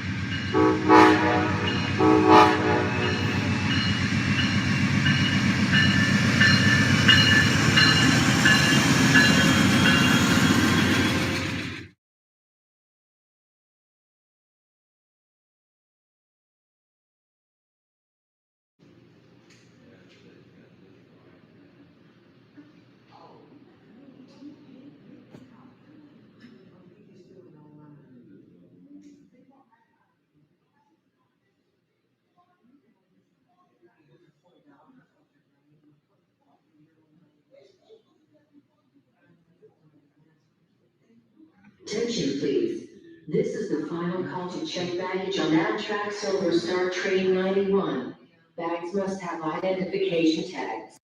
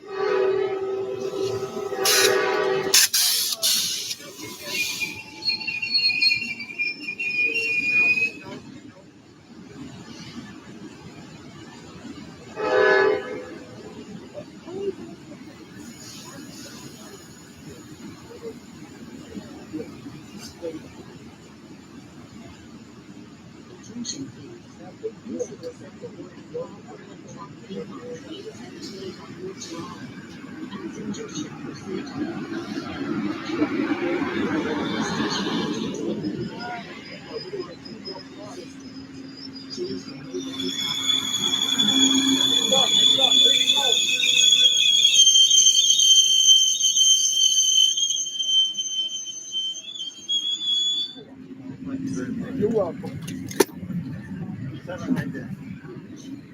You can leave it back on the ground. Thank you. Thank you. Now, does the bear have a room too?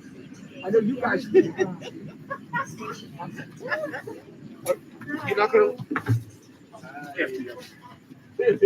You got there, young man? How you doing tonight? Good. Thank you so much. All right. Okay.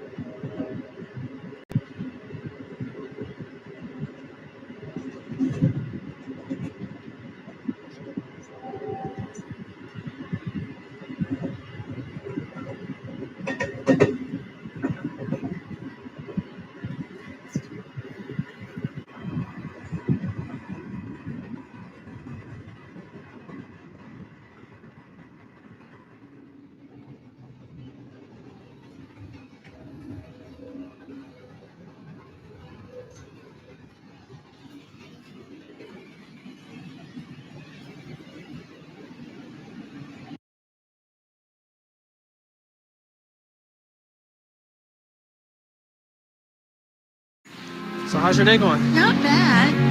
Well, you gotta run back to the store so you don't get cold. Alex? Give more than a gift. Etsy. My goal of developing a recipe at Blue Apron is to deliver the most amount of flavor in the least amount of time. And when I'm designing dishes, I love to think of moments where we can remove a pot or remove a pan or remove 10 minutes and deliver just as much flavor in 30 minutes as you would.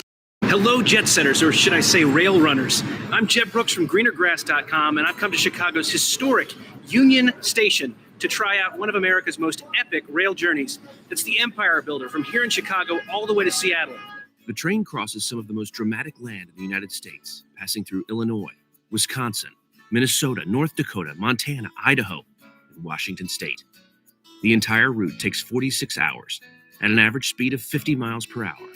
But our plan was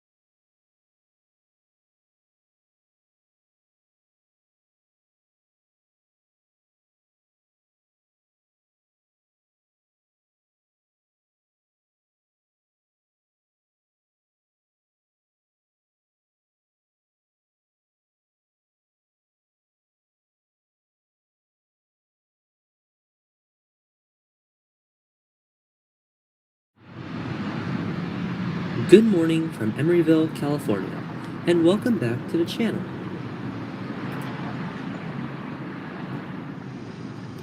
Today I'll be riding Train 11, the southbound Coast Starlight to Los Angeles. When I was riding the Coast Starlight, Wildfires in Northern California were impacting the route of the coast. Recently returned to some premier long-distance trains. I was excited to be on board to try some of the food.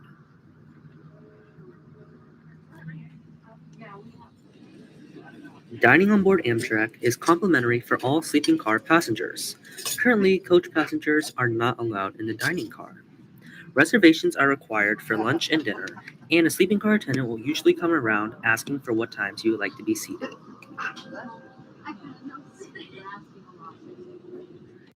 Take a look at rooms B and C. Each door has its own lock, but can be only locked from the outside. Each door also has a curtain for your privacy.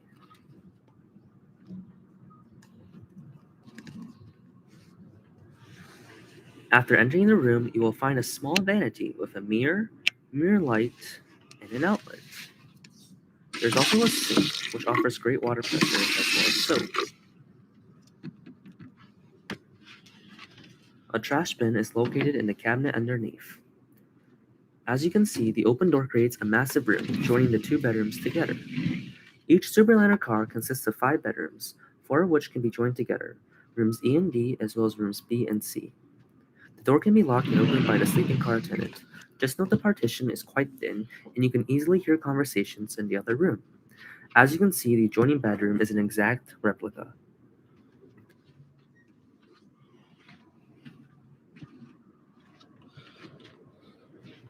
Above the sink, there's a small cabinet with extra towels and paper products.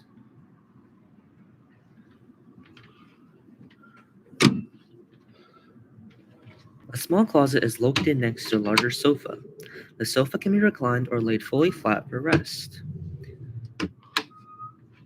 Each seat head consists of a variety of controls. Here we have an attendant call button, room lighting control, volume control, which only works sometimes.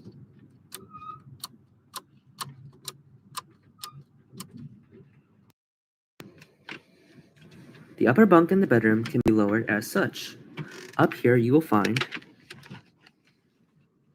a ladder, the lower bunk mattress,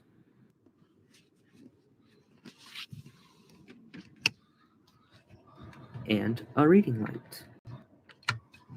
Unlike in the roomette, you sleep perpendicular to the tracks, meaning there's less of a curve and more headroom up top.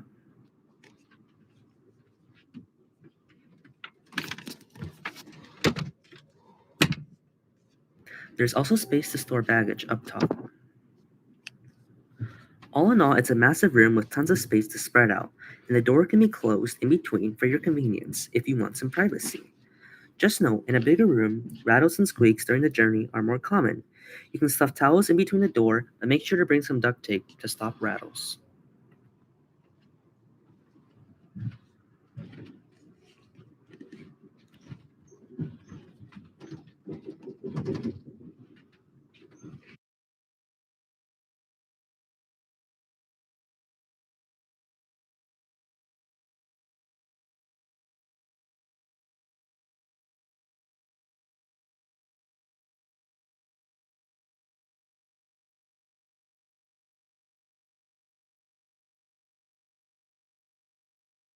The anesthesiologist was like, looks like residency did a number on you. I just remember hearing that and thinking to myself, I really have hit bottom. At the time, I got to be as heavy as 220 pounds. I didn't really know how to eat right. Noom does represent hope for me.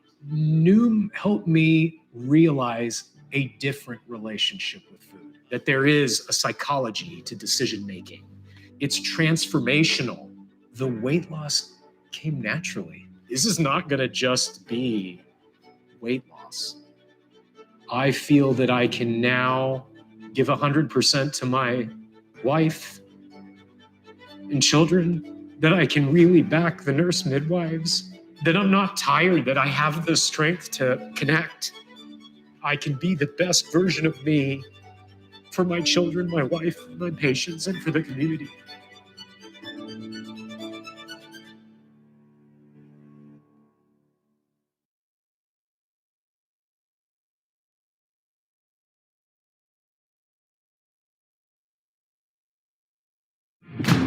practice under control. You sure no one would be looking in your direction for this? Don't talk to anyone. Call Tariq. It's too late to be scared now.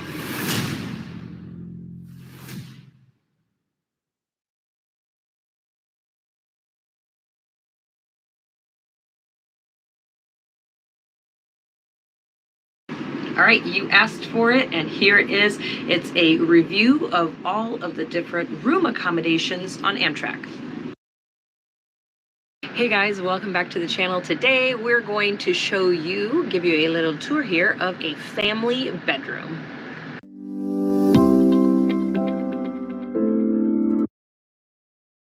Hey guys, welcome back. Today we are giving you a full tour of the bedroom on the Superliner.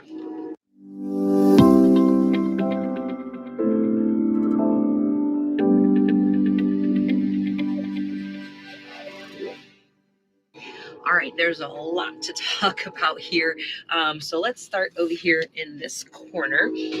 First of all, this is your sink area. You're gonna have your trash here, which is a much bigger bin area than you normally have in a roomette. And you've got a little medicine cabinet type thing here.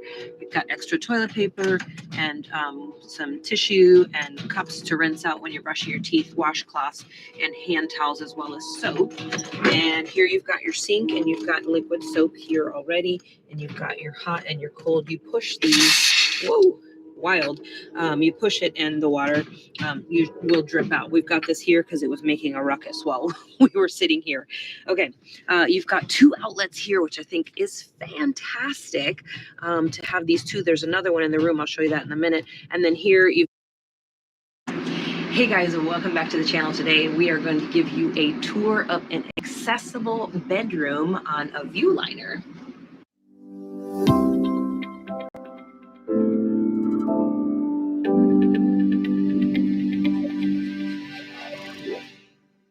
Okay, it is probably one of the most requested videos is to give you a tour of what the accessible bedrooms look like on the Amtrak trains. This one is a Viewliner, so let's take a look at what this room is. We were told this is basically the best room on the train. So you get your own commode in the room, and it does have these push attendant buttons all over the place, guys, so that you're able to call the attendant if you get into a pinch anywhere. The bars are everywhere, and you do have your own thermostat in here to control the temperature. There's a ceiling light to turn it on and off, and then there's a night light if you want something small. This bar does come down if you need it. You can bring this bar down, or it's ADA transfer bar. You also have a sink here with, again, bars on both sides. So they have a lot of excellent accommodations. This is an ADA approved room. You've got your hot and your cold cups. You've got soap, your towels, and you do have a mirror light as well. If you want to see yourself a little bit better, put some makeup on, and some outlets here at the sink. You get a little closet area here. And then these are the seats right here. So you get two seats, and these actually, there's a bar underneath that you push for pulling them out for the bed, which I'll show you in just a little bit once we finish the tour. But this is not the actual full bed. It slides all the way out, and then you're able to lay down on that.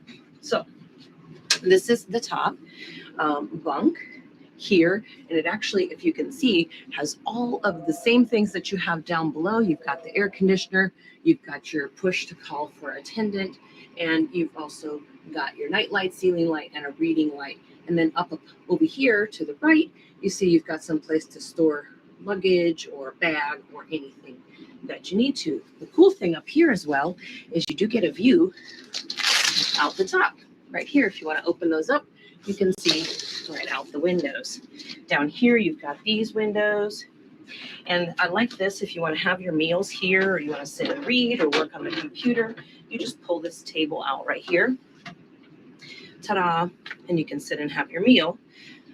What I love too is there are some drink holder spots right here. And you control the air. You can turn it on and off with these vents here. Right there. All right, and then You also, again, have another one of those push call buttons here and another reading light. This is very important. It's a passenger emergency intercom, which is, again, extremely helpful if you're in an accessible room and you should need something like that. You push this to communicate with the crew. Again, more bars here. There's a curtain divider here. So this here is your shower, and it does have a seat. And again, another push button here on the inside.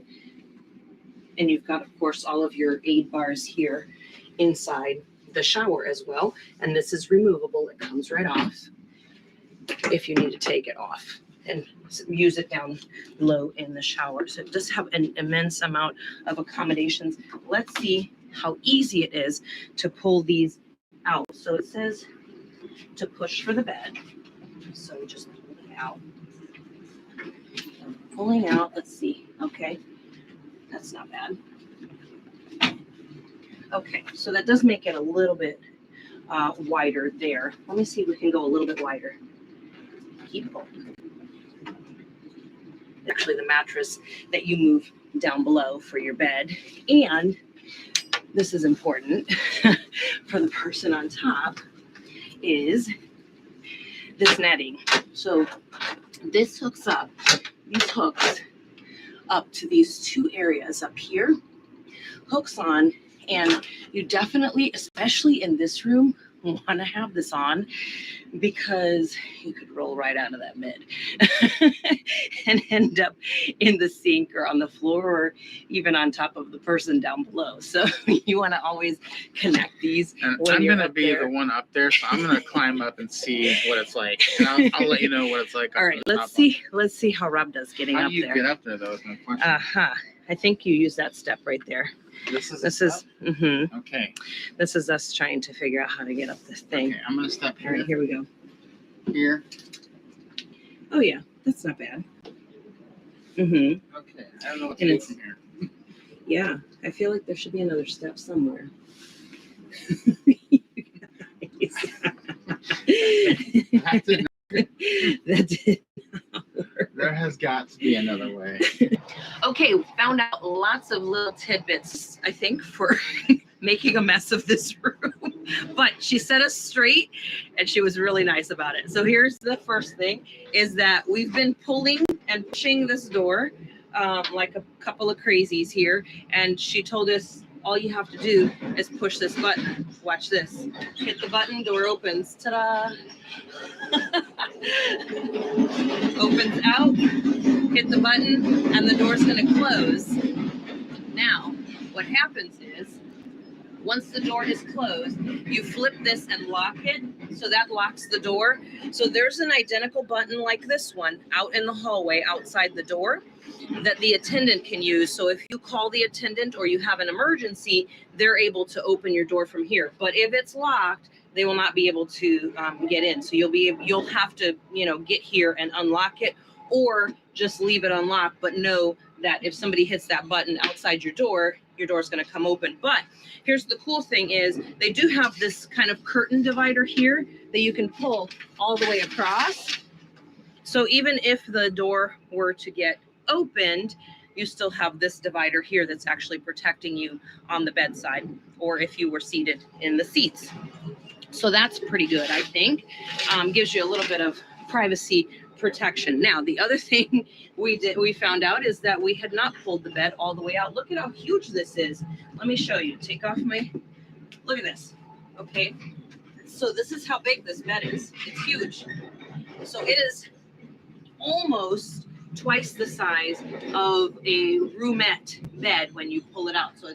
And this bed up here is actually 1.5 of what the bed would be in a regular roomette, unlike a superliner. So again, this is a view liner, so it's going to be a little bit different when you're in the accessible on a superliner. So Rob has brought his tape measure and he's going to show you kind of the measurements here for those of you who want this in-depth information. One thing that I noticed was this is a view liner, so the ceiling is a lot taller than on a superliner. Look at that. So See how much room is above? Superliner, you're kind of hitting your head up there, but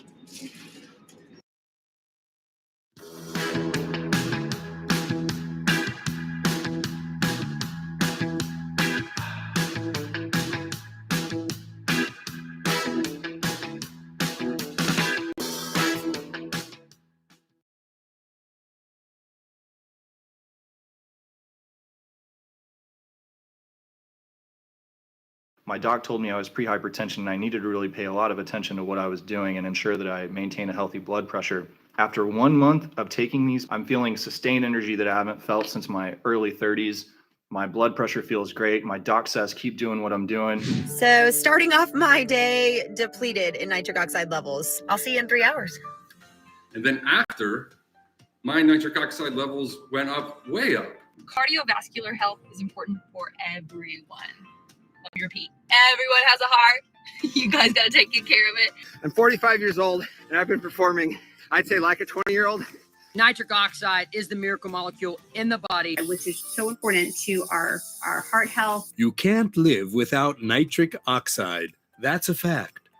This miracle molecule supports daily heart health and improves circulation. Now I'm introducing Neo 40. It's a game changer, folks. Here's what Dr. Mark Ratterink had to say about it. Objectively, I believe Neo 40 has been a major asset in supporting blood pressure and arterial health.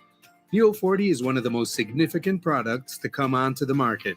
So just to show you real quick, these are nitric oxide indicator level strips, okay? You just take a tablet, pop it in your mouth, and suck on it like a piece of candy. I feel that nitric oxide boost happen in my body. It feels like an oxygen high. Bam. It's that fast. So this was the one that I did before I left, and this is the one that I just did. What Neo 40 is doing is it's keeping your blood vessels dilated and smooth, and that's relevant for any human on the planet. I'm climbing up this mountain right here at a heart rate of 195, almost 200 beats per minute. It's working, and I owe it all to this delicious little pill. You guys got to try it. Start supporting heart health with Neo 40. Now, for a limited time only, enjoy up to 45% off your first order. Buy today and get free bonus gifts as well as free shipping. Don't wait. Start shopping.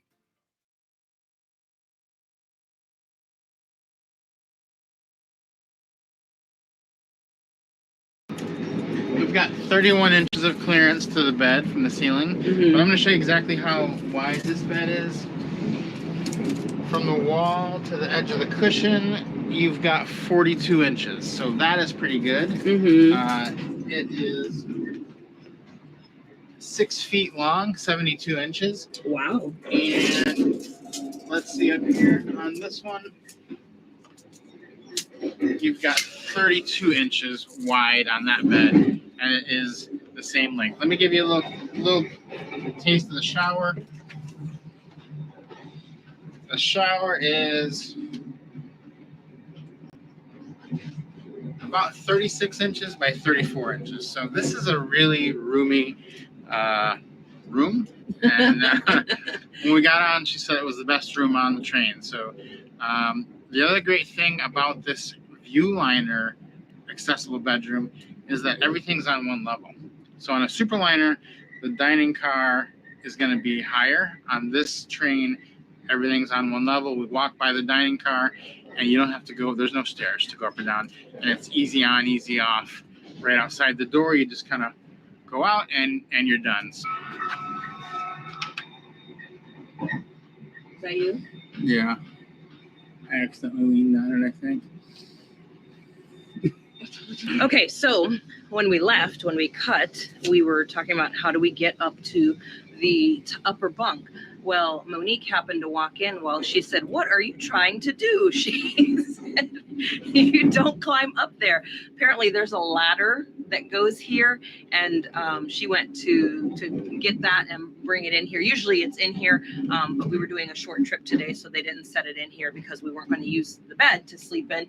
But there's usually a ladder that goes right here, and that's what she was going to bring in here for us. So if you're up top, you'll be climbing a little ladder, kind of like on a bunk bed.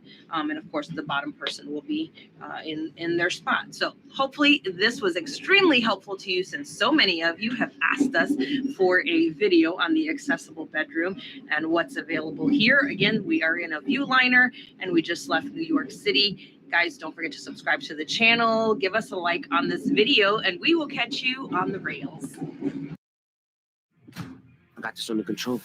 You sure no one would be looking in your direction for this? Don't talk to anyone. Call Tariq. It's too late to be scared now.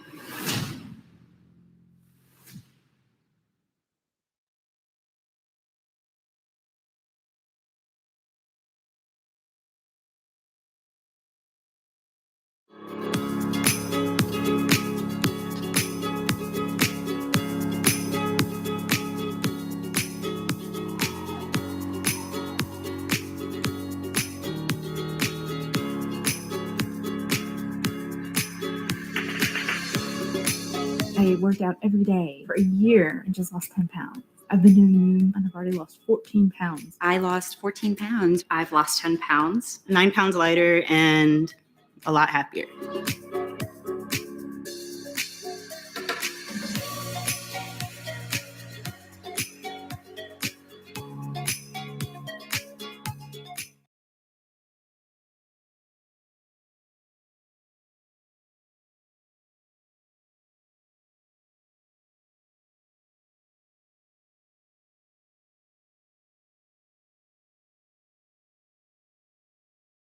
All right, guys, you already saw the Viewliner accessible room. Now we are going to show you the Superliner 2 accessible bedroom.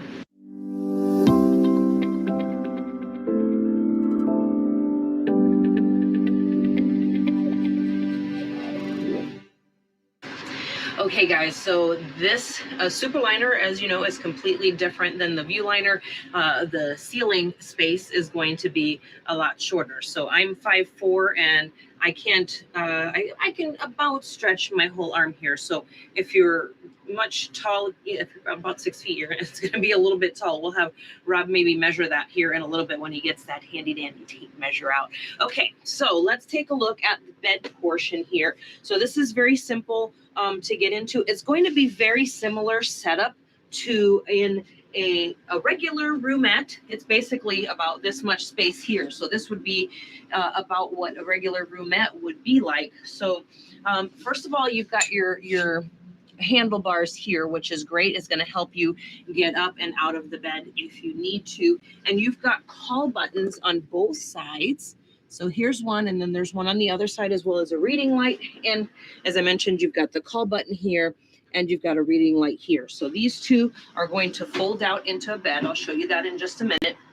And then the panel on this side is going to show you, is going to do the warmer and the cooler. Now, guys, here's the thing, is that this isn't going to drastically change the temperature in the room. It's going to be a mild difference. So don't think if you put it on cold that you're suddenly going to be in a meat locker, or if you put it on warm that it's going to be like, you know, you're laying by the beach, okay? So just know that there are differences. Also, there is a room air control here. You can open or close it. So that's going to close that vent up above to change the control of the room. And I can actually see it moving from from here. If you're looking at it, you could see the little things moving inside, the little shields inside. So the rest of the panel here, you do the temperature control, and there is one outlet here.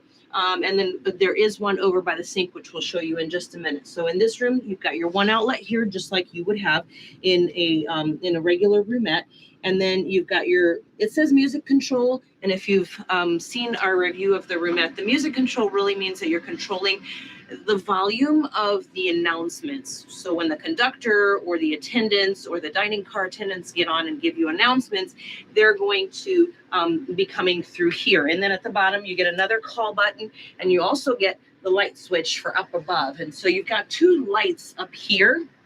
One of them stays on, is a little bit dimmer, and that one stays on for your night light at night, okay? So the top bunk is folded down here. So when it's not down, it's like this. So you got quite a bit of space, and it snaps into place. So I'm standing here, like I mentioned, I'm 5'4", and I'm standing up here if I wanted to stand here, or if I want to walk around anywhere in the room. Now let's pull that bed down and have a look-see up here.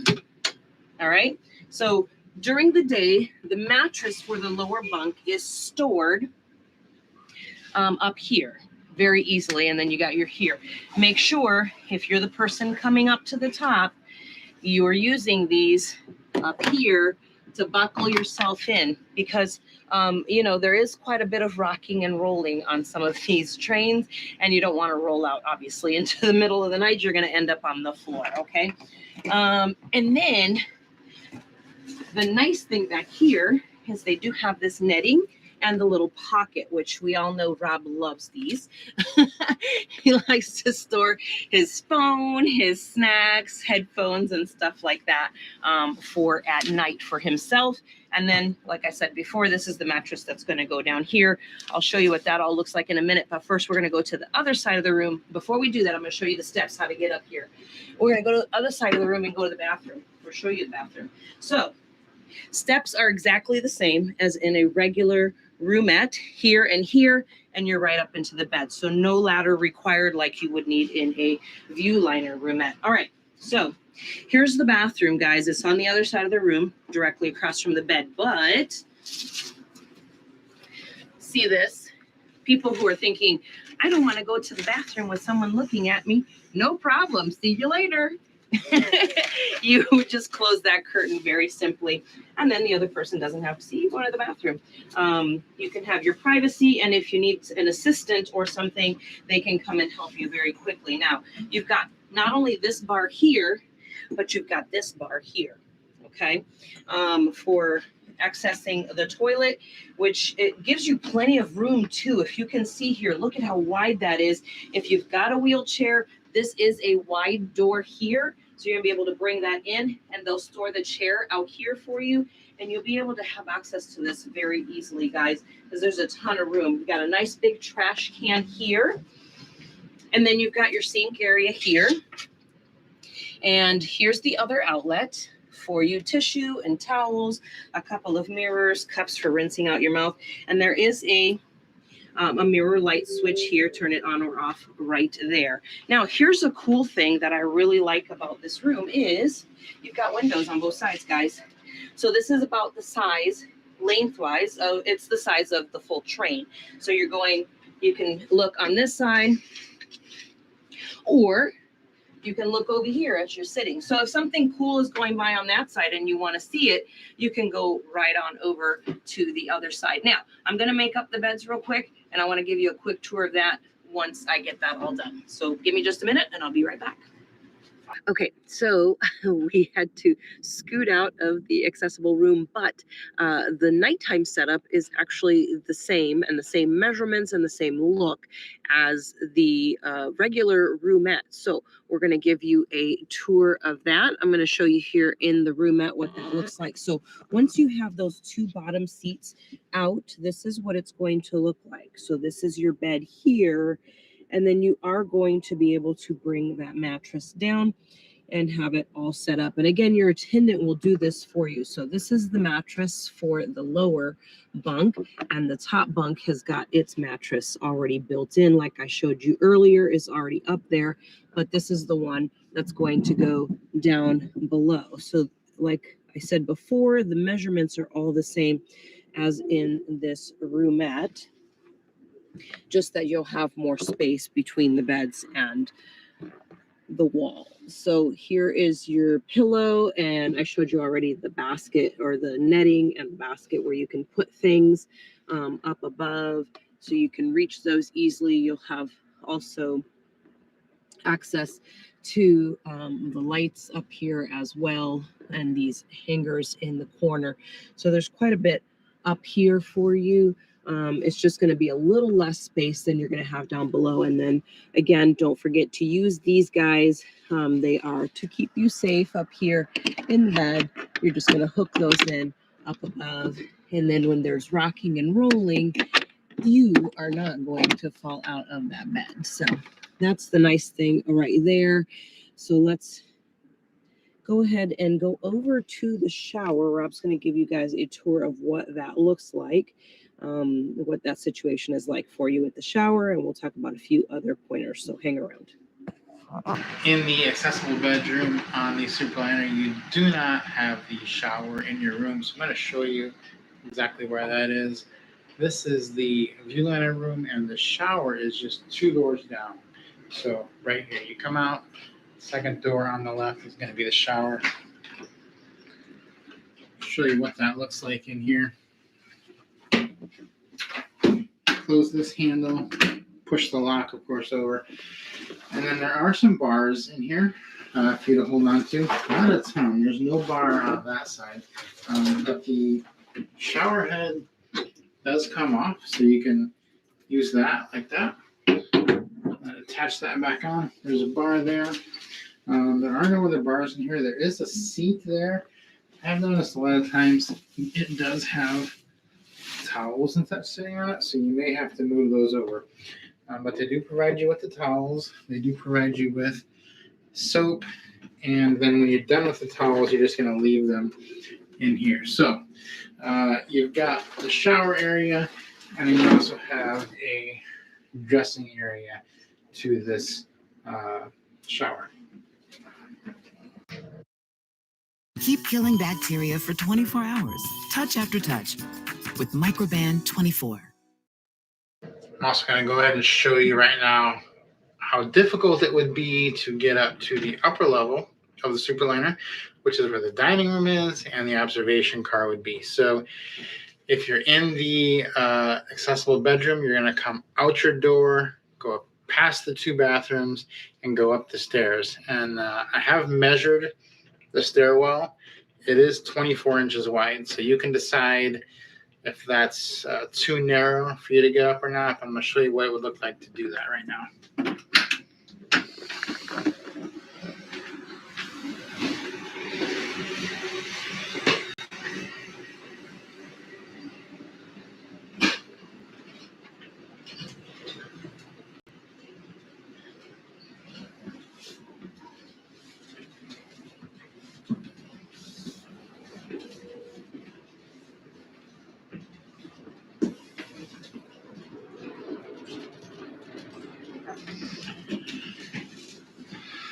So that's 24-inch stairwell wide, and there are 2 turns to negotiate. So, you have to have a little bit of mobility to be able to do that, because not only do you have to go up, you have to go around 2 corners to get to that upper level.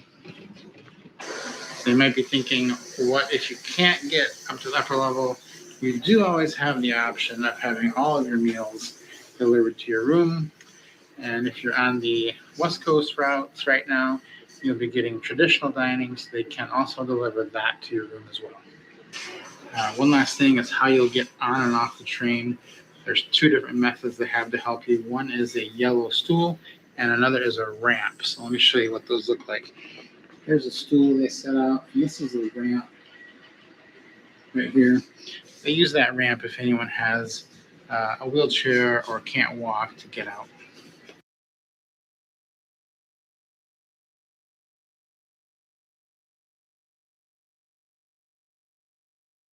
Hey guys, we are here in Burbank, California. We are waiting on the Coast Starlight. So excited to see the views of the water from this train. So hop on with us and we'll check it out together.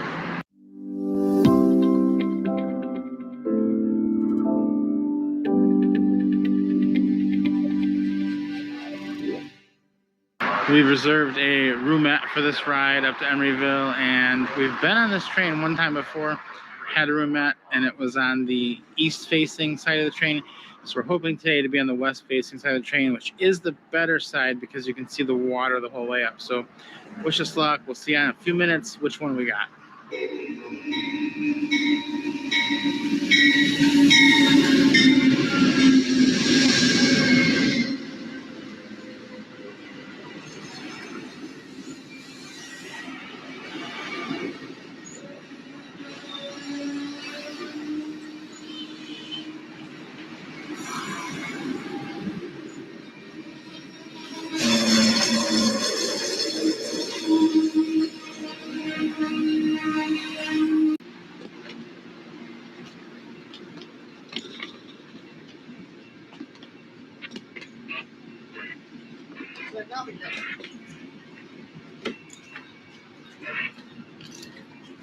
Been on board before? We have, yes. Okay. You know where room 7 is? 7, yes. So on that side? It is on, yes, it is on your Okay. Thank you. Room 7. Thank you.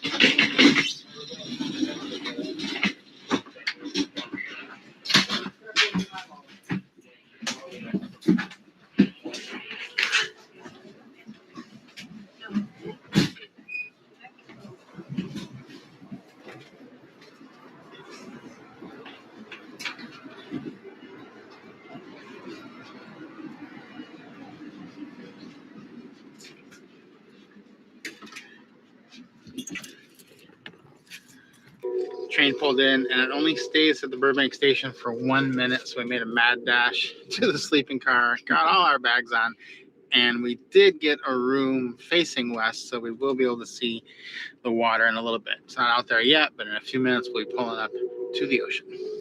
All right, quick change of plans. It turns out they had put us in a crew room upstairs for the roomette. So they came in, told us we needed to switch rooms to a different one, and they put us downstairs this time. So actually, I consider this kind of an upgrade on the Coast Light because we're still on the side that's going to face the ocean, which is great. But the Coast Light is one of the only trains that's a sleeper car train that also has a business class. And the business class is in front of the sleeper car. So they need to walk through sleeper cars today to get to the dining room. And already just being up there was people kind of passing by the whole time. So that's not normally the case because there's normally another car in front of there, but they would have to go through to get to the cafe. So that being said, and we're now going to be coming up on the water, and we're going to be actually closer to the water on the lower level. We're pretty happy with this change to the lower level, which is kind of like an upgrade for us today. So we will see what it looks like when we get closer to the water. All right, so we got our reservation from our room attendant. Our lunch is at 12:30. So we've got traditional dining since we are here on the Coast Starlight, which is exciting. So we're looking at the menu, trying to decide what to eat. And I've had the burger and I've had the savory chili. Now I'm eyeballing the artisan grilled cheese, which I love grilled cheeses. And this one sounds really good. It has oven roasted turkey. It has bacon, 2 kinds of cheese, and it's made on a onion bread. So that sounds really good. They're going to serve that with some Terra chips and some coleslaw as well. Now, if you're wondering what Rob is going to eat, we don't even really have to ask him because I think that we know he's going to have the burger. Are you going to have the burger? Yeah, I've had the burger before, and I'm going to get the burger again. So that's what I'm going to do. Really cool thing, though, while we're eating lunch today is that we are just about to pass Oxnard, traveling north. And when you travel north, when you pass Oxnard, that's when the scenery starts. So we should be seeing some cool stuff at lunch, the ocean and all the beaches and all that. So hopefully we'll see that right as we get up to the dining car for lunch.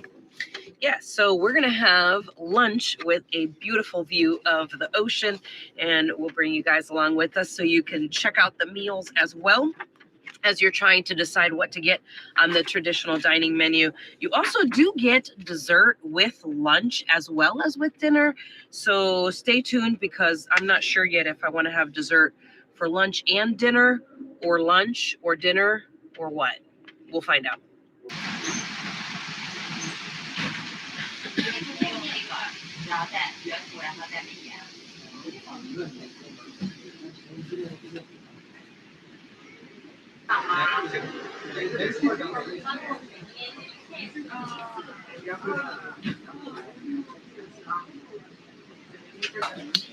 Okay, so I got the burger, and Allie got the grilled cheese. So I was gonna get the artisan grilled cheese, but they didn't have all the items for that. So I actually ended up with the kids' grilled cheese, and he's getting bacon. He's making bacon for me, and we'll put some bacon in it. No turkey, but I think it's gonna be pretty good.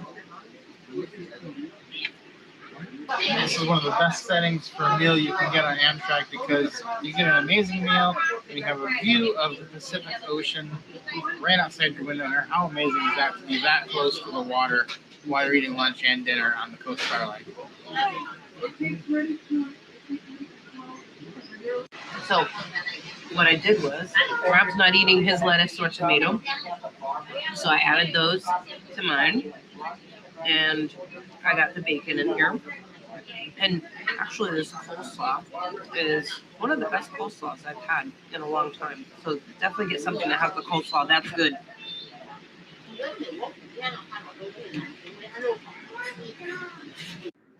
Our lunch was great. So one of the things also that a lot of people ask us about traditional dining is if you have to sit with somebody, and it really just depends on how busy the train is.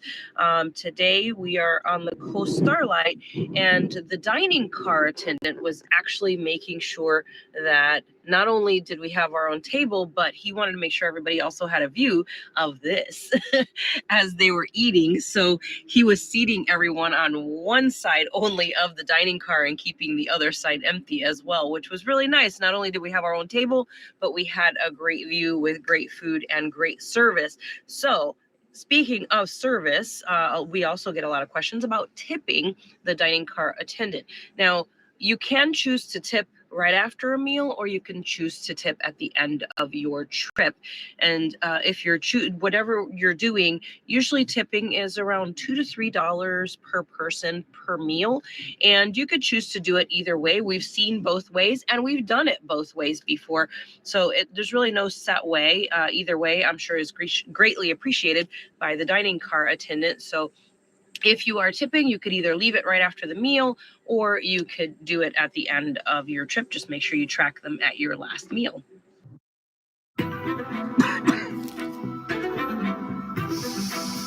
Pulse. Breathe it in.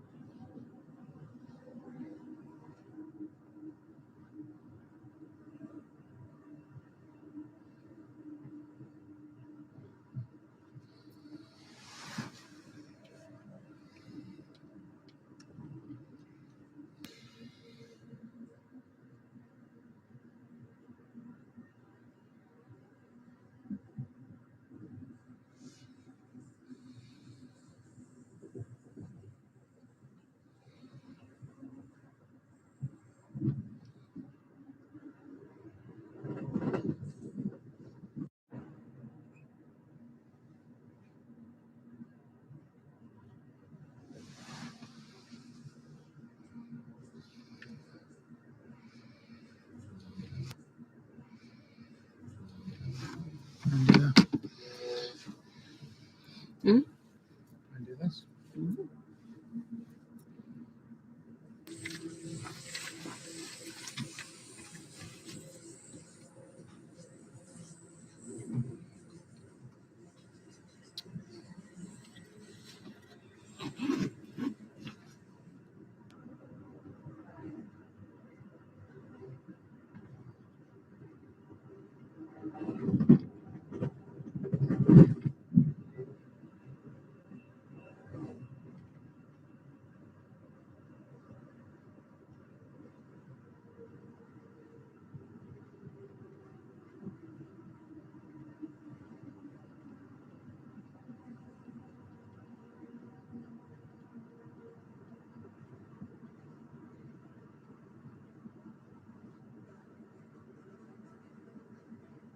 All right, we wanted to give you a little tour of our roomette here on the Coast Starlight. This is a superliner, which means that the ceiling is going to be a little bit shorter than on a viewliner, and there's a few other things in the roomette. There is no toilet in the room. The toilet would be shared outside in the hall. So we're both sitting here on the same side on the seat and both enjoying the view because we have a beautiful view of the ocean out there. So we both wanted to be able to enjoy that. On the other side, there is an equal seat to the one that we're on. So that's about the size of it. It'll fit two people if you want. Definitely not more than two people, though. And they both slide down to make the bottom bunk, which is what you usually sleep on. Is that right? Yes, I usually sleep on the lower. And how is that for you to sleep down there? It's good. It's comfortable. And I think for me, as far as, claustrophobia, it's got a little bit more headroom than you've got upstairs in your penthouse. I'd say a lot of more headroom. Yeah, at the top bunk, there's only 22 inches of headroom once it's laid down. So you'll see that when I pull it down here in a second, that it can be a little tight up there. And also, this one is 28 inches wide, and that one is not quite as wide. So let's go and see what the top looks like real quick for later tonight. And yeah, we have the mattresses up there still. But you can kind of get an idea of what it's going to be like. For me up there, there is no window. up on this top bunk, but this will be Allie's mattress. It'll go down here and form her bed down there. So let me pull this back up. We are only taking this to Emeryville today because there was a wildfire and it burned the bridges north of Sacramento. So you actually can't take this train all the way to Seattle right now. You would have to get off and take it as a bus, which we definitely did not want to do. So we're getting off in Emeryville and we're getting on the California Zephyr. But a lot of people want to always know what we paid for this or how much it costs. And so I'll give you that info right now. We did this in points, actually, right? We did. We got a lot of points stored up. Yeah, we got a lot of points set up. And so this cost us 10,150 points. Amtrak points, which you earn by taking rides, or you can earn it through their credit card or whatever. So we paid that. That's about equivalent to $280. And that's, I think, what it was when we booked it. Now, I did see just a couple days ago, I went to see how full the train was, and I went on their system. And the prices have gone up pretty much dramatically. I was looking to see how much it would be to go to a bedroom or a family bedroom to see if they still had them available if we wanted to upgrade. And the prices had gone way up. I think the business class was actually the same as we paid for the roomette, which we got a long time ago. So book this early and you're going to save a lot of money. And even if you're not going the whole way or going to stay overnight, it can be worth it to think about a roomette because you do get the traditional dining included with that. Right. And otherwise, you're going to be eating in the cafe. Yeah, and the other thing is it's such a long ride that you want to be comfortable too. So, like, we're riding from LA to Emeryville. It's going to take us all day. Yeah. So we do get our 2 meals included with that, which is great. Yeah, we're going to get in after dark, about after 10 o'clock. So, but for now, we do have this beautiful view out the window of the Pacific Ocean. And we just passed by Channel Islands National Park. You may A house or a laptop? Which one do you think is worth more? Well, definitely not the house, because it not only costs millions to buy, but you also have to pay thousands to maintain it every month. But what if I told you that I've made over $80 million all from something called digital real estate on my laptop? And digital real estate costs nearly nothing to start, and it creates real online assets that have the potential to generate income. And I'm surprised, frankly, that nobody else is talking about this right now. But if you don't want to hear more about it, just skip this video. So my name is Jeff Lerner, and I did not become a multimillionaire the traditional way. I didn't work 40 years for the man. I didn't invent anything. Definitely didn't inherit a trust fund or win the lottery. But I did take advantage of digital real estate. And since then, I've generated over $80 million. You may be wondering if on the Superliner there are no toilets in the room, like on the V-liners. Where do you go to the bathroom? So if you're in coach, there is a big bathroom for everyone in coach. In the sleeper car, there's several bathrooms in each car. So we're on the bottom level right now. There should be 3 bathrooms and a shower down here, and then an identical bathroom upstairs. So I'm going to walk out and show you what that looks like and what it is like to be inside one of those.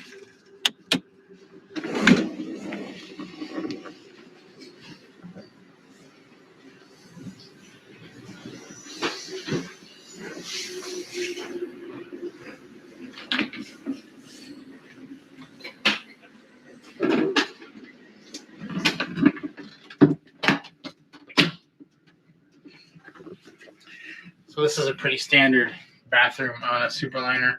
It is pretty tight, but I'll show you around. You can just see the space for the toilet there. And you've got a sink here, hot and cold water, trash can, tissues.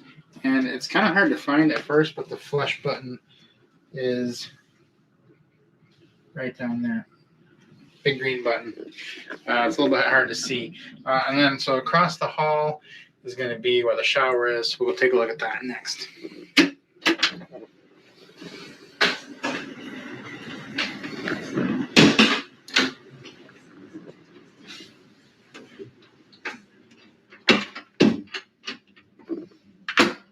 And make sure you push that shut. Otherwise, someone could come in and So this is the shower for the sleeper cars. There's not one in coach if you're in the coach area, and this is a pretty good sized shower actually. It's very wide, and there are bars to hang on to, which you will need if the train is moving at any speed. There's a hook here for things, and towels that you use here. So you don't have to bring your own towels. They do actually have soap here for you to use too. And a call button. If you get in trouble, hit that call button and they will come and help you. But if the door is locked, I'm not sure how they'll get in. So there's another coat hook up here and just a curtain. So you got like a dressing room and a shower area, which is pretty convenient. I'm down in the bay of the train as we pass by the ocean. This is where you will get on and off the train. Also where you'll store your luggage if you did not check it. Now, we got on in Burbank, and there was no place to check the luggage, so our bags are sitting right here. Those are our bags, and they'll be there all the way to San Francisco, and they're fine there. There really isn't extra room to put them in the room mat, so I just recommend putting your bags there if you can't check them at a major station, and they'll be fine just there the whole trip. How's your cell signal on this Coast Starlight? Non-existent. So no Wi-Fi either then? No. Okay, so I guess we're just gonna look out the window for a little while. That's right. That's what they want you to do.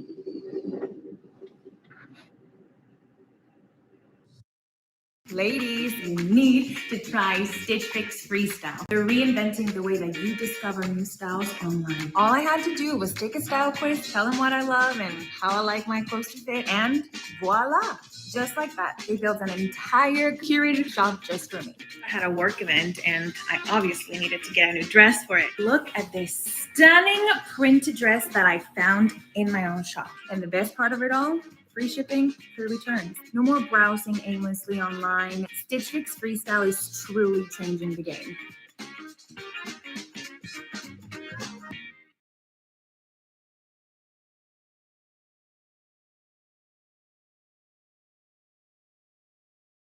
Google Fi, a phone plan by Google. It's easy to switch to Fi from the comfort of your home. Purchase a new phone or use the phone you have. Then set up your phone plan from home in just minutes. Only pay for the data you use with Google Fi's flexible plan. So when you're on Wi-Fi a lot and don't need as much data, you'll only pay $10 per gigabyte used. All without contracts or hidden fees. Sign up at fi.google.com.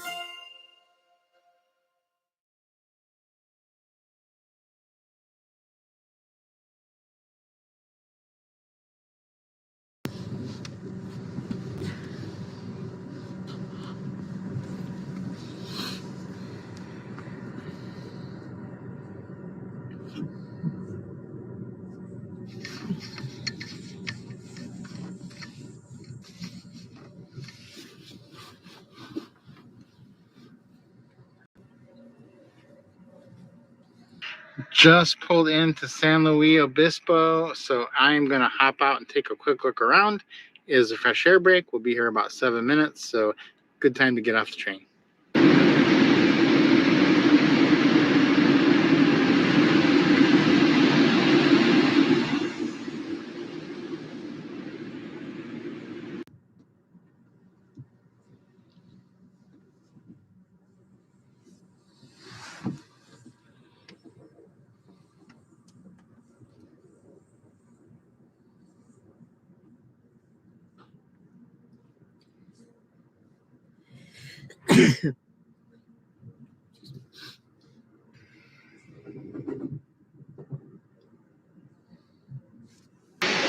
All right, so you do get your one alcoholic beverage per ride, and they are only doing it at dinner time now, but look at how nice this is. It's a real glass, you guys. Cheers.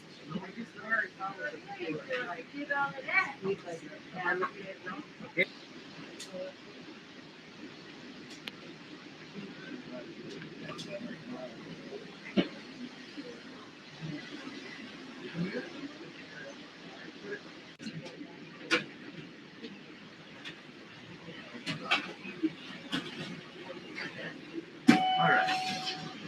Well done.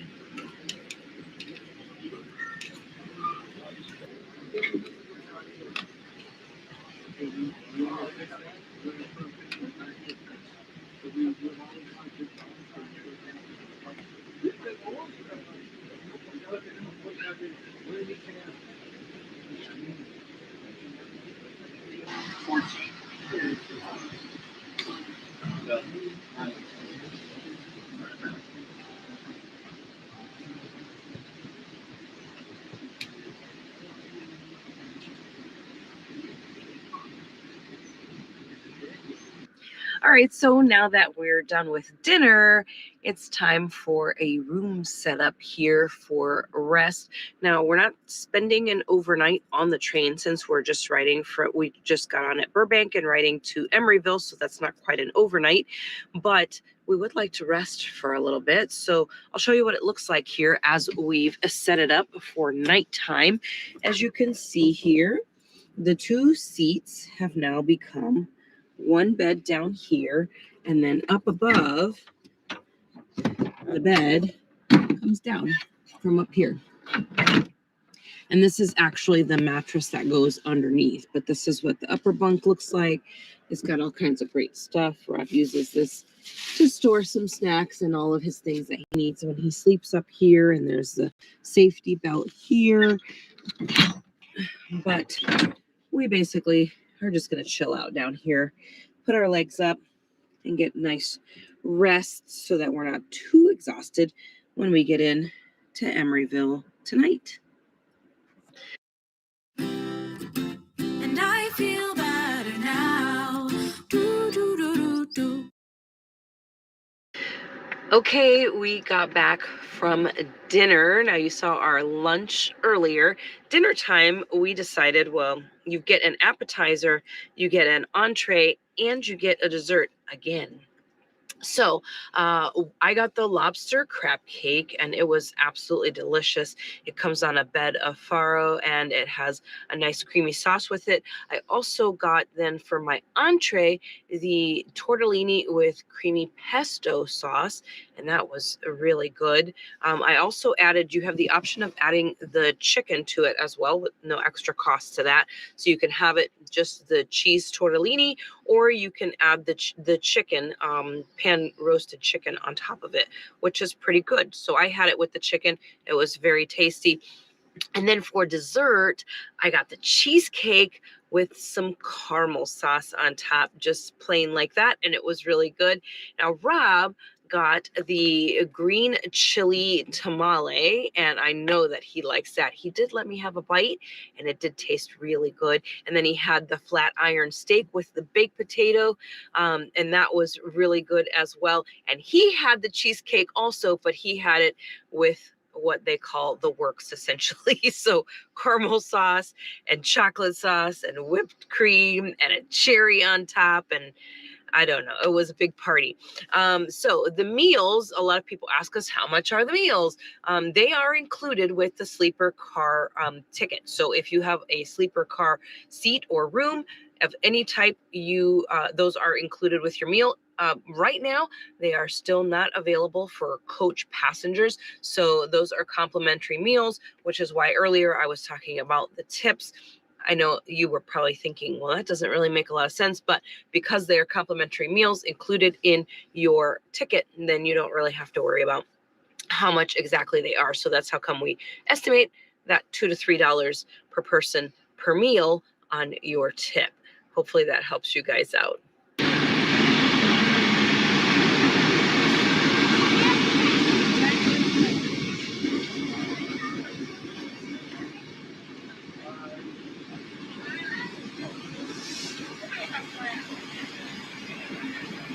All right, we've jumped off here in San Jose.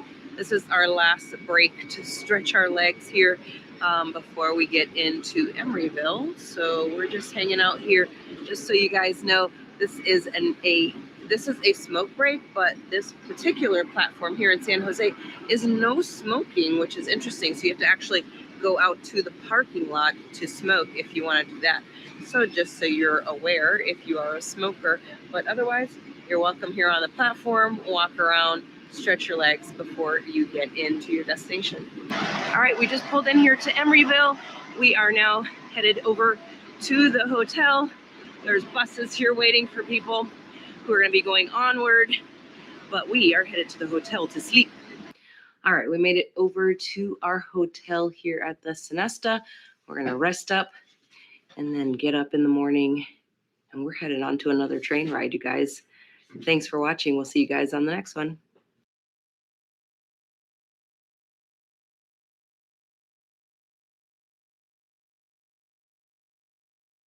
I got this under control. You sure no one would be looking in your direction for this? Don't talk to anyone. Call Tariq. It's too late to be scared.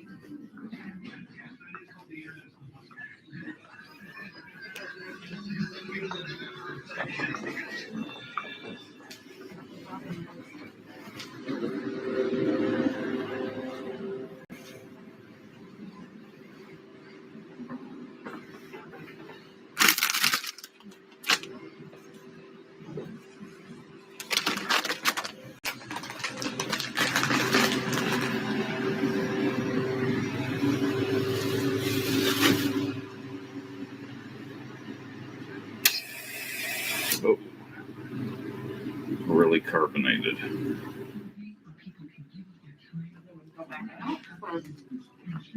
Couple hours.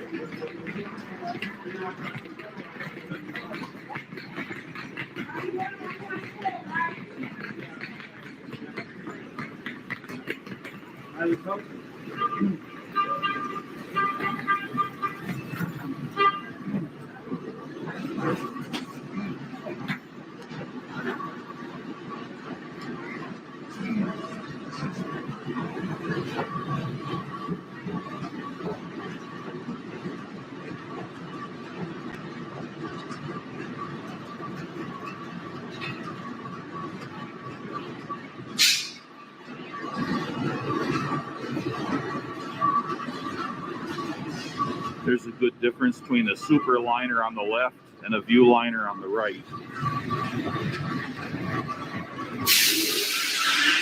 Super liner, view liner.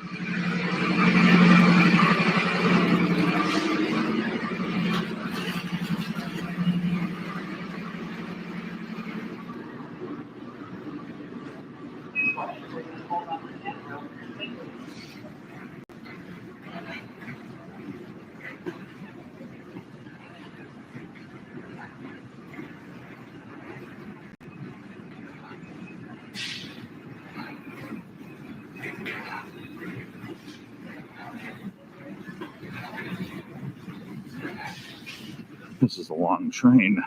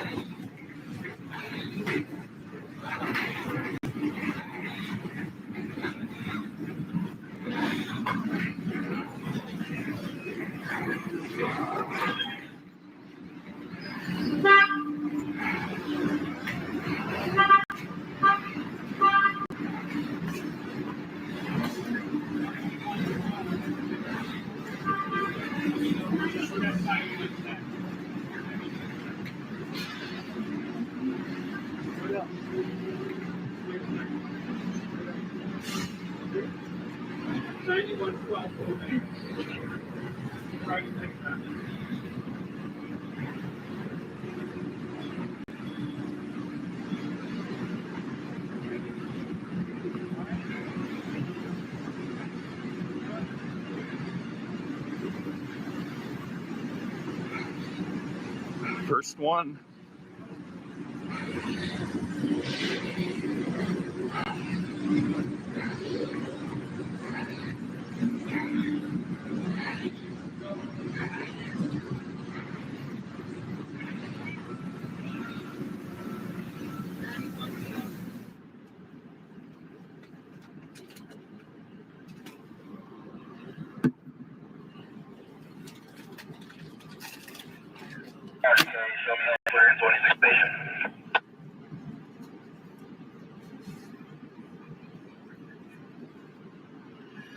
Okay, 3:11 p.m.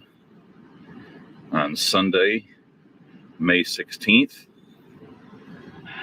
And we are moving out of DC Union Station on the Silver Star. And I got the direction wrong. I could have sworn I didn't see any locomotives on that end. So I thought we were pulling out to the north and then somehow we'd curve around. But looks like I got things backwards here. So I'm going to have to reverse things a little bit. Change my seat to the other side.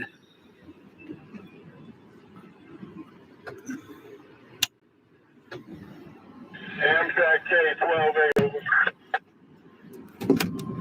Okay, we just went into the underground passage that goes to the underground on the east side of the U.S. Capitol building, and then pops up a few blocks south of the mall.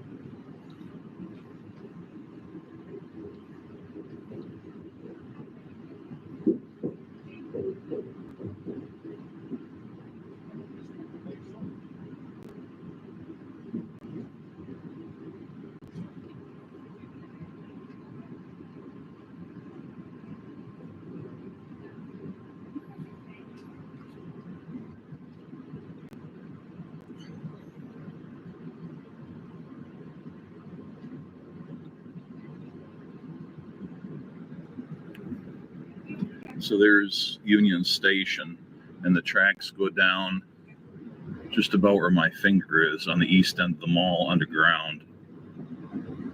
And then it comes out of up above ground and actually becomes elevated.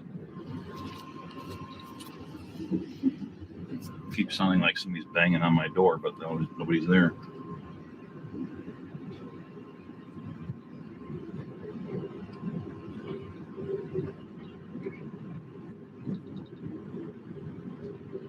I think it's just a rattle in the door.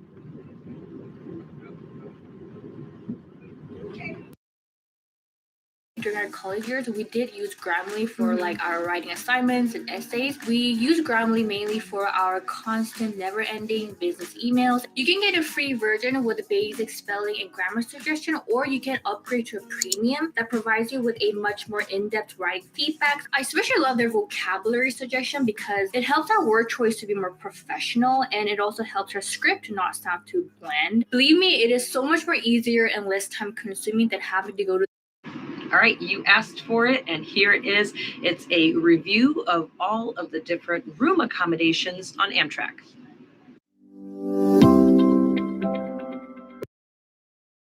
Okay, so excited. Traditional dining is finally back.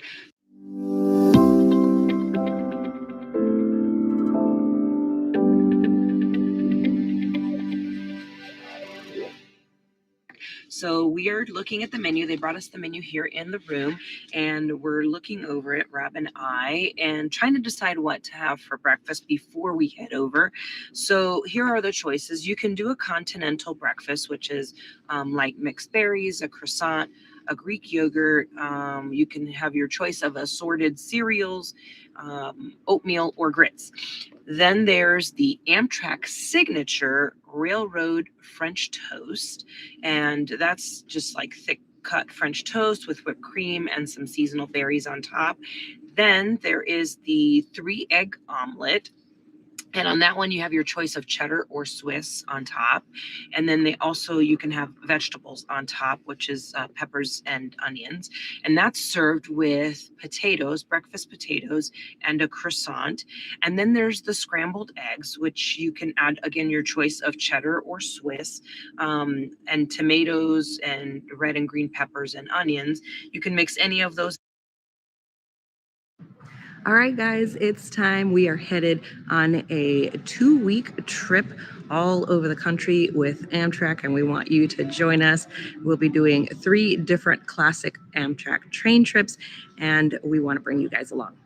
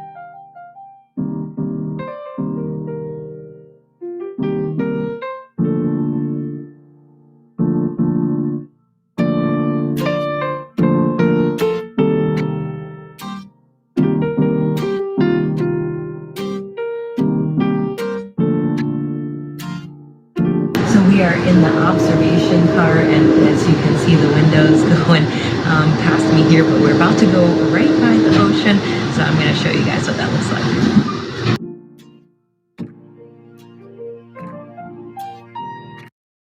We'll show you later tonight when we make the bed up. It's up here, up there. We'll show you what that looks like. I'm sitting in the seat, and then these 2 seats turn into a bed. We'll show you how that all works later on tonight.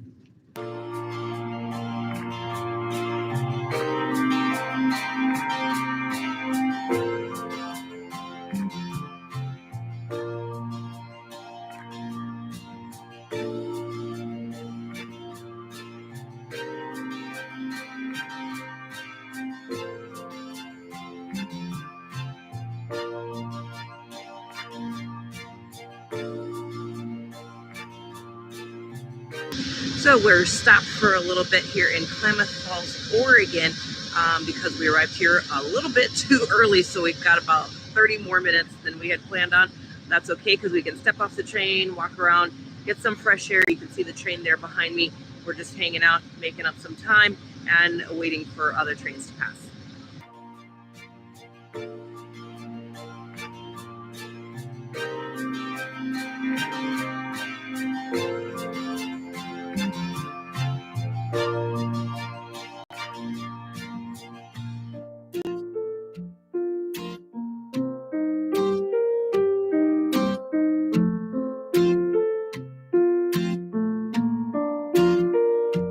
Okay, so there's a closet here. There's a coat hook here, and there's also a coat hook here. This is the closet, little tiny closet.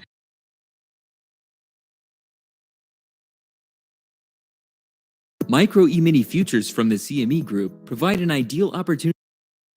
Hey guys, welcome back to the channel. Today we're talking about interesting places you can visit on Amtrak.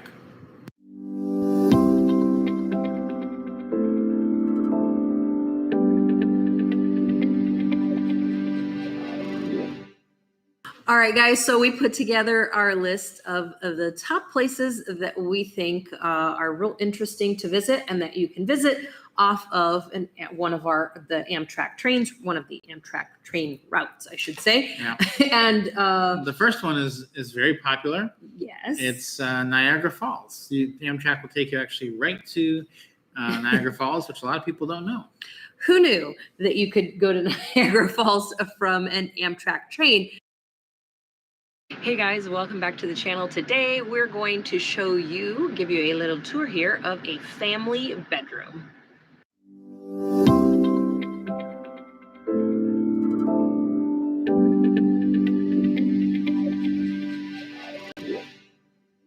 All right, guys, let's take a look here at the family bedroom. Now, ideally, this room is for about 4 people, or if you're looking for more space. There's quite a bit of beds available and seating available for plenty of people in this room, but generally about 4 people, I think, is the max in the family bedroom. So let's take a look around here. First off, take a look here at this panel. You can turn the ceiling light on or off, night or regular daytime, which is how it's set now. So that's going to be a little bit brighter. And you've got controls here for the announcements overhead. So if you want to keep those to a minimum, which is kind of crazy. So if you have one of those little boxes that hold last option to bring, and then you'll be able to charge more things here if you have more than one thing, which most people do. Okay, so there's that. And we've got a closet right here. So this closet is not very deep, just right here. And you've got some towels here for towels and for washcloths. Now there is no bathroom in the family bedroom because the space is taken up by all of the seating and by the bed. So we're going to take a look here at what the seating looks like. So you could sit 2 people in each of these, right? And then, so really like a mom and dad, whatever. And then maybe like a last option to bring, and then you'll be able to charge more things here. You could sit 2 people in just a second, but you'll see this one here is kind of a shorter one, so that's going to be more for, you know, a small child, and then this one's a little bit longer here. Now if you do need more space, these 2 do come together right here in the corner, and again we'll make this up in a little bit and show you what that looks like, and then these all fold down into bed. So stuff here in the corner as well. So it's pretty spacious for the most part, but when you do have it set up for the beds, it is going to be pretty limited, but that's only going to be at night when you're sleeping. But we'll come back here in just a minute, redo it all, set all the beds up, and we'll show you what that looks like in just a moment. Okay, we've put the beds out, put the uppers down, the ladders attached, and we've got the bed down here all laid out.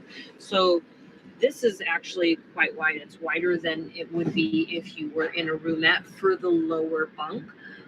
So you've got, it feels like it's almost like 1.5 maybe of the length, but Rob will measure that in just a minute. But this is nice if you've got someone who's tall and you're looking to have space and you really do want to sleep. You've got this whole length here to sleep, so it's going to be longer than 6 feet here. So if you're 6 feet or a little bit taller, this is perfect space for you. So this would be a good room for you to stay in. So that's this one. Now what you can do if you just need the bed itself, you can use just this for an adult, and then that end is actually for a child. So you would actually lay this and then bring this down as well and add it in for a bed, which is actually going to be the same size as this one up here. So these are the mattresses that go down here, and this is the double mattress that goes down here, and you also get some blankets as well, and you've got your uppers to secure you and everything. Now this ladder, this is the best spot for it because both beds could use it. You both have access to it. You've got the stairs right here is perfect for this person, and this person also could reach their bed as well, or child. What I like down here is also that there is room under here to store bags, which is really good to keep the floor space kind of open. So you do have a little bit more space than I thought out here, but back here it's about like in a roomette. So I'm just standing here and just have enough room for myself. But there is also quite a bit more space out here in the middle, and then as you're going out towards the door. So Rob is going to give you a little view of the uppers here, and he's going to bring his handy dandy tape measure with him and give you some more information on the widths and all that kind of good stuff. Welcome up to the penthouse suite in the family bedroom. I am in the smallest of the two upper bunks right now, and it is quite a bit smaller than you would get on a Viewliner as far as headroom goes. But this is great because for a child or for someone that's not super tall, it would be perfect. This bed is 24 inches wide, and I just measured the length of it, and it is 5 feet long. So if you're like a 6 foot adult, this probably isn't going to be that comfortable. But anybody 5 feet, 5'1" or shorter, it's going to be perfectly fine. The bigger bed over here that I'm not in is the same width, 24 inches, but it is 6 feet long. Now, one thing to mention about this upper bunk is that it does have about 22 inches of headspace. So if you want to try to... This is Wix.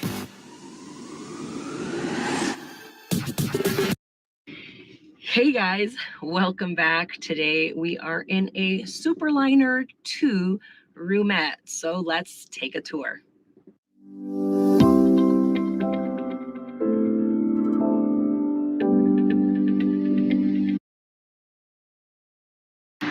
We are riding coach class to Chicago on the Hiawatha, and it is going to take about an hour and a half.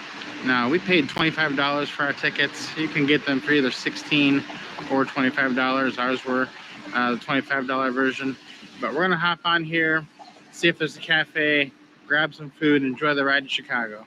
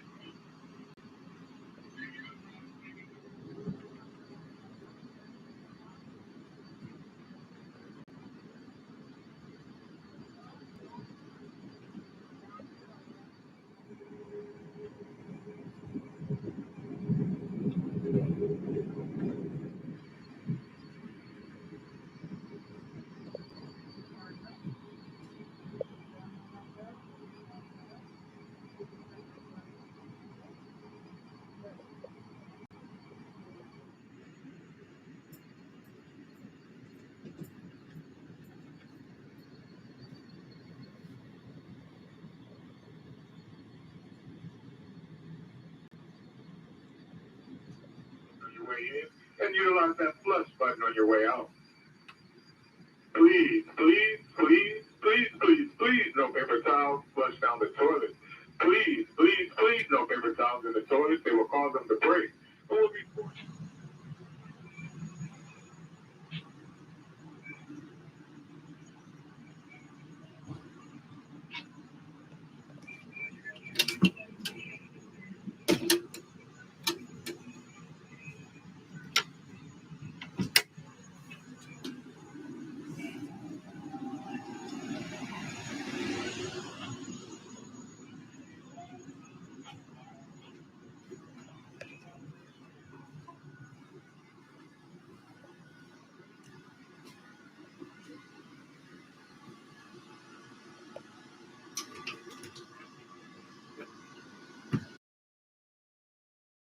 Ladies, you need to try Stitch Fix Freestyle. They're reinventing the way that you discover new styles online. All I had to All right, you asked for it, and here it is. It's a review of all of the where are we? We're in Orlando. Orlando, Florida.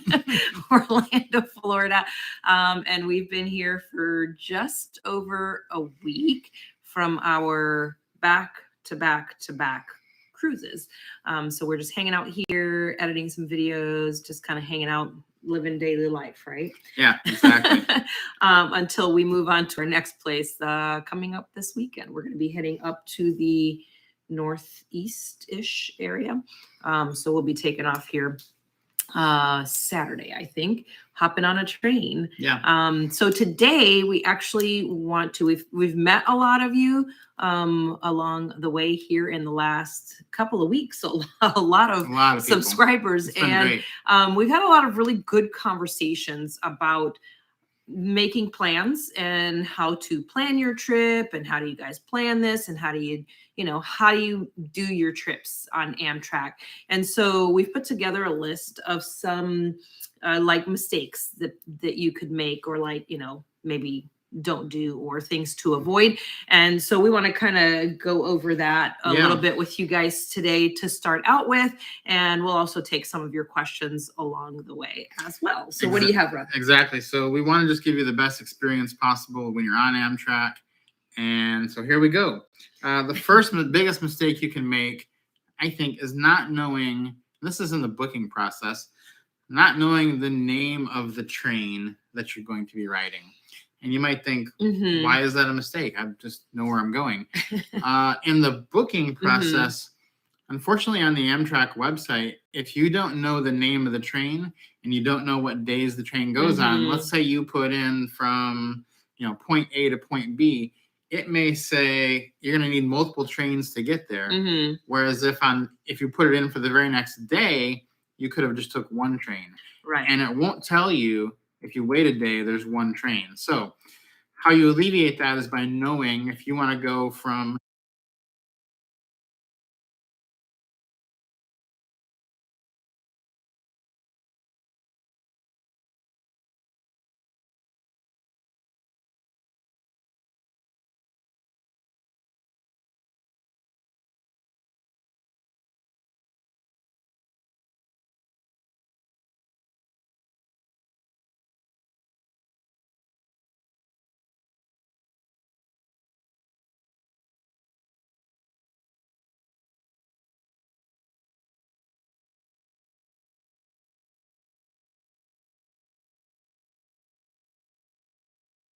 Keep killing bacteria for 24 hours, touch after touch, with Microban 24.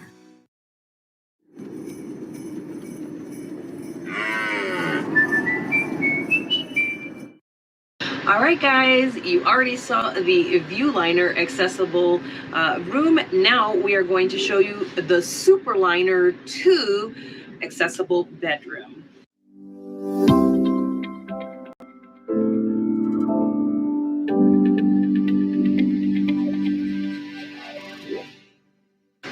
Okay, guys, so this Superliner, as you know, is completely different than the Viewliner. The ceiling space is going to be a lot shorter. So I'm 5'4". Hey guys, and welcome back to the channel. Today we are going to give you a tour of an accessible bedroom on a Viewliner.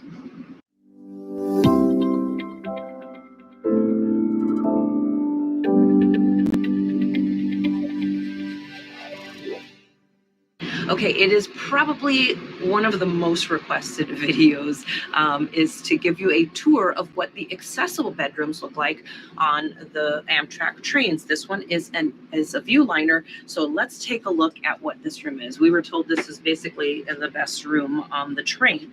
So you get your own commode in the room, and it does have these push attendant buttons all over the place, guys, so that you're able to sure there's a ceiling light to turn. So they have a lot of excellent area here, and it actually, if you can see, has all of the and you can sit and have your meal. What I love too is there are some drink holder spots right here, and you control the air. You can turn it on and off with these vents here. Let's see how easy it is to pull these out. So it says to push for the bed. So just pull it out. Pulling out, let's see. Okay, that's not bad. Okay, so that does make it a little bit wider there. Let me see if we can go a little bit wider. Keep going. Actually, the mattress that you move down below for your bed. And this is important for the person on top, is this netting. So this hooks up, these hooks up to these two areas up here, hooks on, and you definitely, especially in this room, want to have this on because you could roll right out of that bed and end up in the sink or on the floor. I don't know what's And in here. Yeah, I feel like there should be another step somewhere. That did not work. That did not work. There has got to be another way. Okay, found out lots of little tidbits for you. Monique, our attendant, was in here, and she gave us quite a few pointers. Also, she laughed at us, I think, for making a mess of this room. But she set us straight, and she was really nice about it. So here's the first thing, is that we've been pulling and pushing this door like a couple of crazies here. And she told us all you have to do is push this button. Watch this. Hit the button, door opens. Ta-da! Opens out, hit the button, and the door's gonna close. Now, what happens is, once the door is closed, you flip this and lock it, so that locks the door.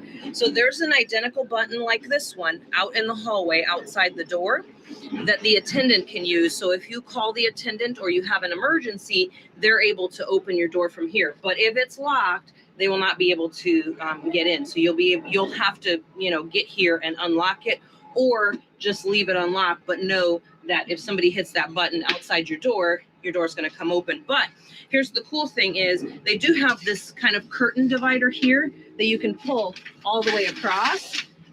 So even if the door were to get opened, you still have this divider here that's actually protecting you on the bedside, or if you were seated in the seats. So that's pretty good, I think. Gives you a little bit of privacy protection. Now, the other thing we found out is that we had not pulled the bed all the way out. Look at how huge this is. Let me show you. Take off look at this. Okay. So this is how big this bed is. It's huge. So it is almost twice the size of a roomette bed when you pull it out. So and this bed up here is actually 1.5 of what the bed would be in a regular roomette, unlike a super liner. So again, this is a view liner, so it's going to be a little bit different when you're in the accessible on a super liner. So Rob has brought his tape measure and he's going to show you kind of the measurements here for those of you who want this in-depth information. One thing that I noticed was this is a view liner, so the ceiling is a lot taller than on a super liner. Look at that. So on See how much room on the is super above? liner, you're kind of getting your head up there, but we've got 31 inches of clearance to the bed from the ceiling. Mm-hmm. But I'm going to show you exactly how wide this bed is. From the wall to the edge of the cushion you've got 42 inches. So that is pretty good. Mm-hmm. It is 6 feet long, 72 inches. Wow. And let's see up here on this one. You've got 32 inches wide on that bed, and it is the same length. Let me give you a little taste of the shower. The shower is about 36 inches by 34 inches. So this is a really roomy room. And when we got on, she said it was the best room on the train. So the other great thing about this Viewliner accessible bedroom is that everything's on one level. So on a Superliner, the dining car is going to be higher. On this train, everything's on one level. We walk by the dining car, and you don't have to go. There's no stairs to go up and down, and it's easy on, easy off. Right outside the door, you just kind of go out, and you're done. Is that you? Yeah, I accidentally leaned on it, I think. Okay, so when we cut, we were talking about how do we get up to the upper bunk. Well, Monique happened to walk in. Well, she said, "What are you trying to do?" She said, "You don't climb up there." Apparently, there's a ladder that goes here, and she went to get that and bring it in here. Usually, it's in here, but we were doing a short trip today, so they didn't set it in here because we weren't going to use the bed to sleep in. But there's usually a ladder that goes right here. And that's what she was going to bring in here for us. So if you're up top, you'll be climbing a little ladder, kind of like on a bunk bed. And of course, the bottom person will be in their spot. So hopefully this was extremely helpful to you, since so many of you have asked us for a video on the accessible bedroom and what's available here. Again, we are in a Viewliner, and we just left New York City. Guys, don't forget to subscribe to the channel, give us a like on this video, and we will catch you on the rails.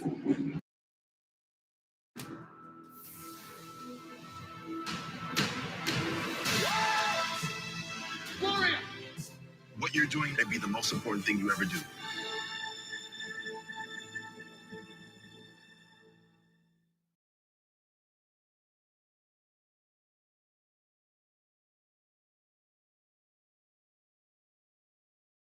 My goal developing a recipe at Blue Apron is to deliver the most amount of flavor in the least amount of time. And Hey everyone, I'm Matt. Welcome back to another video. Today, I am super excited. We are taking a look at the most popular Airstream in the entire country. This is a 2022 Airstream Classic Model 30 RB. We are going to take a look at the outside features first, then the inside features. Then we're going to give you 3 things we love about the Airstream Classic and 3 things we dislike about it. We're starting in 3, 2, 1.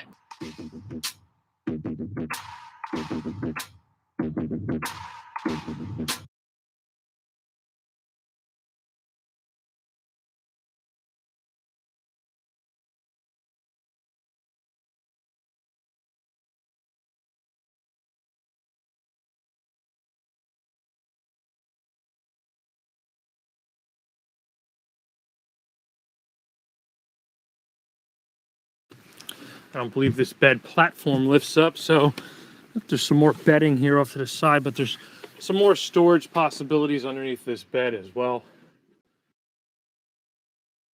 Window for the driver. Got some air horns and a spotlight on top. Same style compartment that they use on the travel trailers. Insulated, weather sealed, lockable. Still use something just like this today.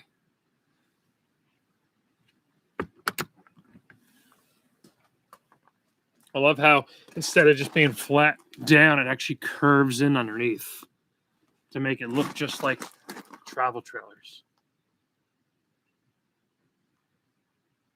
They built these motorhomes into start as an Argosy in the early 70s, so it would have been a beige painted exterior, and then it went into the Excella in the late 70s, and then the Classic and the Limited all the way up until 1996.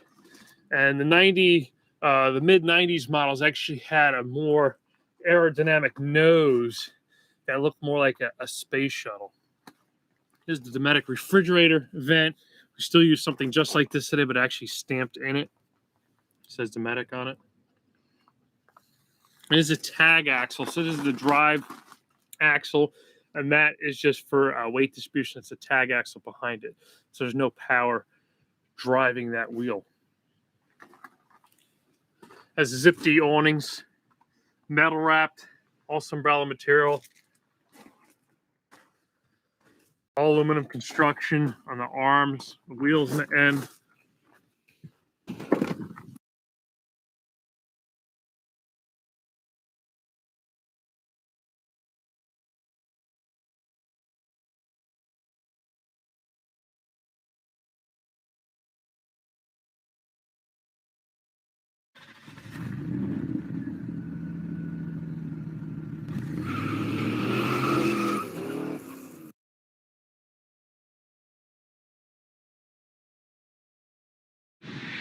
Driven.co.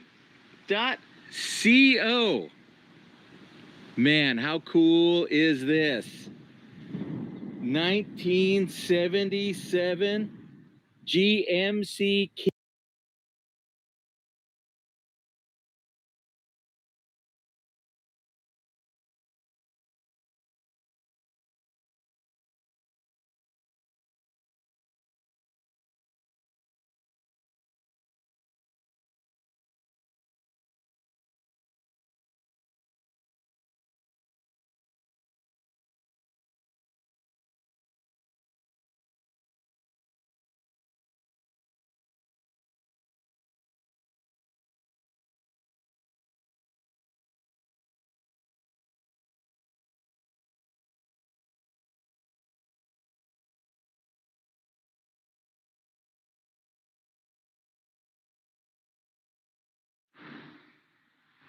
This coach only shows 45,000 miles on the odometer. It's got satellite. Nice, big, comfortable, simple. It's just a fantastic, wonderful condition. It's not somebody's passing or your window. How'd you like to wake up, look out at the beach, look out at the forest, look at nature? First thing you see in the morning. Of course, it's got a restroom, your typical GMC wet bath shower setup. It's got closets. It's got different cabinets and drawers. Of course, it's got a Magic Chef range with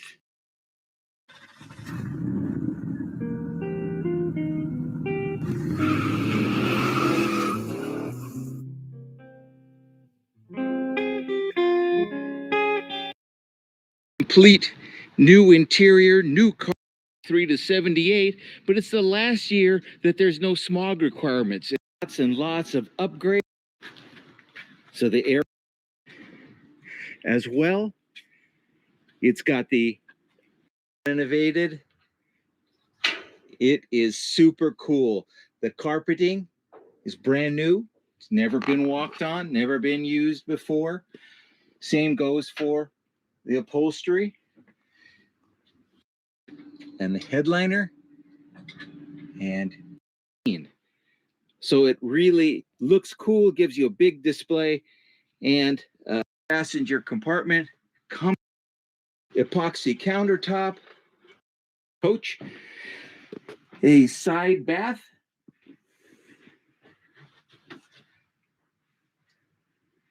a new fan in the roof up in the front. And as you can see, it's just a lovely, lovely coach. Great color coordination and an updated version of a true 70s classic. powerful 455 engine resides here, runs really nicely. You will enjoy this coach. No doubts about that.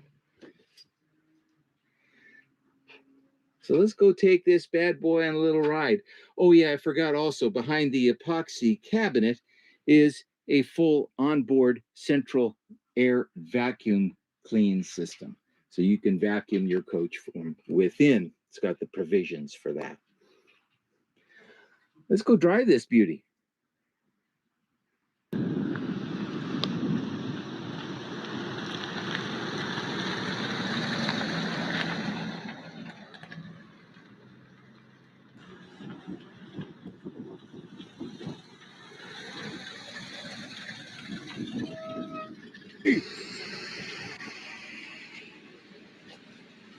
Go for a ride, huh?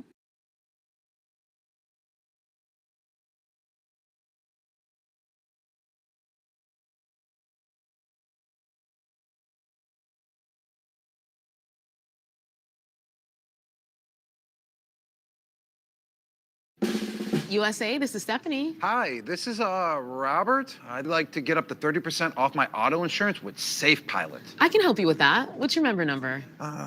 87. It should be between 5 and 12 digits. Busted. This is Super Bowl champion. What is going on, everybody? It's a beautiful day here in Elkhart, Indiana. Behind me is something very rare that I've never seen before. This is called the Star Streak, and this was actually a Cadillac Eldorado turned into a motorhome. There was two of these. This is the second of two. It was built in 1988 using the 76 Eldorado chassis and a 76 Olds Tornado 455 cubic engine. Huge thanks to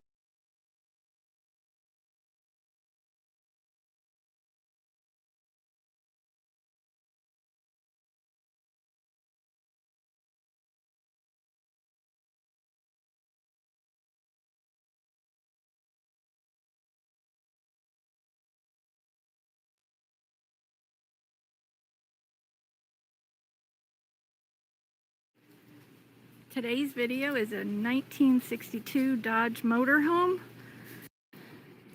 So you want to show us? What did you say your name was? Casey? Casey. This is Casey, and he's going to show us the motorhome.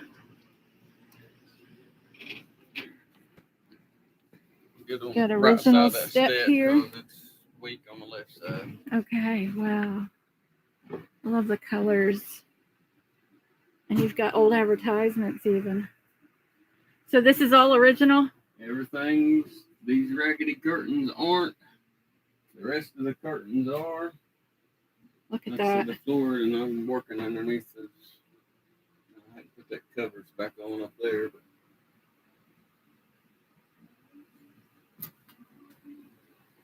It's awesome. The fabric has like boomerangs on it. this vent's been replaced with a new one. But one person told me that made at the factory, somebody said that that might not be original, so I'm not sure. But either way, that's been in there since probably near new. Some more kitchen space, kind of. Yeah. Yeah. Probably somebody that really liked to cook. Yeah. Water Back tanks. here, you got bunk beds. Okay. Underneath the lower bunk where the water tank is. And then there's drawers here, and a closet with junk piled in it. And then the bathroom. Bathroom with the stand-up shower and toilet. A lot of these, the little ones don't have bathrooms, but all the ones I've seen today have bathrooms, except for Marshall's. And that's the furnace. That's just another closet with junk in it. Yeah, the furnace will run you out of here in the wintertime. That's good. Works really good.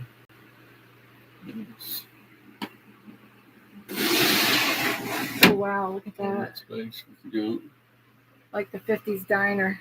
And this is fiberglass here. Yeah. It's got Yeah. cracks, but it's old enough it can have cracks in it, I guess. And down there's a fridge. Refrigerator was mounted up higher so you didn't have to bend over, but it is. And are these all drawers here? Yeah. Yeah. I need to glue that piece back on. Okay. So you have a lot of storage. Water heaters down underneath the stove. All the original gas appliances work. That's awesome. I haven't tried the light. It looks like somebody. I didn't want to try the light. Yeah, that could be scary.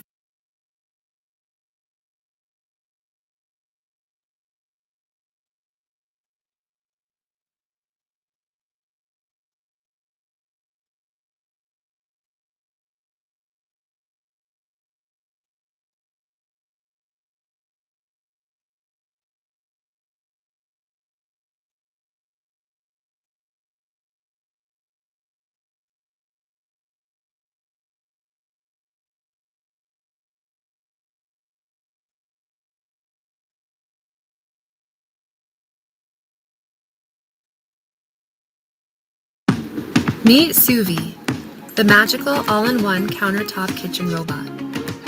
Suvi saves you time and lets you cook delicious meals for you or your whole family. The best part? It takes up less space than your microwave. Hi folks, welcome to Hope This Works, channel all about inspiration, education, motivation, creating curiosity, and building relationships, traveling down the road, or something to deal with. So I made a bad choice. This unit has 56,000 miles, full green rental house. I measured the actual physical length of it, but I'm sure we would go good. So we'll good of condition. He backed his. I'll probably use a side door more often, and a brand new motor. So it operates properly before we get going down the road. So make sure if this is your first time here, click the subscribe button. Next video, like I said, is going to be a mechanical and electrical inspection of this unit to make it roadworthy. Following up that, we will be doing any repairs, any needed repairs, and following that, obviously, we're going to be probably doing some modern upgrades to this unit. One of these, well, more modern upgrades is the refrigerator, as you just saw. Is a propane unit and electric unit, so it's a camper fridge. Around to the back, this is a flip-flop fly swatter that came with the unit. This is actually the grandparents special camper or motorhome. Comes complete with camping chairs, inflatable water toys, extra paper towels that do not go in the black tank or the gray tank.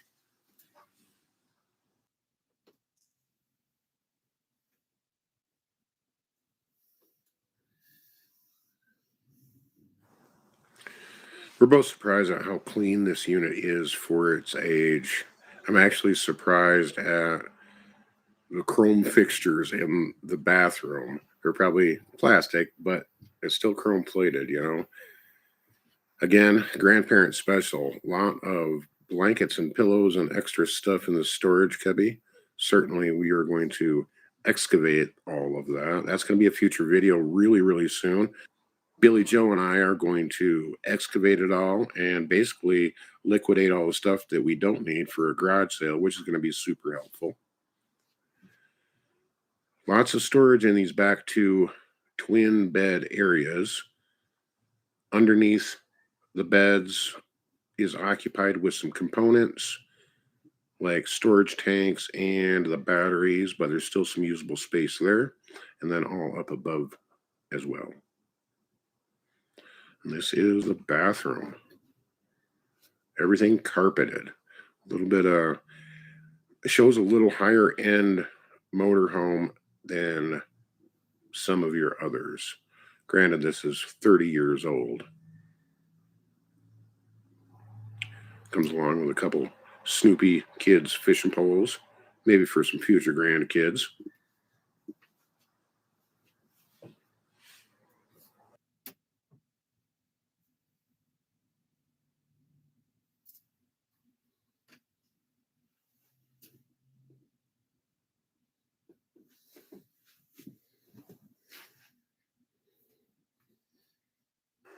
Now off to the front of the unit.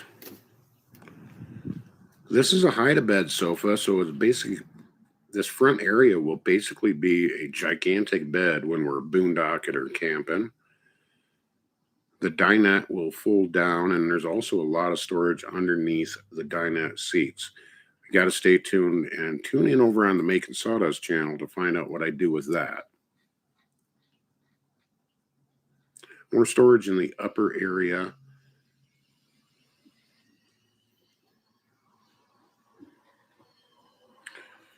The kitchen's really in good condition. Could use some updating. 3-burner propane stove, of course, some storage.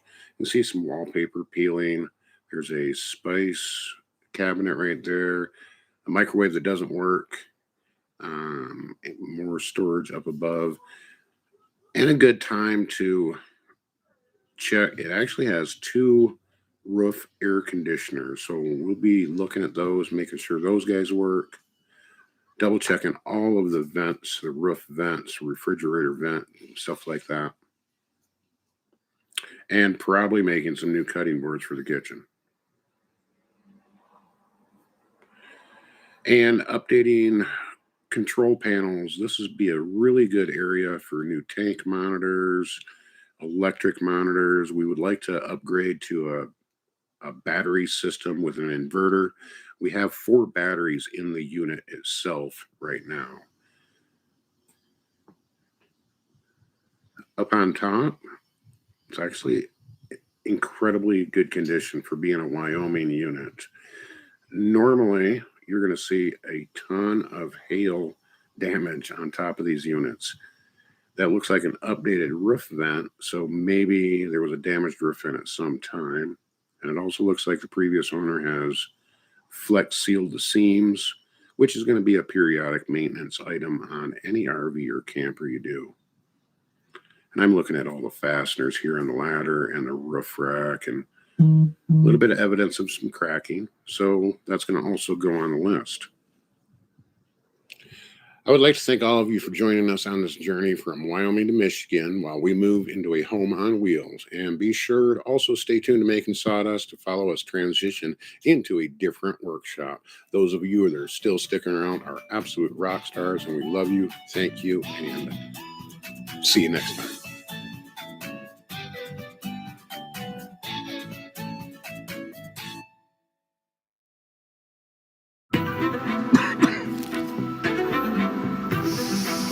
Pulse. Breathe it in.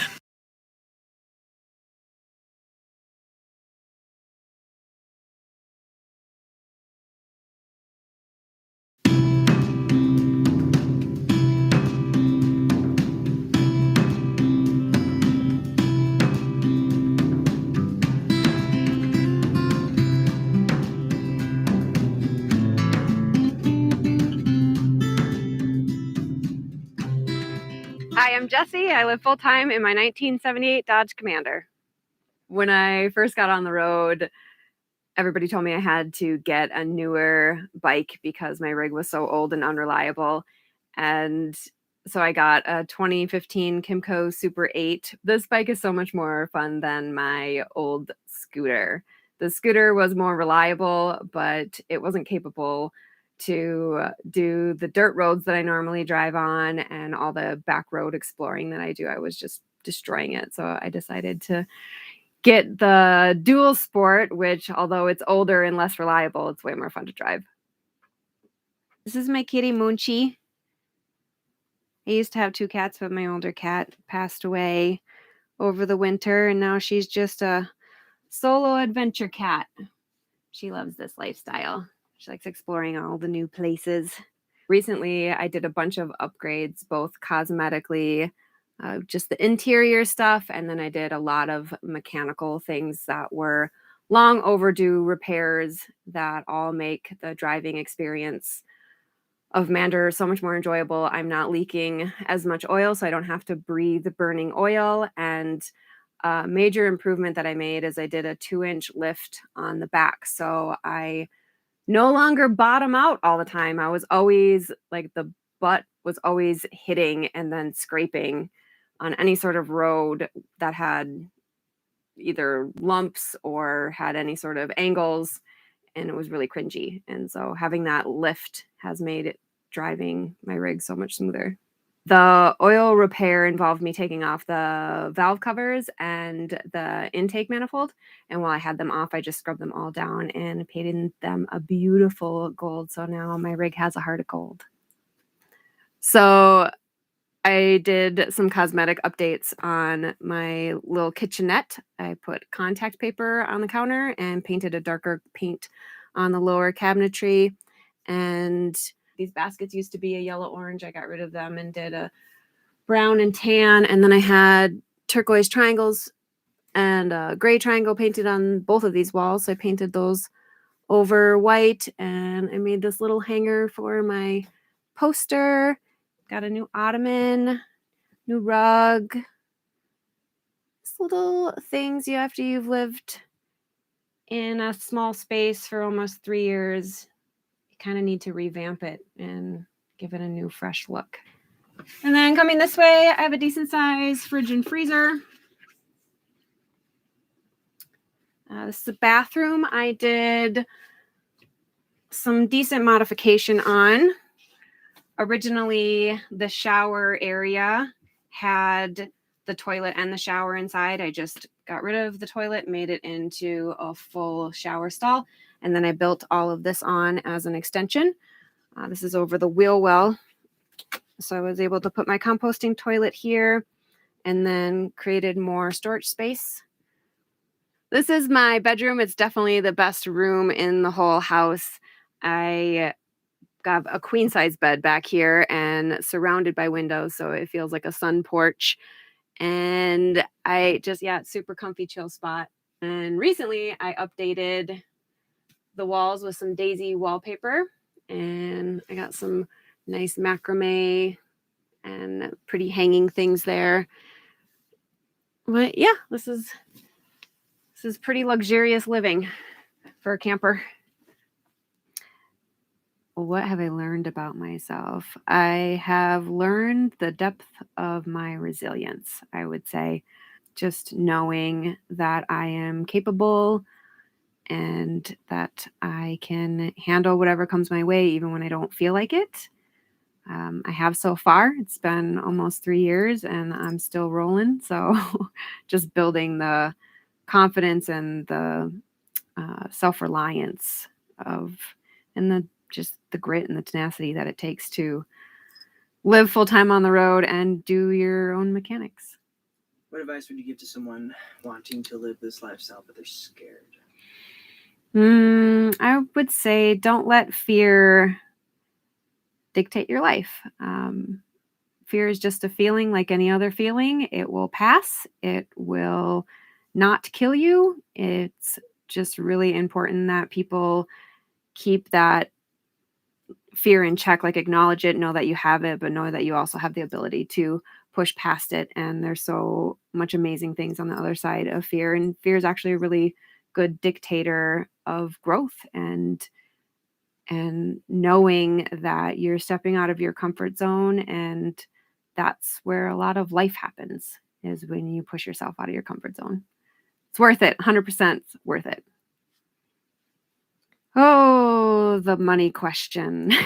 People always are concerned about the money question, rightfully so. People have bills to pay. We all have bills to pay. But living this lifestyle can be really, really cheap if you want it to be. I don't drive a lot, so I keep my gas down and keep that element affordable. Bye, Munchie.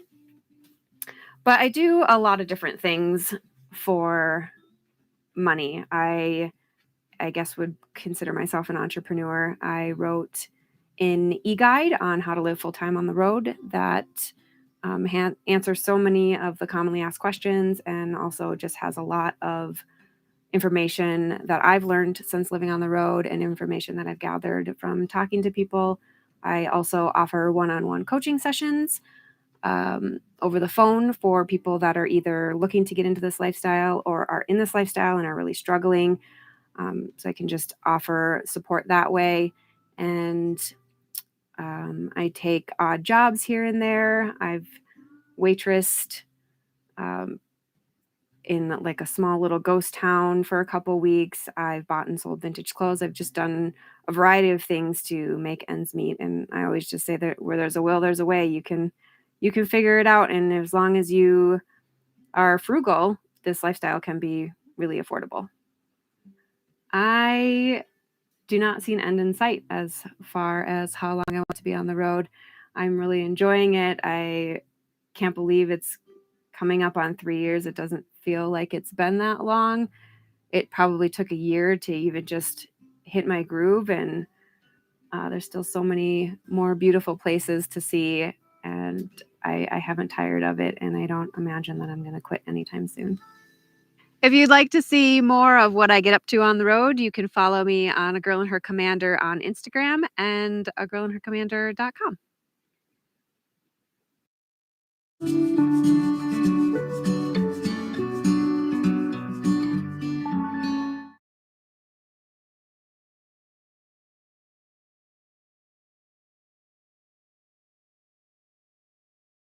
Hello, I'm Jessie, and this is my tiny home on wheels.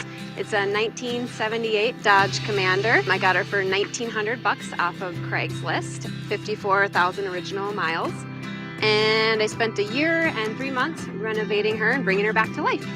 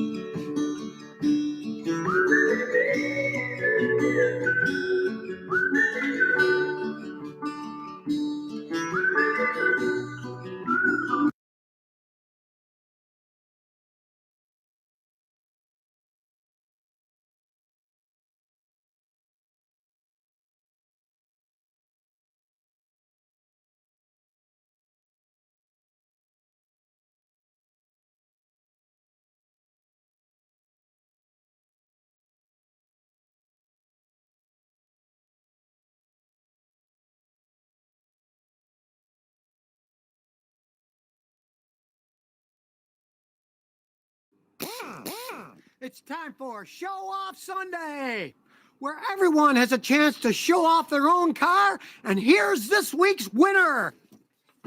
Well,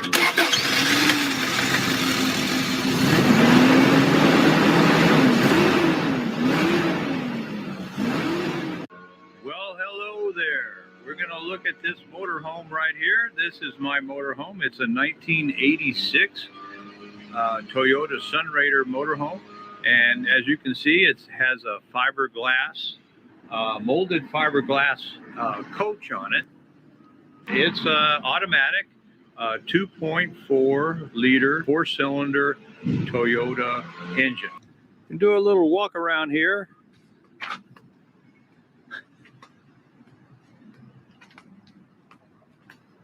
You can see it does have a air conditioner unit on the top.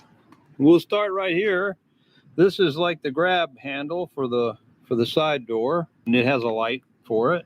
And this is the fuel, and this right here is fresh water fill for the freshwater tank. And this is the propane. And it has a little gauge there. Right now it looks like I got 3/4 of a tank. And this runs shore power. This is a furnace, 1970s. And they were quite light, and they were maybe 16 foot long, 17 foot long. And they had a regular Toyota axle.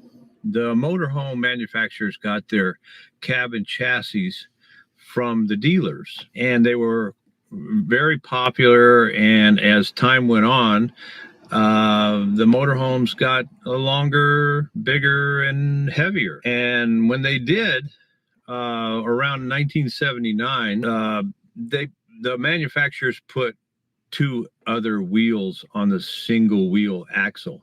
They weren't really a dually axle.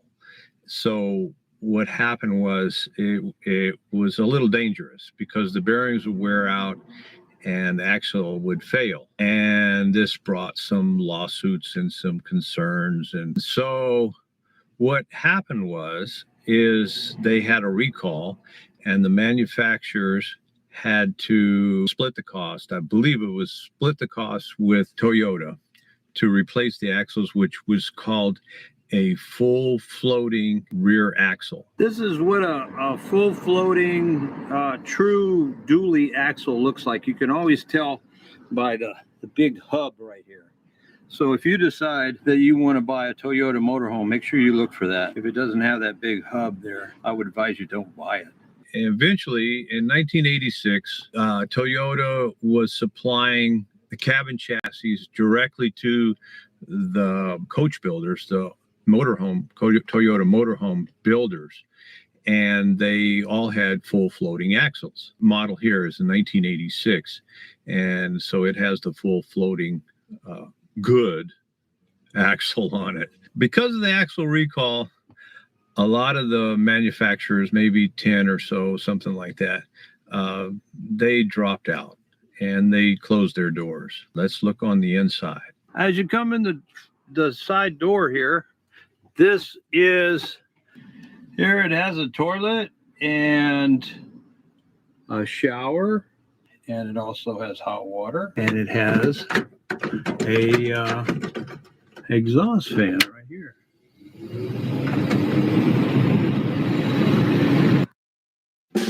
I like to get up to 30% off my auto insurance with Safe Pilot. Mr. Gronkowski, USAA is for the military community and their families. That's what makes us special. Oh, but I'm special. And this is the cab area, and it has a cab over bed. And that insert right there is part of the mattress. And you can shove it in here. So you can have, I think it's considered a full-size bed. Has a curtain right here.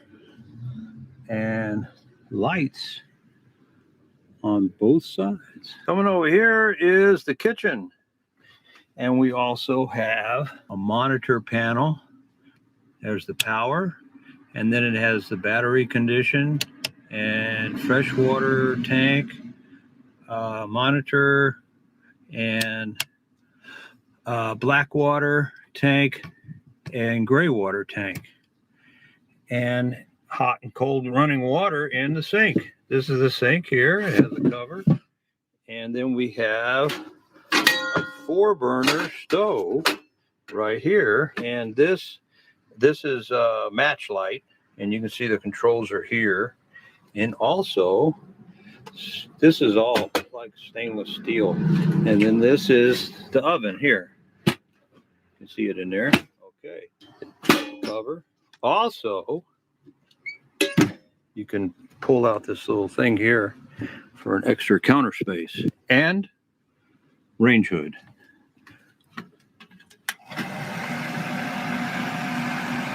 This is a refrigerator here. It's a Dometic, and the model number is RM2400 gas electric, and it runs on gas and electric. This is it here, and I have a little temperature gauge there, and it has racks here, and they have the instructions like glued down here permanently, so you'll know how to light it. That's how you light it right there. And your fuel selection, you can put it to gas or off or electric. So you can hook this up to a campground. And it does have a little freezer here too. There's the freezer. And it has a lock. So you, while you're going down the road, you can lock the door if you think it's going to come flying open. Right here is some drawers, and that's the furnace down there. And here is control. It's all automatic. You turn it on, or right here, turn it on, and this is the current temperature, and then you switch your temperature here, and it'll just light up and and go automatic.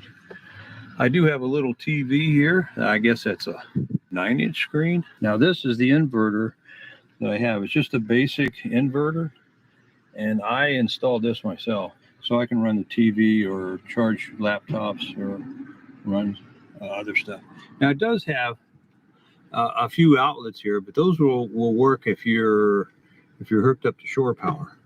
And it does have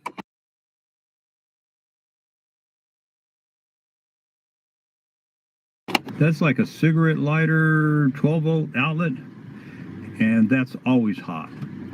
So you can always plug in 12-volt. As you can see, there's cabinets all the way around here. And there's like a little shelf back there in the rear. That's the rear window. And a clock, cabinets here. And also there's like a little closet here that you can hang your clothes. And it has, and believe it or not, it has like a little light. And the dinette. And the dinette can seat 4 people, will actually turn into a bed.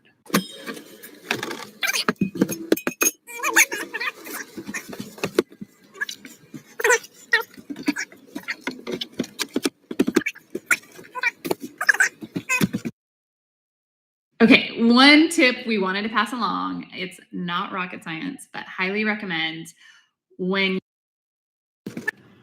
And now it's a bed. Now, one big turning point, but in 1989, something happened. Toyota started putting in a 3-liter 6-cylinder in their pickup line. So that was a big difference, a lot more power, because this Sunraider here, I mean, this Toyota motorhome, 18-foot, it runs out pretty good, you know, on flat land. But if you get on hills, you're going to have to gear down. Now, this one is an automatic. It's a 3-speed automatic. It actually has an overdrive, but it's not advisable to use the overdrive. You won't get better gas mileage because it's a true dually, full floating axle, but it's kind of like loaded down. So you don't really want to use the overdrive. You won't get better gas mileage, and it won't help. As a matter of fact, it might hurt the transmission if you use overdrive. So just use it without overdrive. 1989, the 6-cylinder came out, and it had a better automatic transmission. Now, all the Toyotas motorhomes, they also made 5-speed manual. But when that came out, that was a big difference. And Sunraider was only manufactured between, say, like 1977 and 1991. I think the axle recall kind of did them in. But, you know, Winnebago and some other ones, they still made Toyota motorhomes. They were real popular. In the 90s, they were still making them. And they usually made like a 21-foot. This is a 18. Sunraiders were made 18-foot and 21-foot. So they got the 6-cylinder. They got the whole axle thing straightened out. So everything was good, right? Wrong. There was a problem with the cylinder heads on that 6-cylinder engine, and Toyota had a recall. Now, I'm not sure if it was just that engine in general or just the ones that were on the cab and chassis. The cylinder heads, there was something wrong with them, and they had to take them in, and Toyota had to foot the bill for the whole thing. I mean, you had to go to a Toyota dealer and they would replace them. Okay, so things were moving along, and by this time, Toyota was getting a little upset because, you know, they went through this whole axle thing, and now the cylinder heads for the 6-cylinder refused to supply cabin chassis to the Toyota motorhome builders or manufacturers, and that was it. So if you ever wondered why you don't see any new Toyota motorhomes out, because, you know, people, they get good gas mileage, and as you know, the Toyota drivetrain is usually very dependable. Well, that's why, you know, Toyota just got out of it. Now, I think it was just North America, because I think they actually still supplied cabin chassis to manufacturers in Australia and Europe, but, you know, those have the steering wheel on the other side. Some people actually import them in, you know, but they're not cheap. You know, there's a lot of people that have these Toyota motorhomes, and they're very passionate about them, and especially the 6-cylinder models, and they're usually not selling. And you know, if you want to buy one, you have to look for a while, and it's usually some a motorhome that's going to need some repair. And the ones that are really command a premium price are the Sun Raiders that are 18 foot that are 6-cylinder from 1989 to 1991. This one's 86 and it's a 4-cylinder. Oh, now one of the things that people always ask is, what kind of gas mileage do you get with this? I was driving this motorhome in Beverly Hills, and some guy pulled up next to me and wanted me to roll down the window, and he asked me, what kind of gas mileage do you get? Well, just running around in the city, I get around 11 miles to the gallon. Now, getting on the freeway, getting on the open road, I have got as high as 17 miles to the gallon. So roughly, you know, about 15 between city drive-in and getting on the freeway, which is darn good for a motorhome, because this has got a hot water heater, it's got propane, it's got a stove, it's got a refrigerator, it's got an oven, it has a toilet, and it has black water tank, gray water tank, fresh water tank, and hot and cold water in the shower. So there's a lot of things. Also, it has like a roof AC. And let me give it just a quick shot. There it is right there. And you saw it on the outside. The roof AC works pretty good in this thing. I was in Vegas at a campground, and it was like 100 plus degrees, and I had the roof AC going, and it kept it pretty cool. I was up in Idlewild once, and I had the furnace going. It was really cold. When I woke up in the morning, there was snow on the ground. I wouldn't recommend it. It's more of a fair weather camper type thing, but you can camp out in extreme weather if you want. You can see there, this is fiberglass, so it's not really that heavy. It's 5,500 pounds. Well, that about wraps it up. And if you want to watch any of my videos, you can. It's at my YouTube channel name is Sense of Style. It's right there. And that's it for now.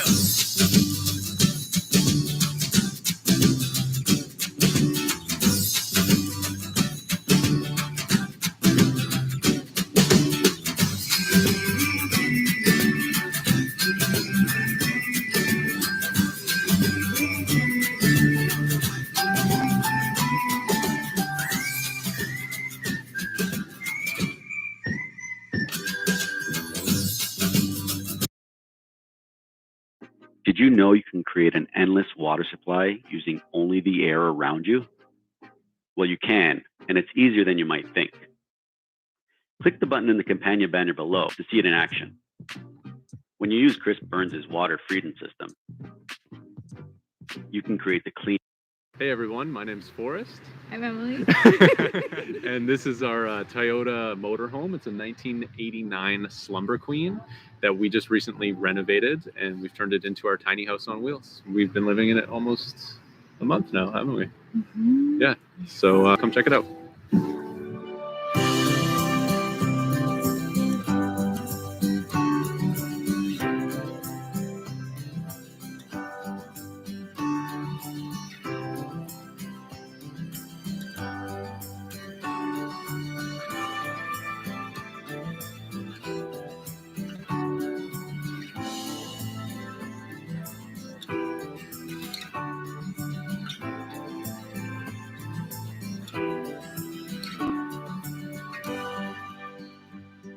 A lot of it is like a traditional RV, but we have done some modifications so that we can boondock a little bit more. So our motorhome is 21 feet long, and which is actually very similar to a Sprinter van size. But what we have is it's already sort of like built out when we got it, and then we've just renovated it. So coming in here, we sort of have our kitchen.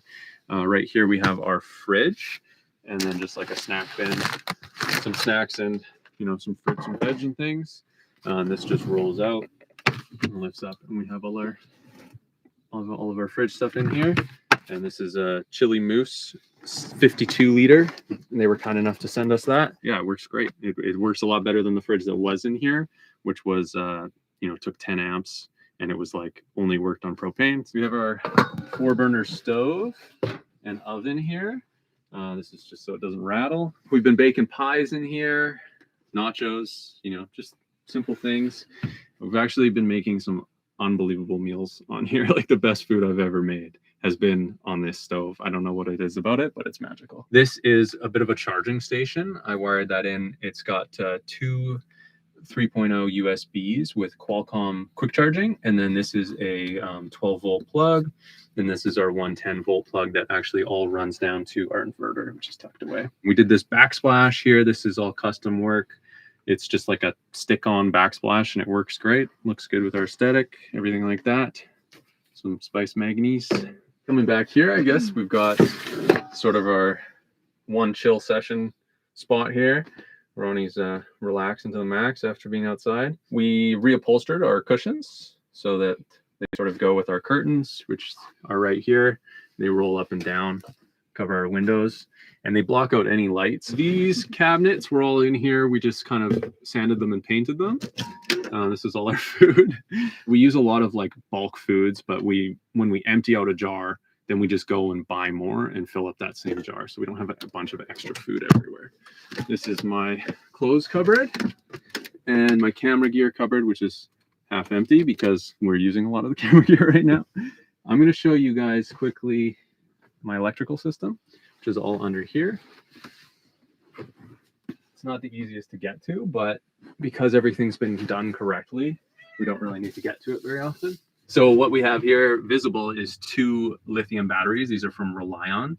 Was lucky enough to partner with them, and they sent us these. So we were able to replace our lead acid batteries. There's a third one that you can't see. So we have 300 amp hours of usable electricity when we're fully charged. Yeah, lithium is awesome to have because lead acid, you can only use about 50% before you start degrading the cells. And lithium is just a massive upgrade. So huge thanks to Relion for that. We have all of our solar coming in through the outside through this thing here. And then it runs up with all these other wires into this box under here and into our 60 amp MPPT charge controller, which was provided to us from Renogy. So huge thanks to them.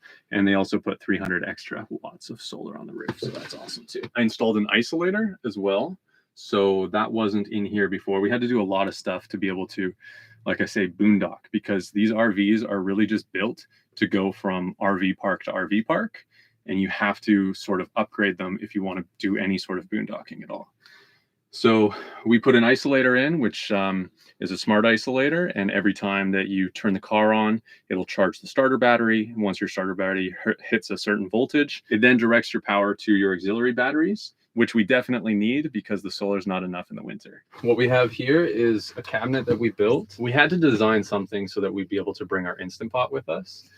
And I decided to put in this cabinet, which takes up a lot of seating area, but we had to so that we could get our appliances. We've got sliding doors so that you don't have to flip anything into our table space or our living space. We've got our Vitamix, our Instant Pot, a couple other things, and then our inverters under there with some switches on the side to turn the inverter on and off. And we also got switches for our copper LED strings here too. On the other side, we have stuff falling out, of course. Emily's got 1/2 border of this cabinet, and I've got another quarter, and that's just all for my podcasting stuff in there. So this is Ronnie's smart feeder. This thing has a timed feeder, which just kind of allows a certain amount of food to come out at the proper times. And that thing is honestly the best purchase that we've ever made because Ronnie's very food obsessed, and that just kind of keeps him away from us when it's dinner time. He just yells at the feeder instead of at us.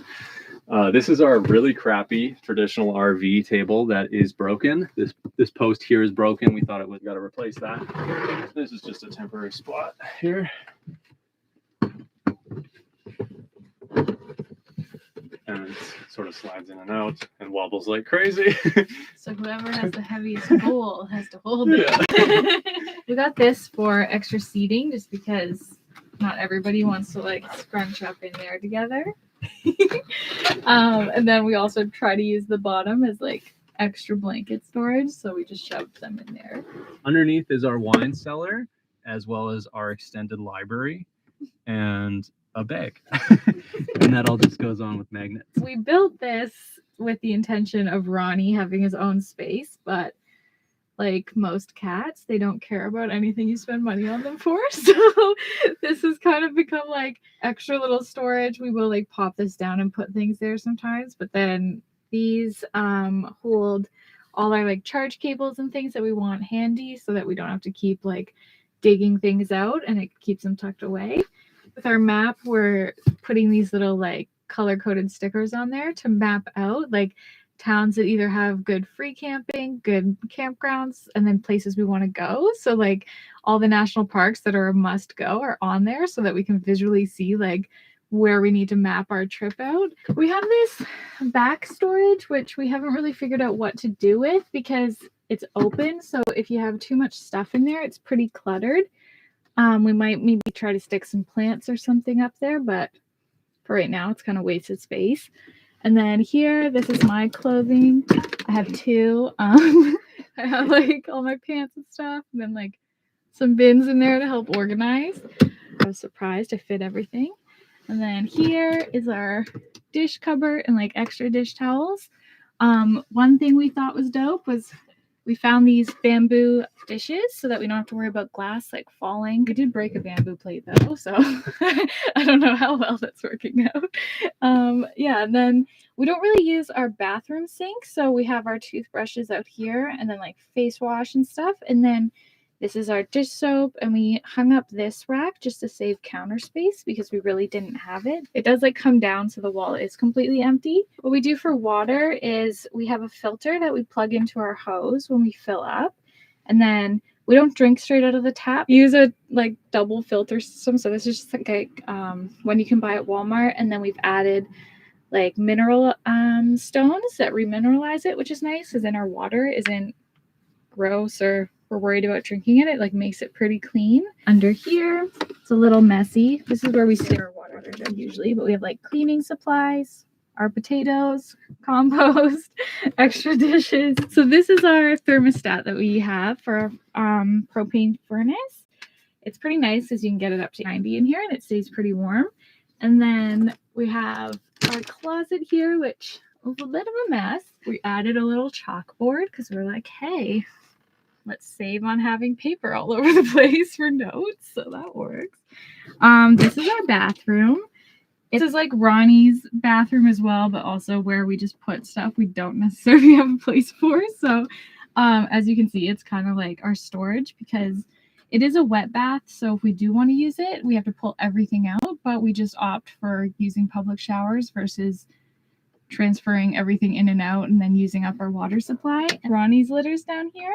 So the stool, we made it so that it can sit over his litter, but then we can still use the washroom as if there's a floor there, and then it all folds back up. This is Ronnie's cat door. He hasn't quite figured out how to use it because he's never had one before, but we're working on it. It's one of those things we're training him on. We're gonna have to bribe him with treats. This is our bed.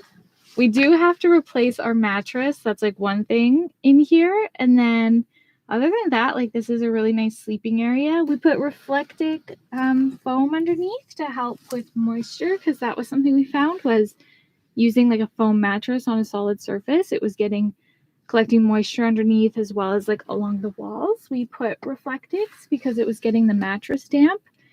So that kind of sucked because that then creates mold, which you don't really want in your bed. So one other thing that we have here is a little stoop that we made for Ronnie. This is actually where he likes to sit the most. We built it so that he'd be able to get up and down the bed without having to make this big leap every time. But he ends up chilling there a lot and then chilling on top of the fridge. Those are like his two favorite spots. This is our access to the front cab. We just have like a temporary blanket over it. We built this dividing curtain and it doesn't really work. We're going to maybe make something else. But yeah, it's just like a traditional little Toyota truck in the front, which is super fun. This is our sort of security system and backup camera. So we turn that on and then we can see behind us.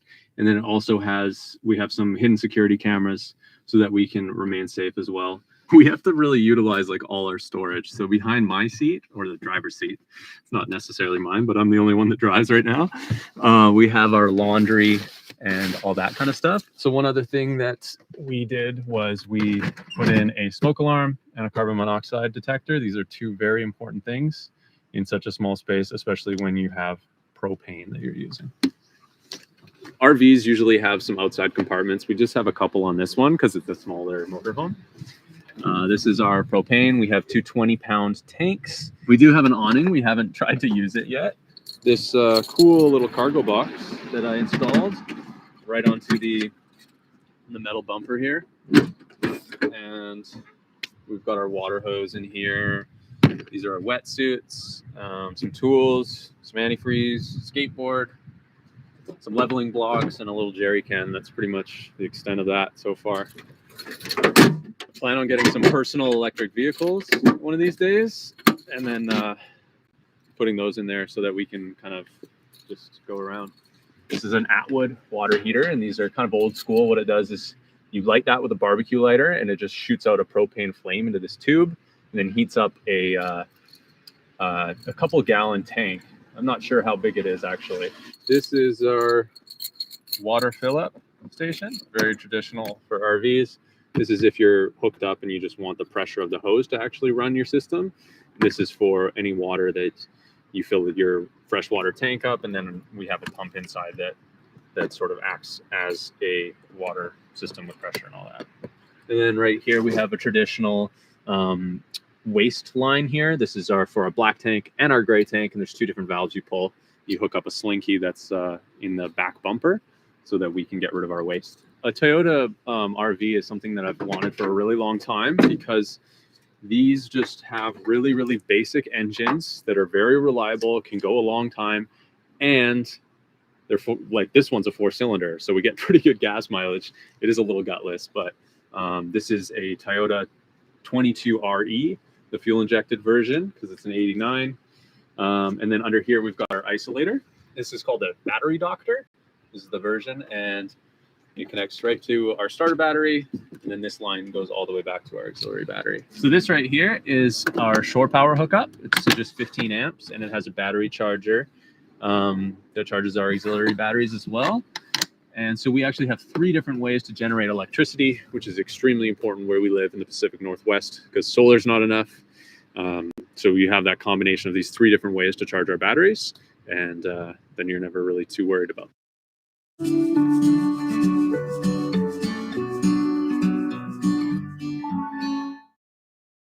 that.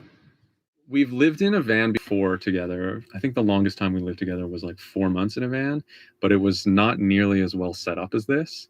So through that experience, we kind of learned what we needed, sort of our personal comfort levels, because everybody's different. Everybody needs certain things. We didn't have a kitchen, which really bummed me out because I love to cook. Our bed was pretty crap. I mean, the van we had was just really not well set up. So we wanted to do this again because we weren't able to live long term in our van, and you get a lot more benefits out of living this sort of lifestyle in the long term. Also, we wanted to do this trip. We wanted to kind of do a vacationing trip for a couple months, looping down into the United States and then up into Ontario and over to the east coast of Canada and the States as well. My experience in the motorhome so far has been a bit turbulent. I'm having a really hard time with sleeping just because our bed is so uncomfortable. And I feel like an 80-year-old woman now. But other than that, like, it's been pretty good. We have a lot of fun, like, cooking, and it's really nice just, like, hanging out in here. And when it is nice out and it's not raining, we just get outside, whereas, like, in our apartment, it didn't really matter what the weather was. We stayed pretty confined in our apartment. It's been okay. It's definitely going to improve, like, once we work out some kinks. Also, just finding a routine. Like, every morning I have to, like I get up and I have my supplements and, like, have a few things that I do in, like, a morning routine especially. And it's been really hard to figure out how to do that in here because I don't want, like, all my supplements cluttering up the space and, like things that are in my morning routine just being out in the way. So it's like I've felt really off because of that. I haven't gotten in a good flow. We moved into the motorhome January 1st, which is like the worst time you could try to do this in Canada. It's not the worst place in Canada to be in a motorhome. It's probably one of the better places, but we do face a really specific set of challenges. And one of those is not only the cold, but also the dampness. So we've remedied that in different ways. Like right behind us, we have film on the windows, which adds insulation. And then it also cuts down on the surface area where condensation can happen. So the condensation is sort of localized on the metal as opposed to all over the window. So that's helped a lot. But there's just sort of a lot of things, a lot of challenges that we've had to kind of figure out really rapidly. I've been sort of making videos about alternative dwellings for a while and talking to a lot of people, and we've done van life before. So we thought we were sort of prepared for what we were getting into, but you know, our batteries died. We don't have a proper battery monitor, which is one of the next upgrades I'm going to do. Which means no heat because our propane furnace runs a fan and it won't even ignite without electricity, which means our fridge isn't going to work. So like we had a bunch of hiccups really early on. Yeah, our mattress sucks, so it's hard to sleep. Sometimes it's noisy, sometimes it's rainy and windy. We're sleeping places that might not necessarily feel so safe or so sure that we're even allowed to be there. And I think that has been the biggest challenge for me, and Emily mentioned it too, which was just a lack of sleep. You can make this as comfortable as it can be, but it's not necessarily ever going to be as comfortable as a house could be. You have to stow things away. You have to think twice about different things that you would never even think once about, like where your electricity comes in. You just plug right into the wall. You have to manage your electricity in here in specific ways. Your fuel, you have to go fill up propane. You know, you have to do all these little things that you wouldn't do in a normal house. But there are a lot of benefits to it as well. And the main one for me is not paying rent and being able to save money and build a future. But also, it's never boring. When I lived in an apartment, I was bored a lot, which leads to stagnation. In here, you're too busy to be bored trying to deal with all your problems. But yeah, it's been turbulent, or it's been like a roller coaster of ups and downs. And when you know you have difficult times, your good times are you appreciate them much more.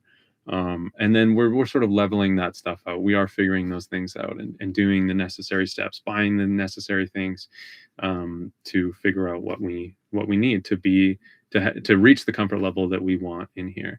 When we got the motorhome, it was stuck in the 80s. Definitely, it had like a veneer fake wood everywhere. I mean, you could live in it, but not to the comfort levels that we're striving for in here. We just really wanted to make it somewhere where we love being in, instead of just something that we're sort of jumping into. Like, we had a couple months, we decided to, you know, prolong when we were going to move into this so that we could get it to a state where we believed it would be suitable for us. Advice that I would have for somebody is, I guess my advice is sort of paradoxical. It's take your time and be slow and methodical and do your research and try to like figure out what you need before you move into a van. But then also you have to take that leap eventually. So my advice is to go slow, but do it also. Don't just put it off and think that you have to fit your house in here, because that's not going to happen. You have to create a house out of this, which just means implementing things a little bit differently than you would in a house. So take your time, do your research. But then once you're actually moved into this space, you're going to find out that a lot of things that you've done, you might not actually need, which means making things sort of impermanent to begin with, so that you can sort of cement down what you actually need. So we brought in a ton of stuff in here that we have since taken to our storage unit. Once you're actually doing it, you're really going to figure out what you do need and what you don't need. So it's hard to plan everything until you're actually living in here. The key is to just be organized and have a system. The biggest thing you can do in a space like this is have a spot for everything. As annoying and tedious as it is, you have to put things back where they belong. Otherwise, you're just going to get bogged down by a mess and like overwhelmed by not knowing what to do with your stuff, which can also really affect your mood, especially if you're in a small space. Some ideals of minimalism have always been interesting to me. I'm not a very sentimental person. I literally don't have a sentimental object. I don't consider myself a minimalist at all. I definitely don't have a ton of stuff, but I do have some things that are unnecessary that only serve like one purpose once a month. I'm striving for a balance, I guess, between minimalism And then also not limiting myself, like not being like, oh, this is sentimental to me, but I don't need it. You know what I mean? Because I have my own reasons to keep like the sentimental things that I do have, which I really enjoy having around. And here I've found like things that I guess I thought were sentimental, I realized that I didn't really need. So I'm trying to be more minimal in here, and I really like that this is inspiring me to just get rid of things that I don't actually need. I would definitely recommend an alternative lifestyle like this to the right person. I think people that want to be able to save some money should definitely think about doing this. Our whole living expenses is less than just the rent we were paying. I just think that somebody that's doing this has to kind of figure out what sort of comfort level they need and just evaluate if this is even possible for them. I think I would recommend this as much as I've been having a bit of a struggle with it. The way that I help my mental health is being outside and just like being amongst the trees or like the ocean. Like that alone, just having the accessibility to parking at a beach all day and being outside all day is a really positive thing and really helpful in my life. So like if you're a person like that, or somebody that just doesn't want to feel bogged down, I guess, by this like standard box of living that you're supposed to be put into, I think it's really good and it gives you a lot of freedom. We make our money while living in here. Well, I make my money a little bit less traditionally than Emily does, but I work remotely. I own a business, and I own this YouTube channel that this is on. So I make my money through AdSense, through sponsorship, through different means, through making content and making videos and making movies. This lifestyle sort of is conducive with that. There are some setbacks, like not having really good internet, not having tons of power, and having to generate our own power to be able to run a computer and stuff. I work at a cafe, and then I also do house cleaning part-time, which it's great while we're in here because I can save all of that money, but it will stop once we start traveling. So I've definitely learned, as far as work goes, like who to mention it to and who not to, because I know that certain people I clean for might be kind of like judgmental or start wondering how reliable I am if I'm doing something like this. There's a lot of challenges that we face as a couple that people don't face if they're just solo. One of those is commuting to work. If two people are working and they're having to drive and drop each other off and stuff, that's one thing. Just limited amount of space, nowhere to really go in a separate room to be away from each other. If we need to, one of us has to like leave or go up into the bedroom, and then it's sort of like we're still in this space, but we make it work for the most part. Yeah, living in a space like this, if there's any sort of problems, they come up more immediately.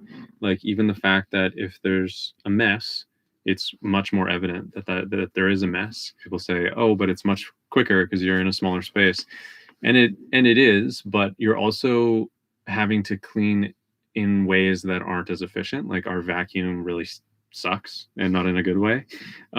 It's really small and crappy. So when we vacuum, it takes 20 minutes to do a rug, whereas with a real vacuum, it would take two minutes. And that also goes with sort of emotions, human emotions, where if there's something that arises, it's like, okay, we have to deal with this.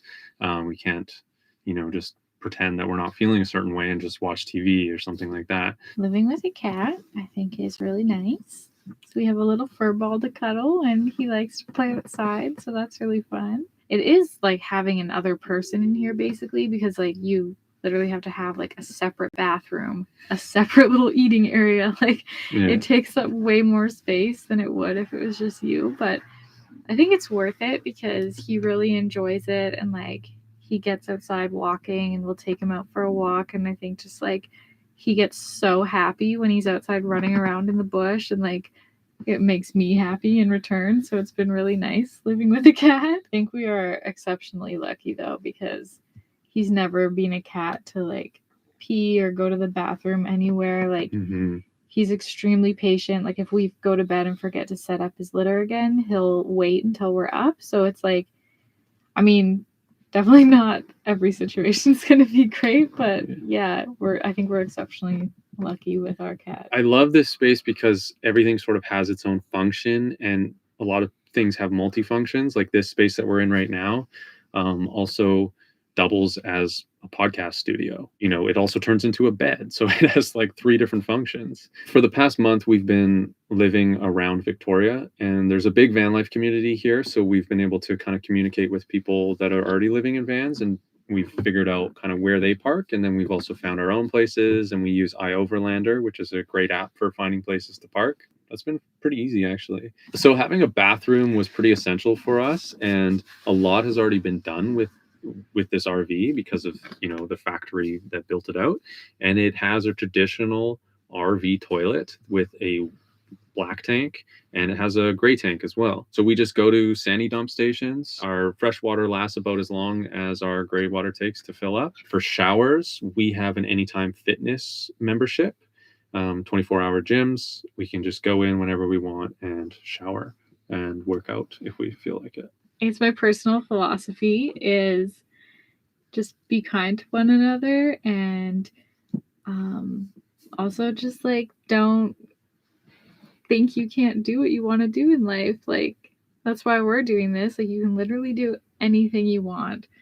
Of course there's circumstances, but if you really care enough or want to, you can find a way to make something work. Like, something I've always kind of believed in, and I'm not willing to compromise like living a mundane life for the fact that we can do this and have so much freedom. My personal philosophy on life is that The Matrix is a documentary. It's just always changing, but I would just say that do what you actually want to do as much as you can. And especially for work, I think work is one thing that we have the privilege to choose to a degree what we decide on doing and what we decide on pursuing. Everything is profitable. You can profit off creativity. You don't have to settle for a job you don't like. Make it work and work hard and do what you actually want to do in life. Because otherwise, what is the point? Just do what makes you happy and fulfilled. And that's what I'm trying to do. If you guys want to follow us and find out more about us, we actually have a YouTube channel in the description below where we made a detailed series about everything that we did in this motorhome to make it look how it looks now. And we also do some travel vlogs, some podcasting, some other things like that. And then I've got an Instagram, which is Forrest the Filmmaker.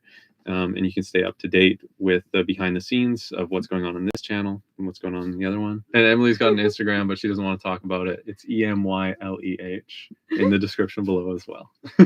Thanks, guys, for watching, and we'll see you on the next one. Hey. Other tissues can cause a sore red nose. Try Puffs, the #1 lotion tissue to soothe your blows.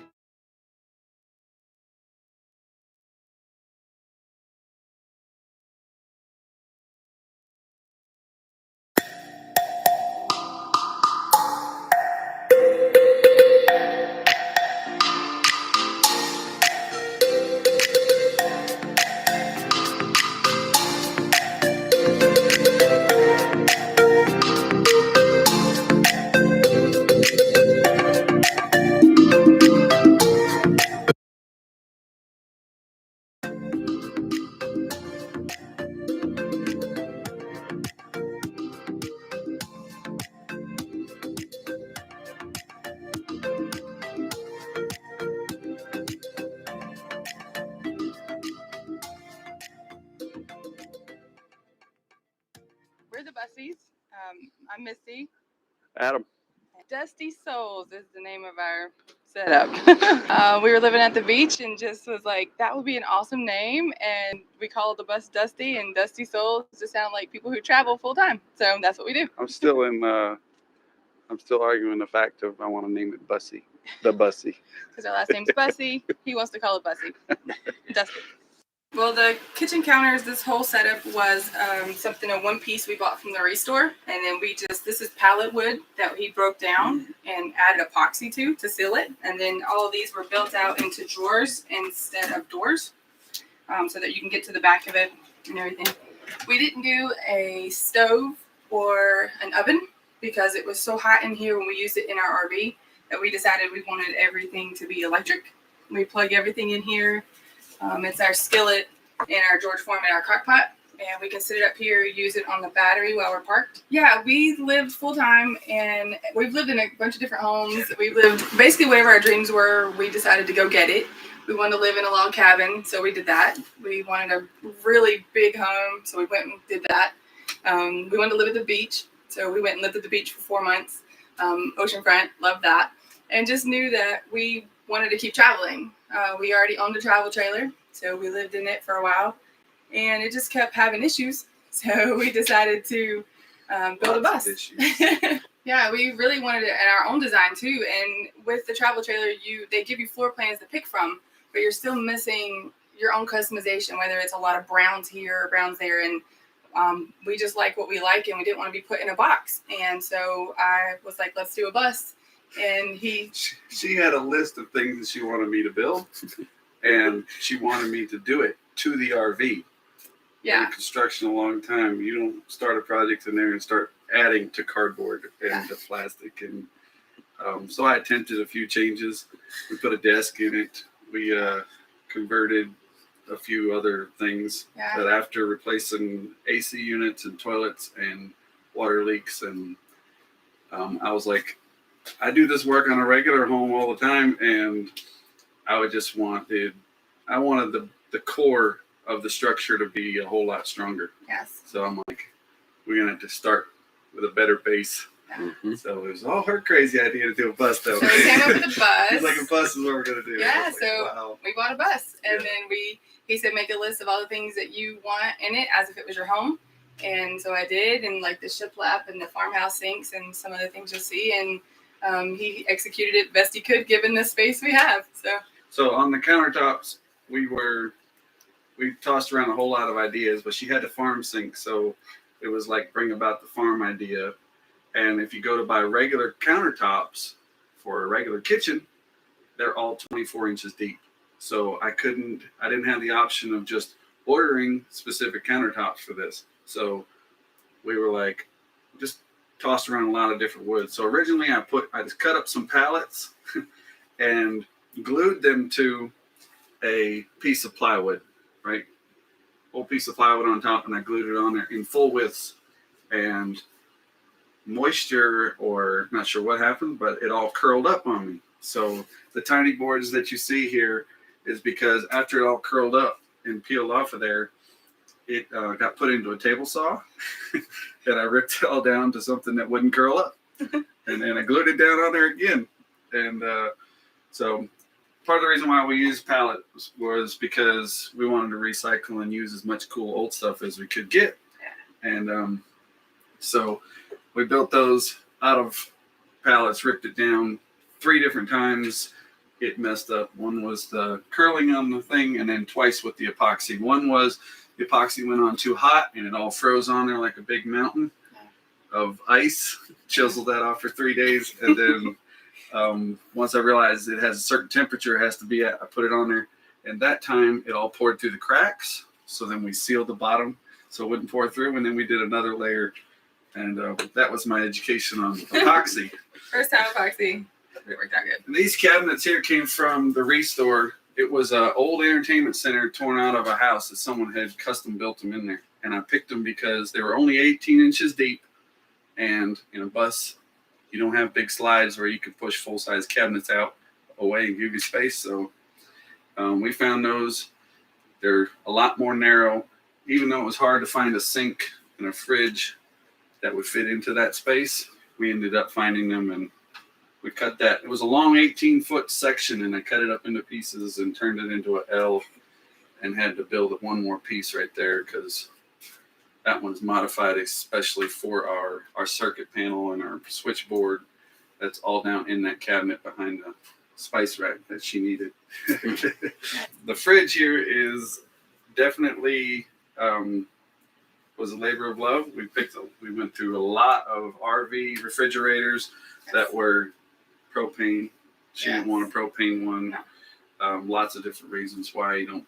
Yeah, the ones we had in the travel trailer, either the freezer would freeze up in the back of it, and we lived in it full time. And travel trailers are not designed for full-time living. It's that weekend where you take them home and they thaw. It sounds great, but when you're in it full time, the freezer would freeze up. And I know you could add fans and things. You can always add stuff to that stuff. We just were done with that. So with the freezer, we knew we didn't want a big, huge over under. She said cover no windows, so it had to be low. Yeah, that was part of the design. Yeah, and then the fridge, we just went with something that it was basically the same size as the bottom half of our RV fridge, without the top on it, and it seemed to work for us, a family of 3, and so we went with that one because it fit under the counters, and then he hooked it up so that it does run off our batteries. We can run it while we're driving down the road, and we're still not connected to propane, so it's pretty good. Yeah, so no propane, it's hooked to the batteries, and it'll last about, let's say 3 days. That's 3 days, yeah. And so it was hard to find one that was shallow. Most of them were too deep. We had to find one that would fit in the 18 inches that I have on this cabinet here. So, but it plugged in. It was actually a really cheap one too. I think we gave like $130 for it or something. Yeah. So we could buy 5 of them and still wouldn't catch up with the price of normal RV that was another refrigerators. Thing too. So that was pretty cool. The cost of the RV refrigerators. I even thought about putting one in storage in case that one broke when they quit making that model, because it's the only one that's going to fit that hole. Exact dimensions. He kind of routed everything around it. So yeah, it'll fit plenty. I mean, you have whole gallons of milk. All your condiments are in there. It's got different layers for like meat, cheese, and things like that. And then how often do we go shopping? Once a week, we go to the grocery store, and then we also have a DC plug in the back for a freezer. So we have another option back there that runs on battery. If we wanted to take a bunch of meat in the freezer or things like that, we could do that. So it's another reason that we did it separate, the fridge and the freezer, was because I didn't want to give up a window. And that over under, we still have the freezer capabilities, but it's not blocking my window or giving us any crowded space up here. So that was why we went separate. Okay. So all of the power that we ran in here was, of course, the source is down in the box underneath with our 4 golf cart batteries and a 3,000 watt inverter. And so it's able to transfer that power into 110.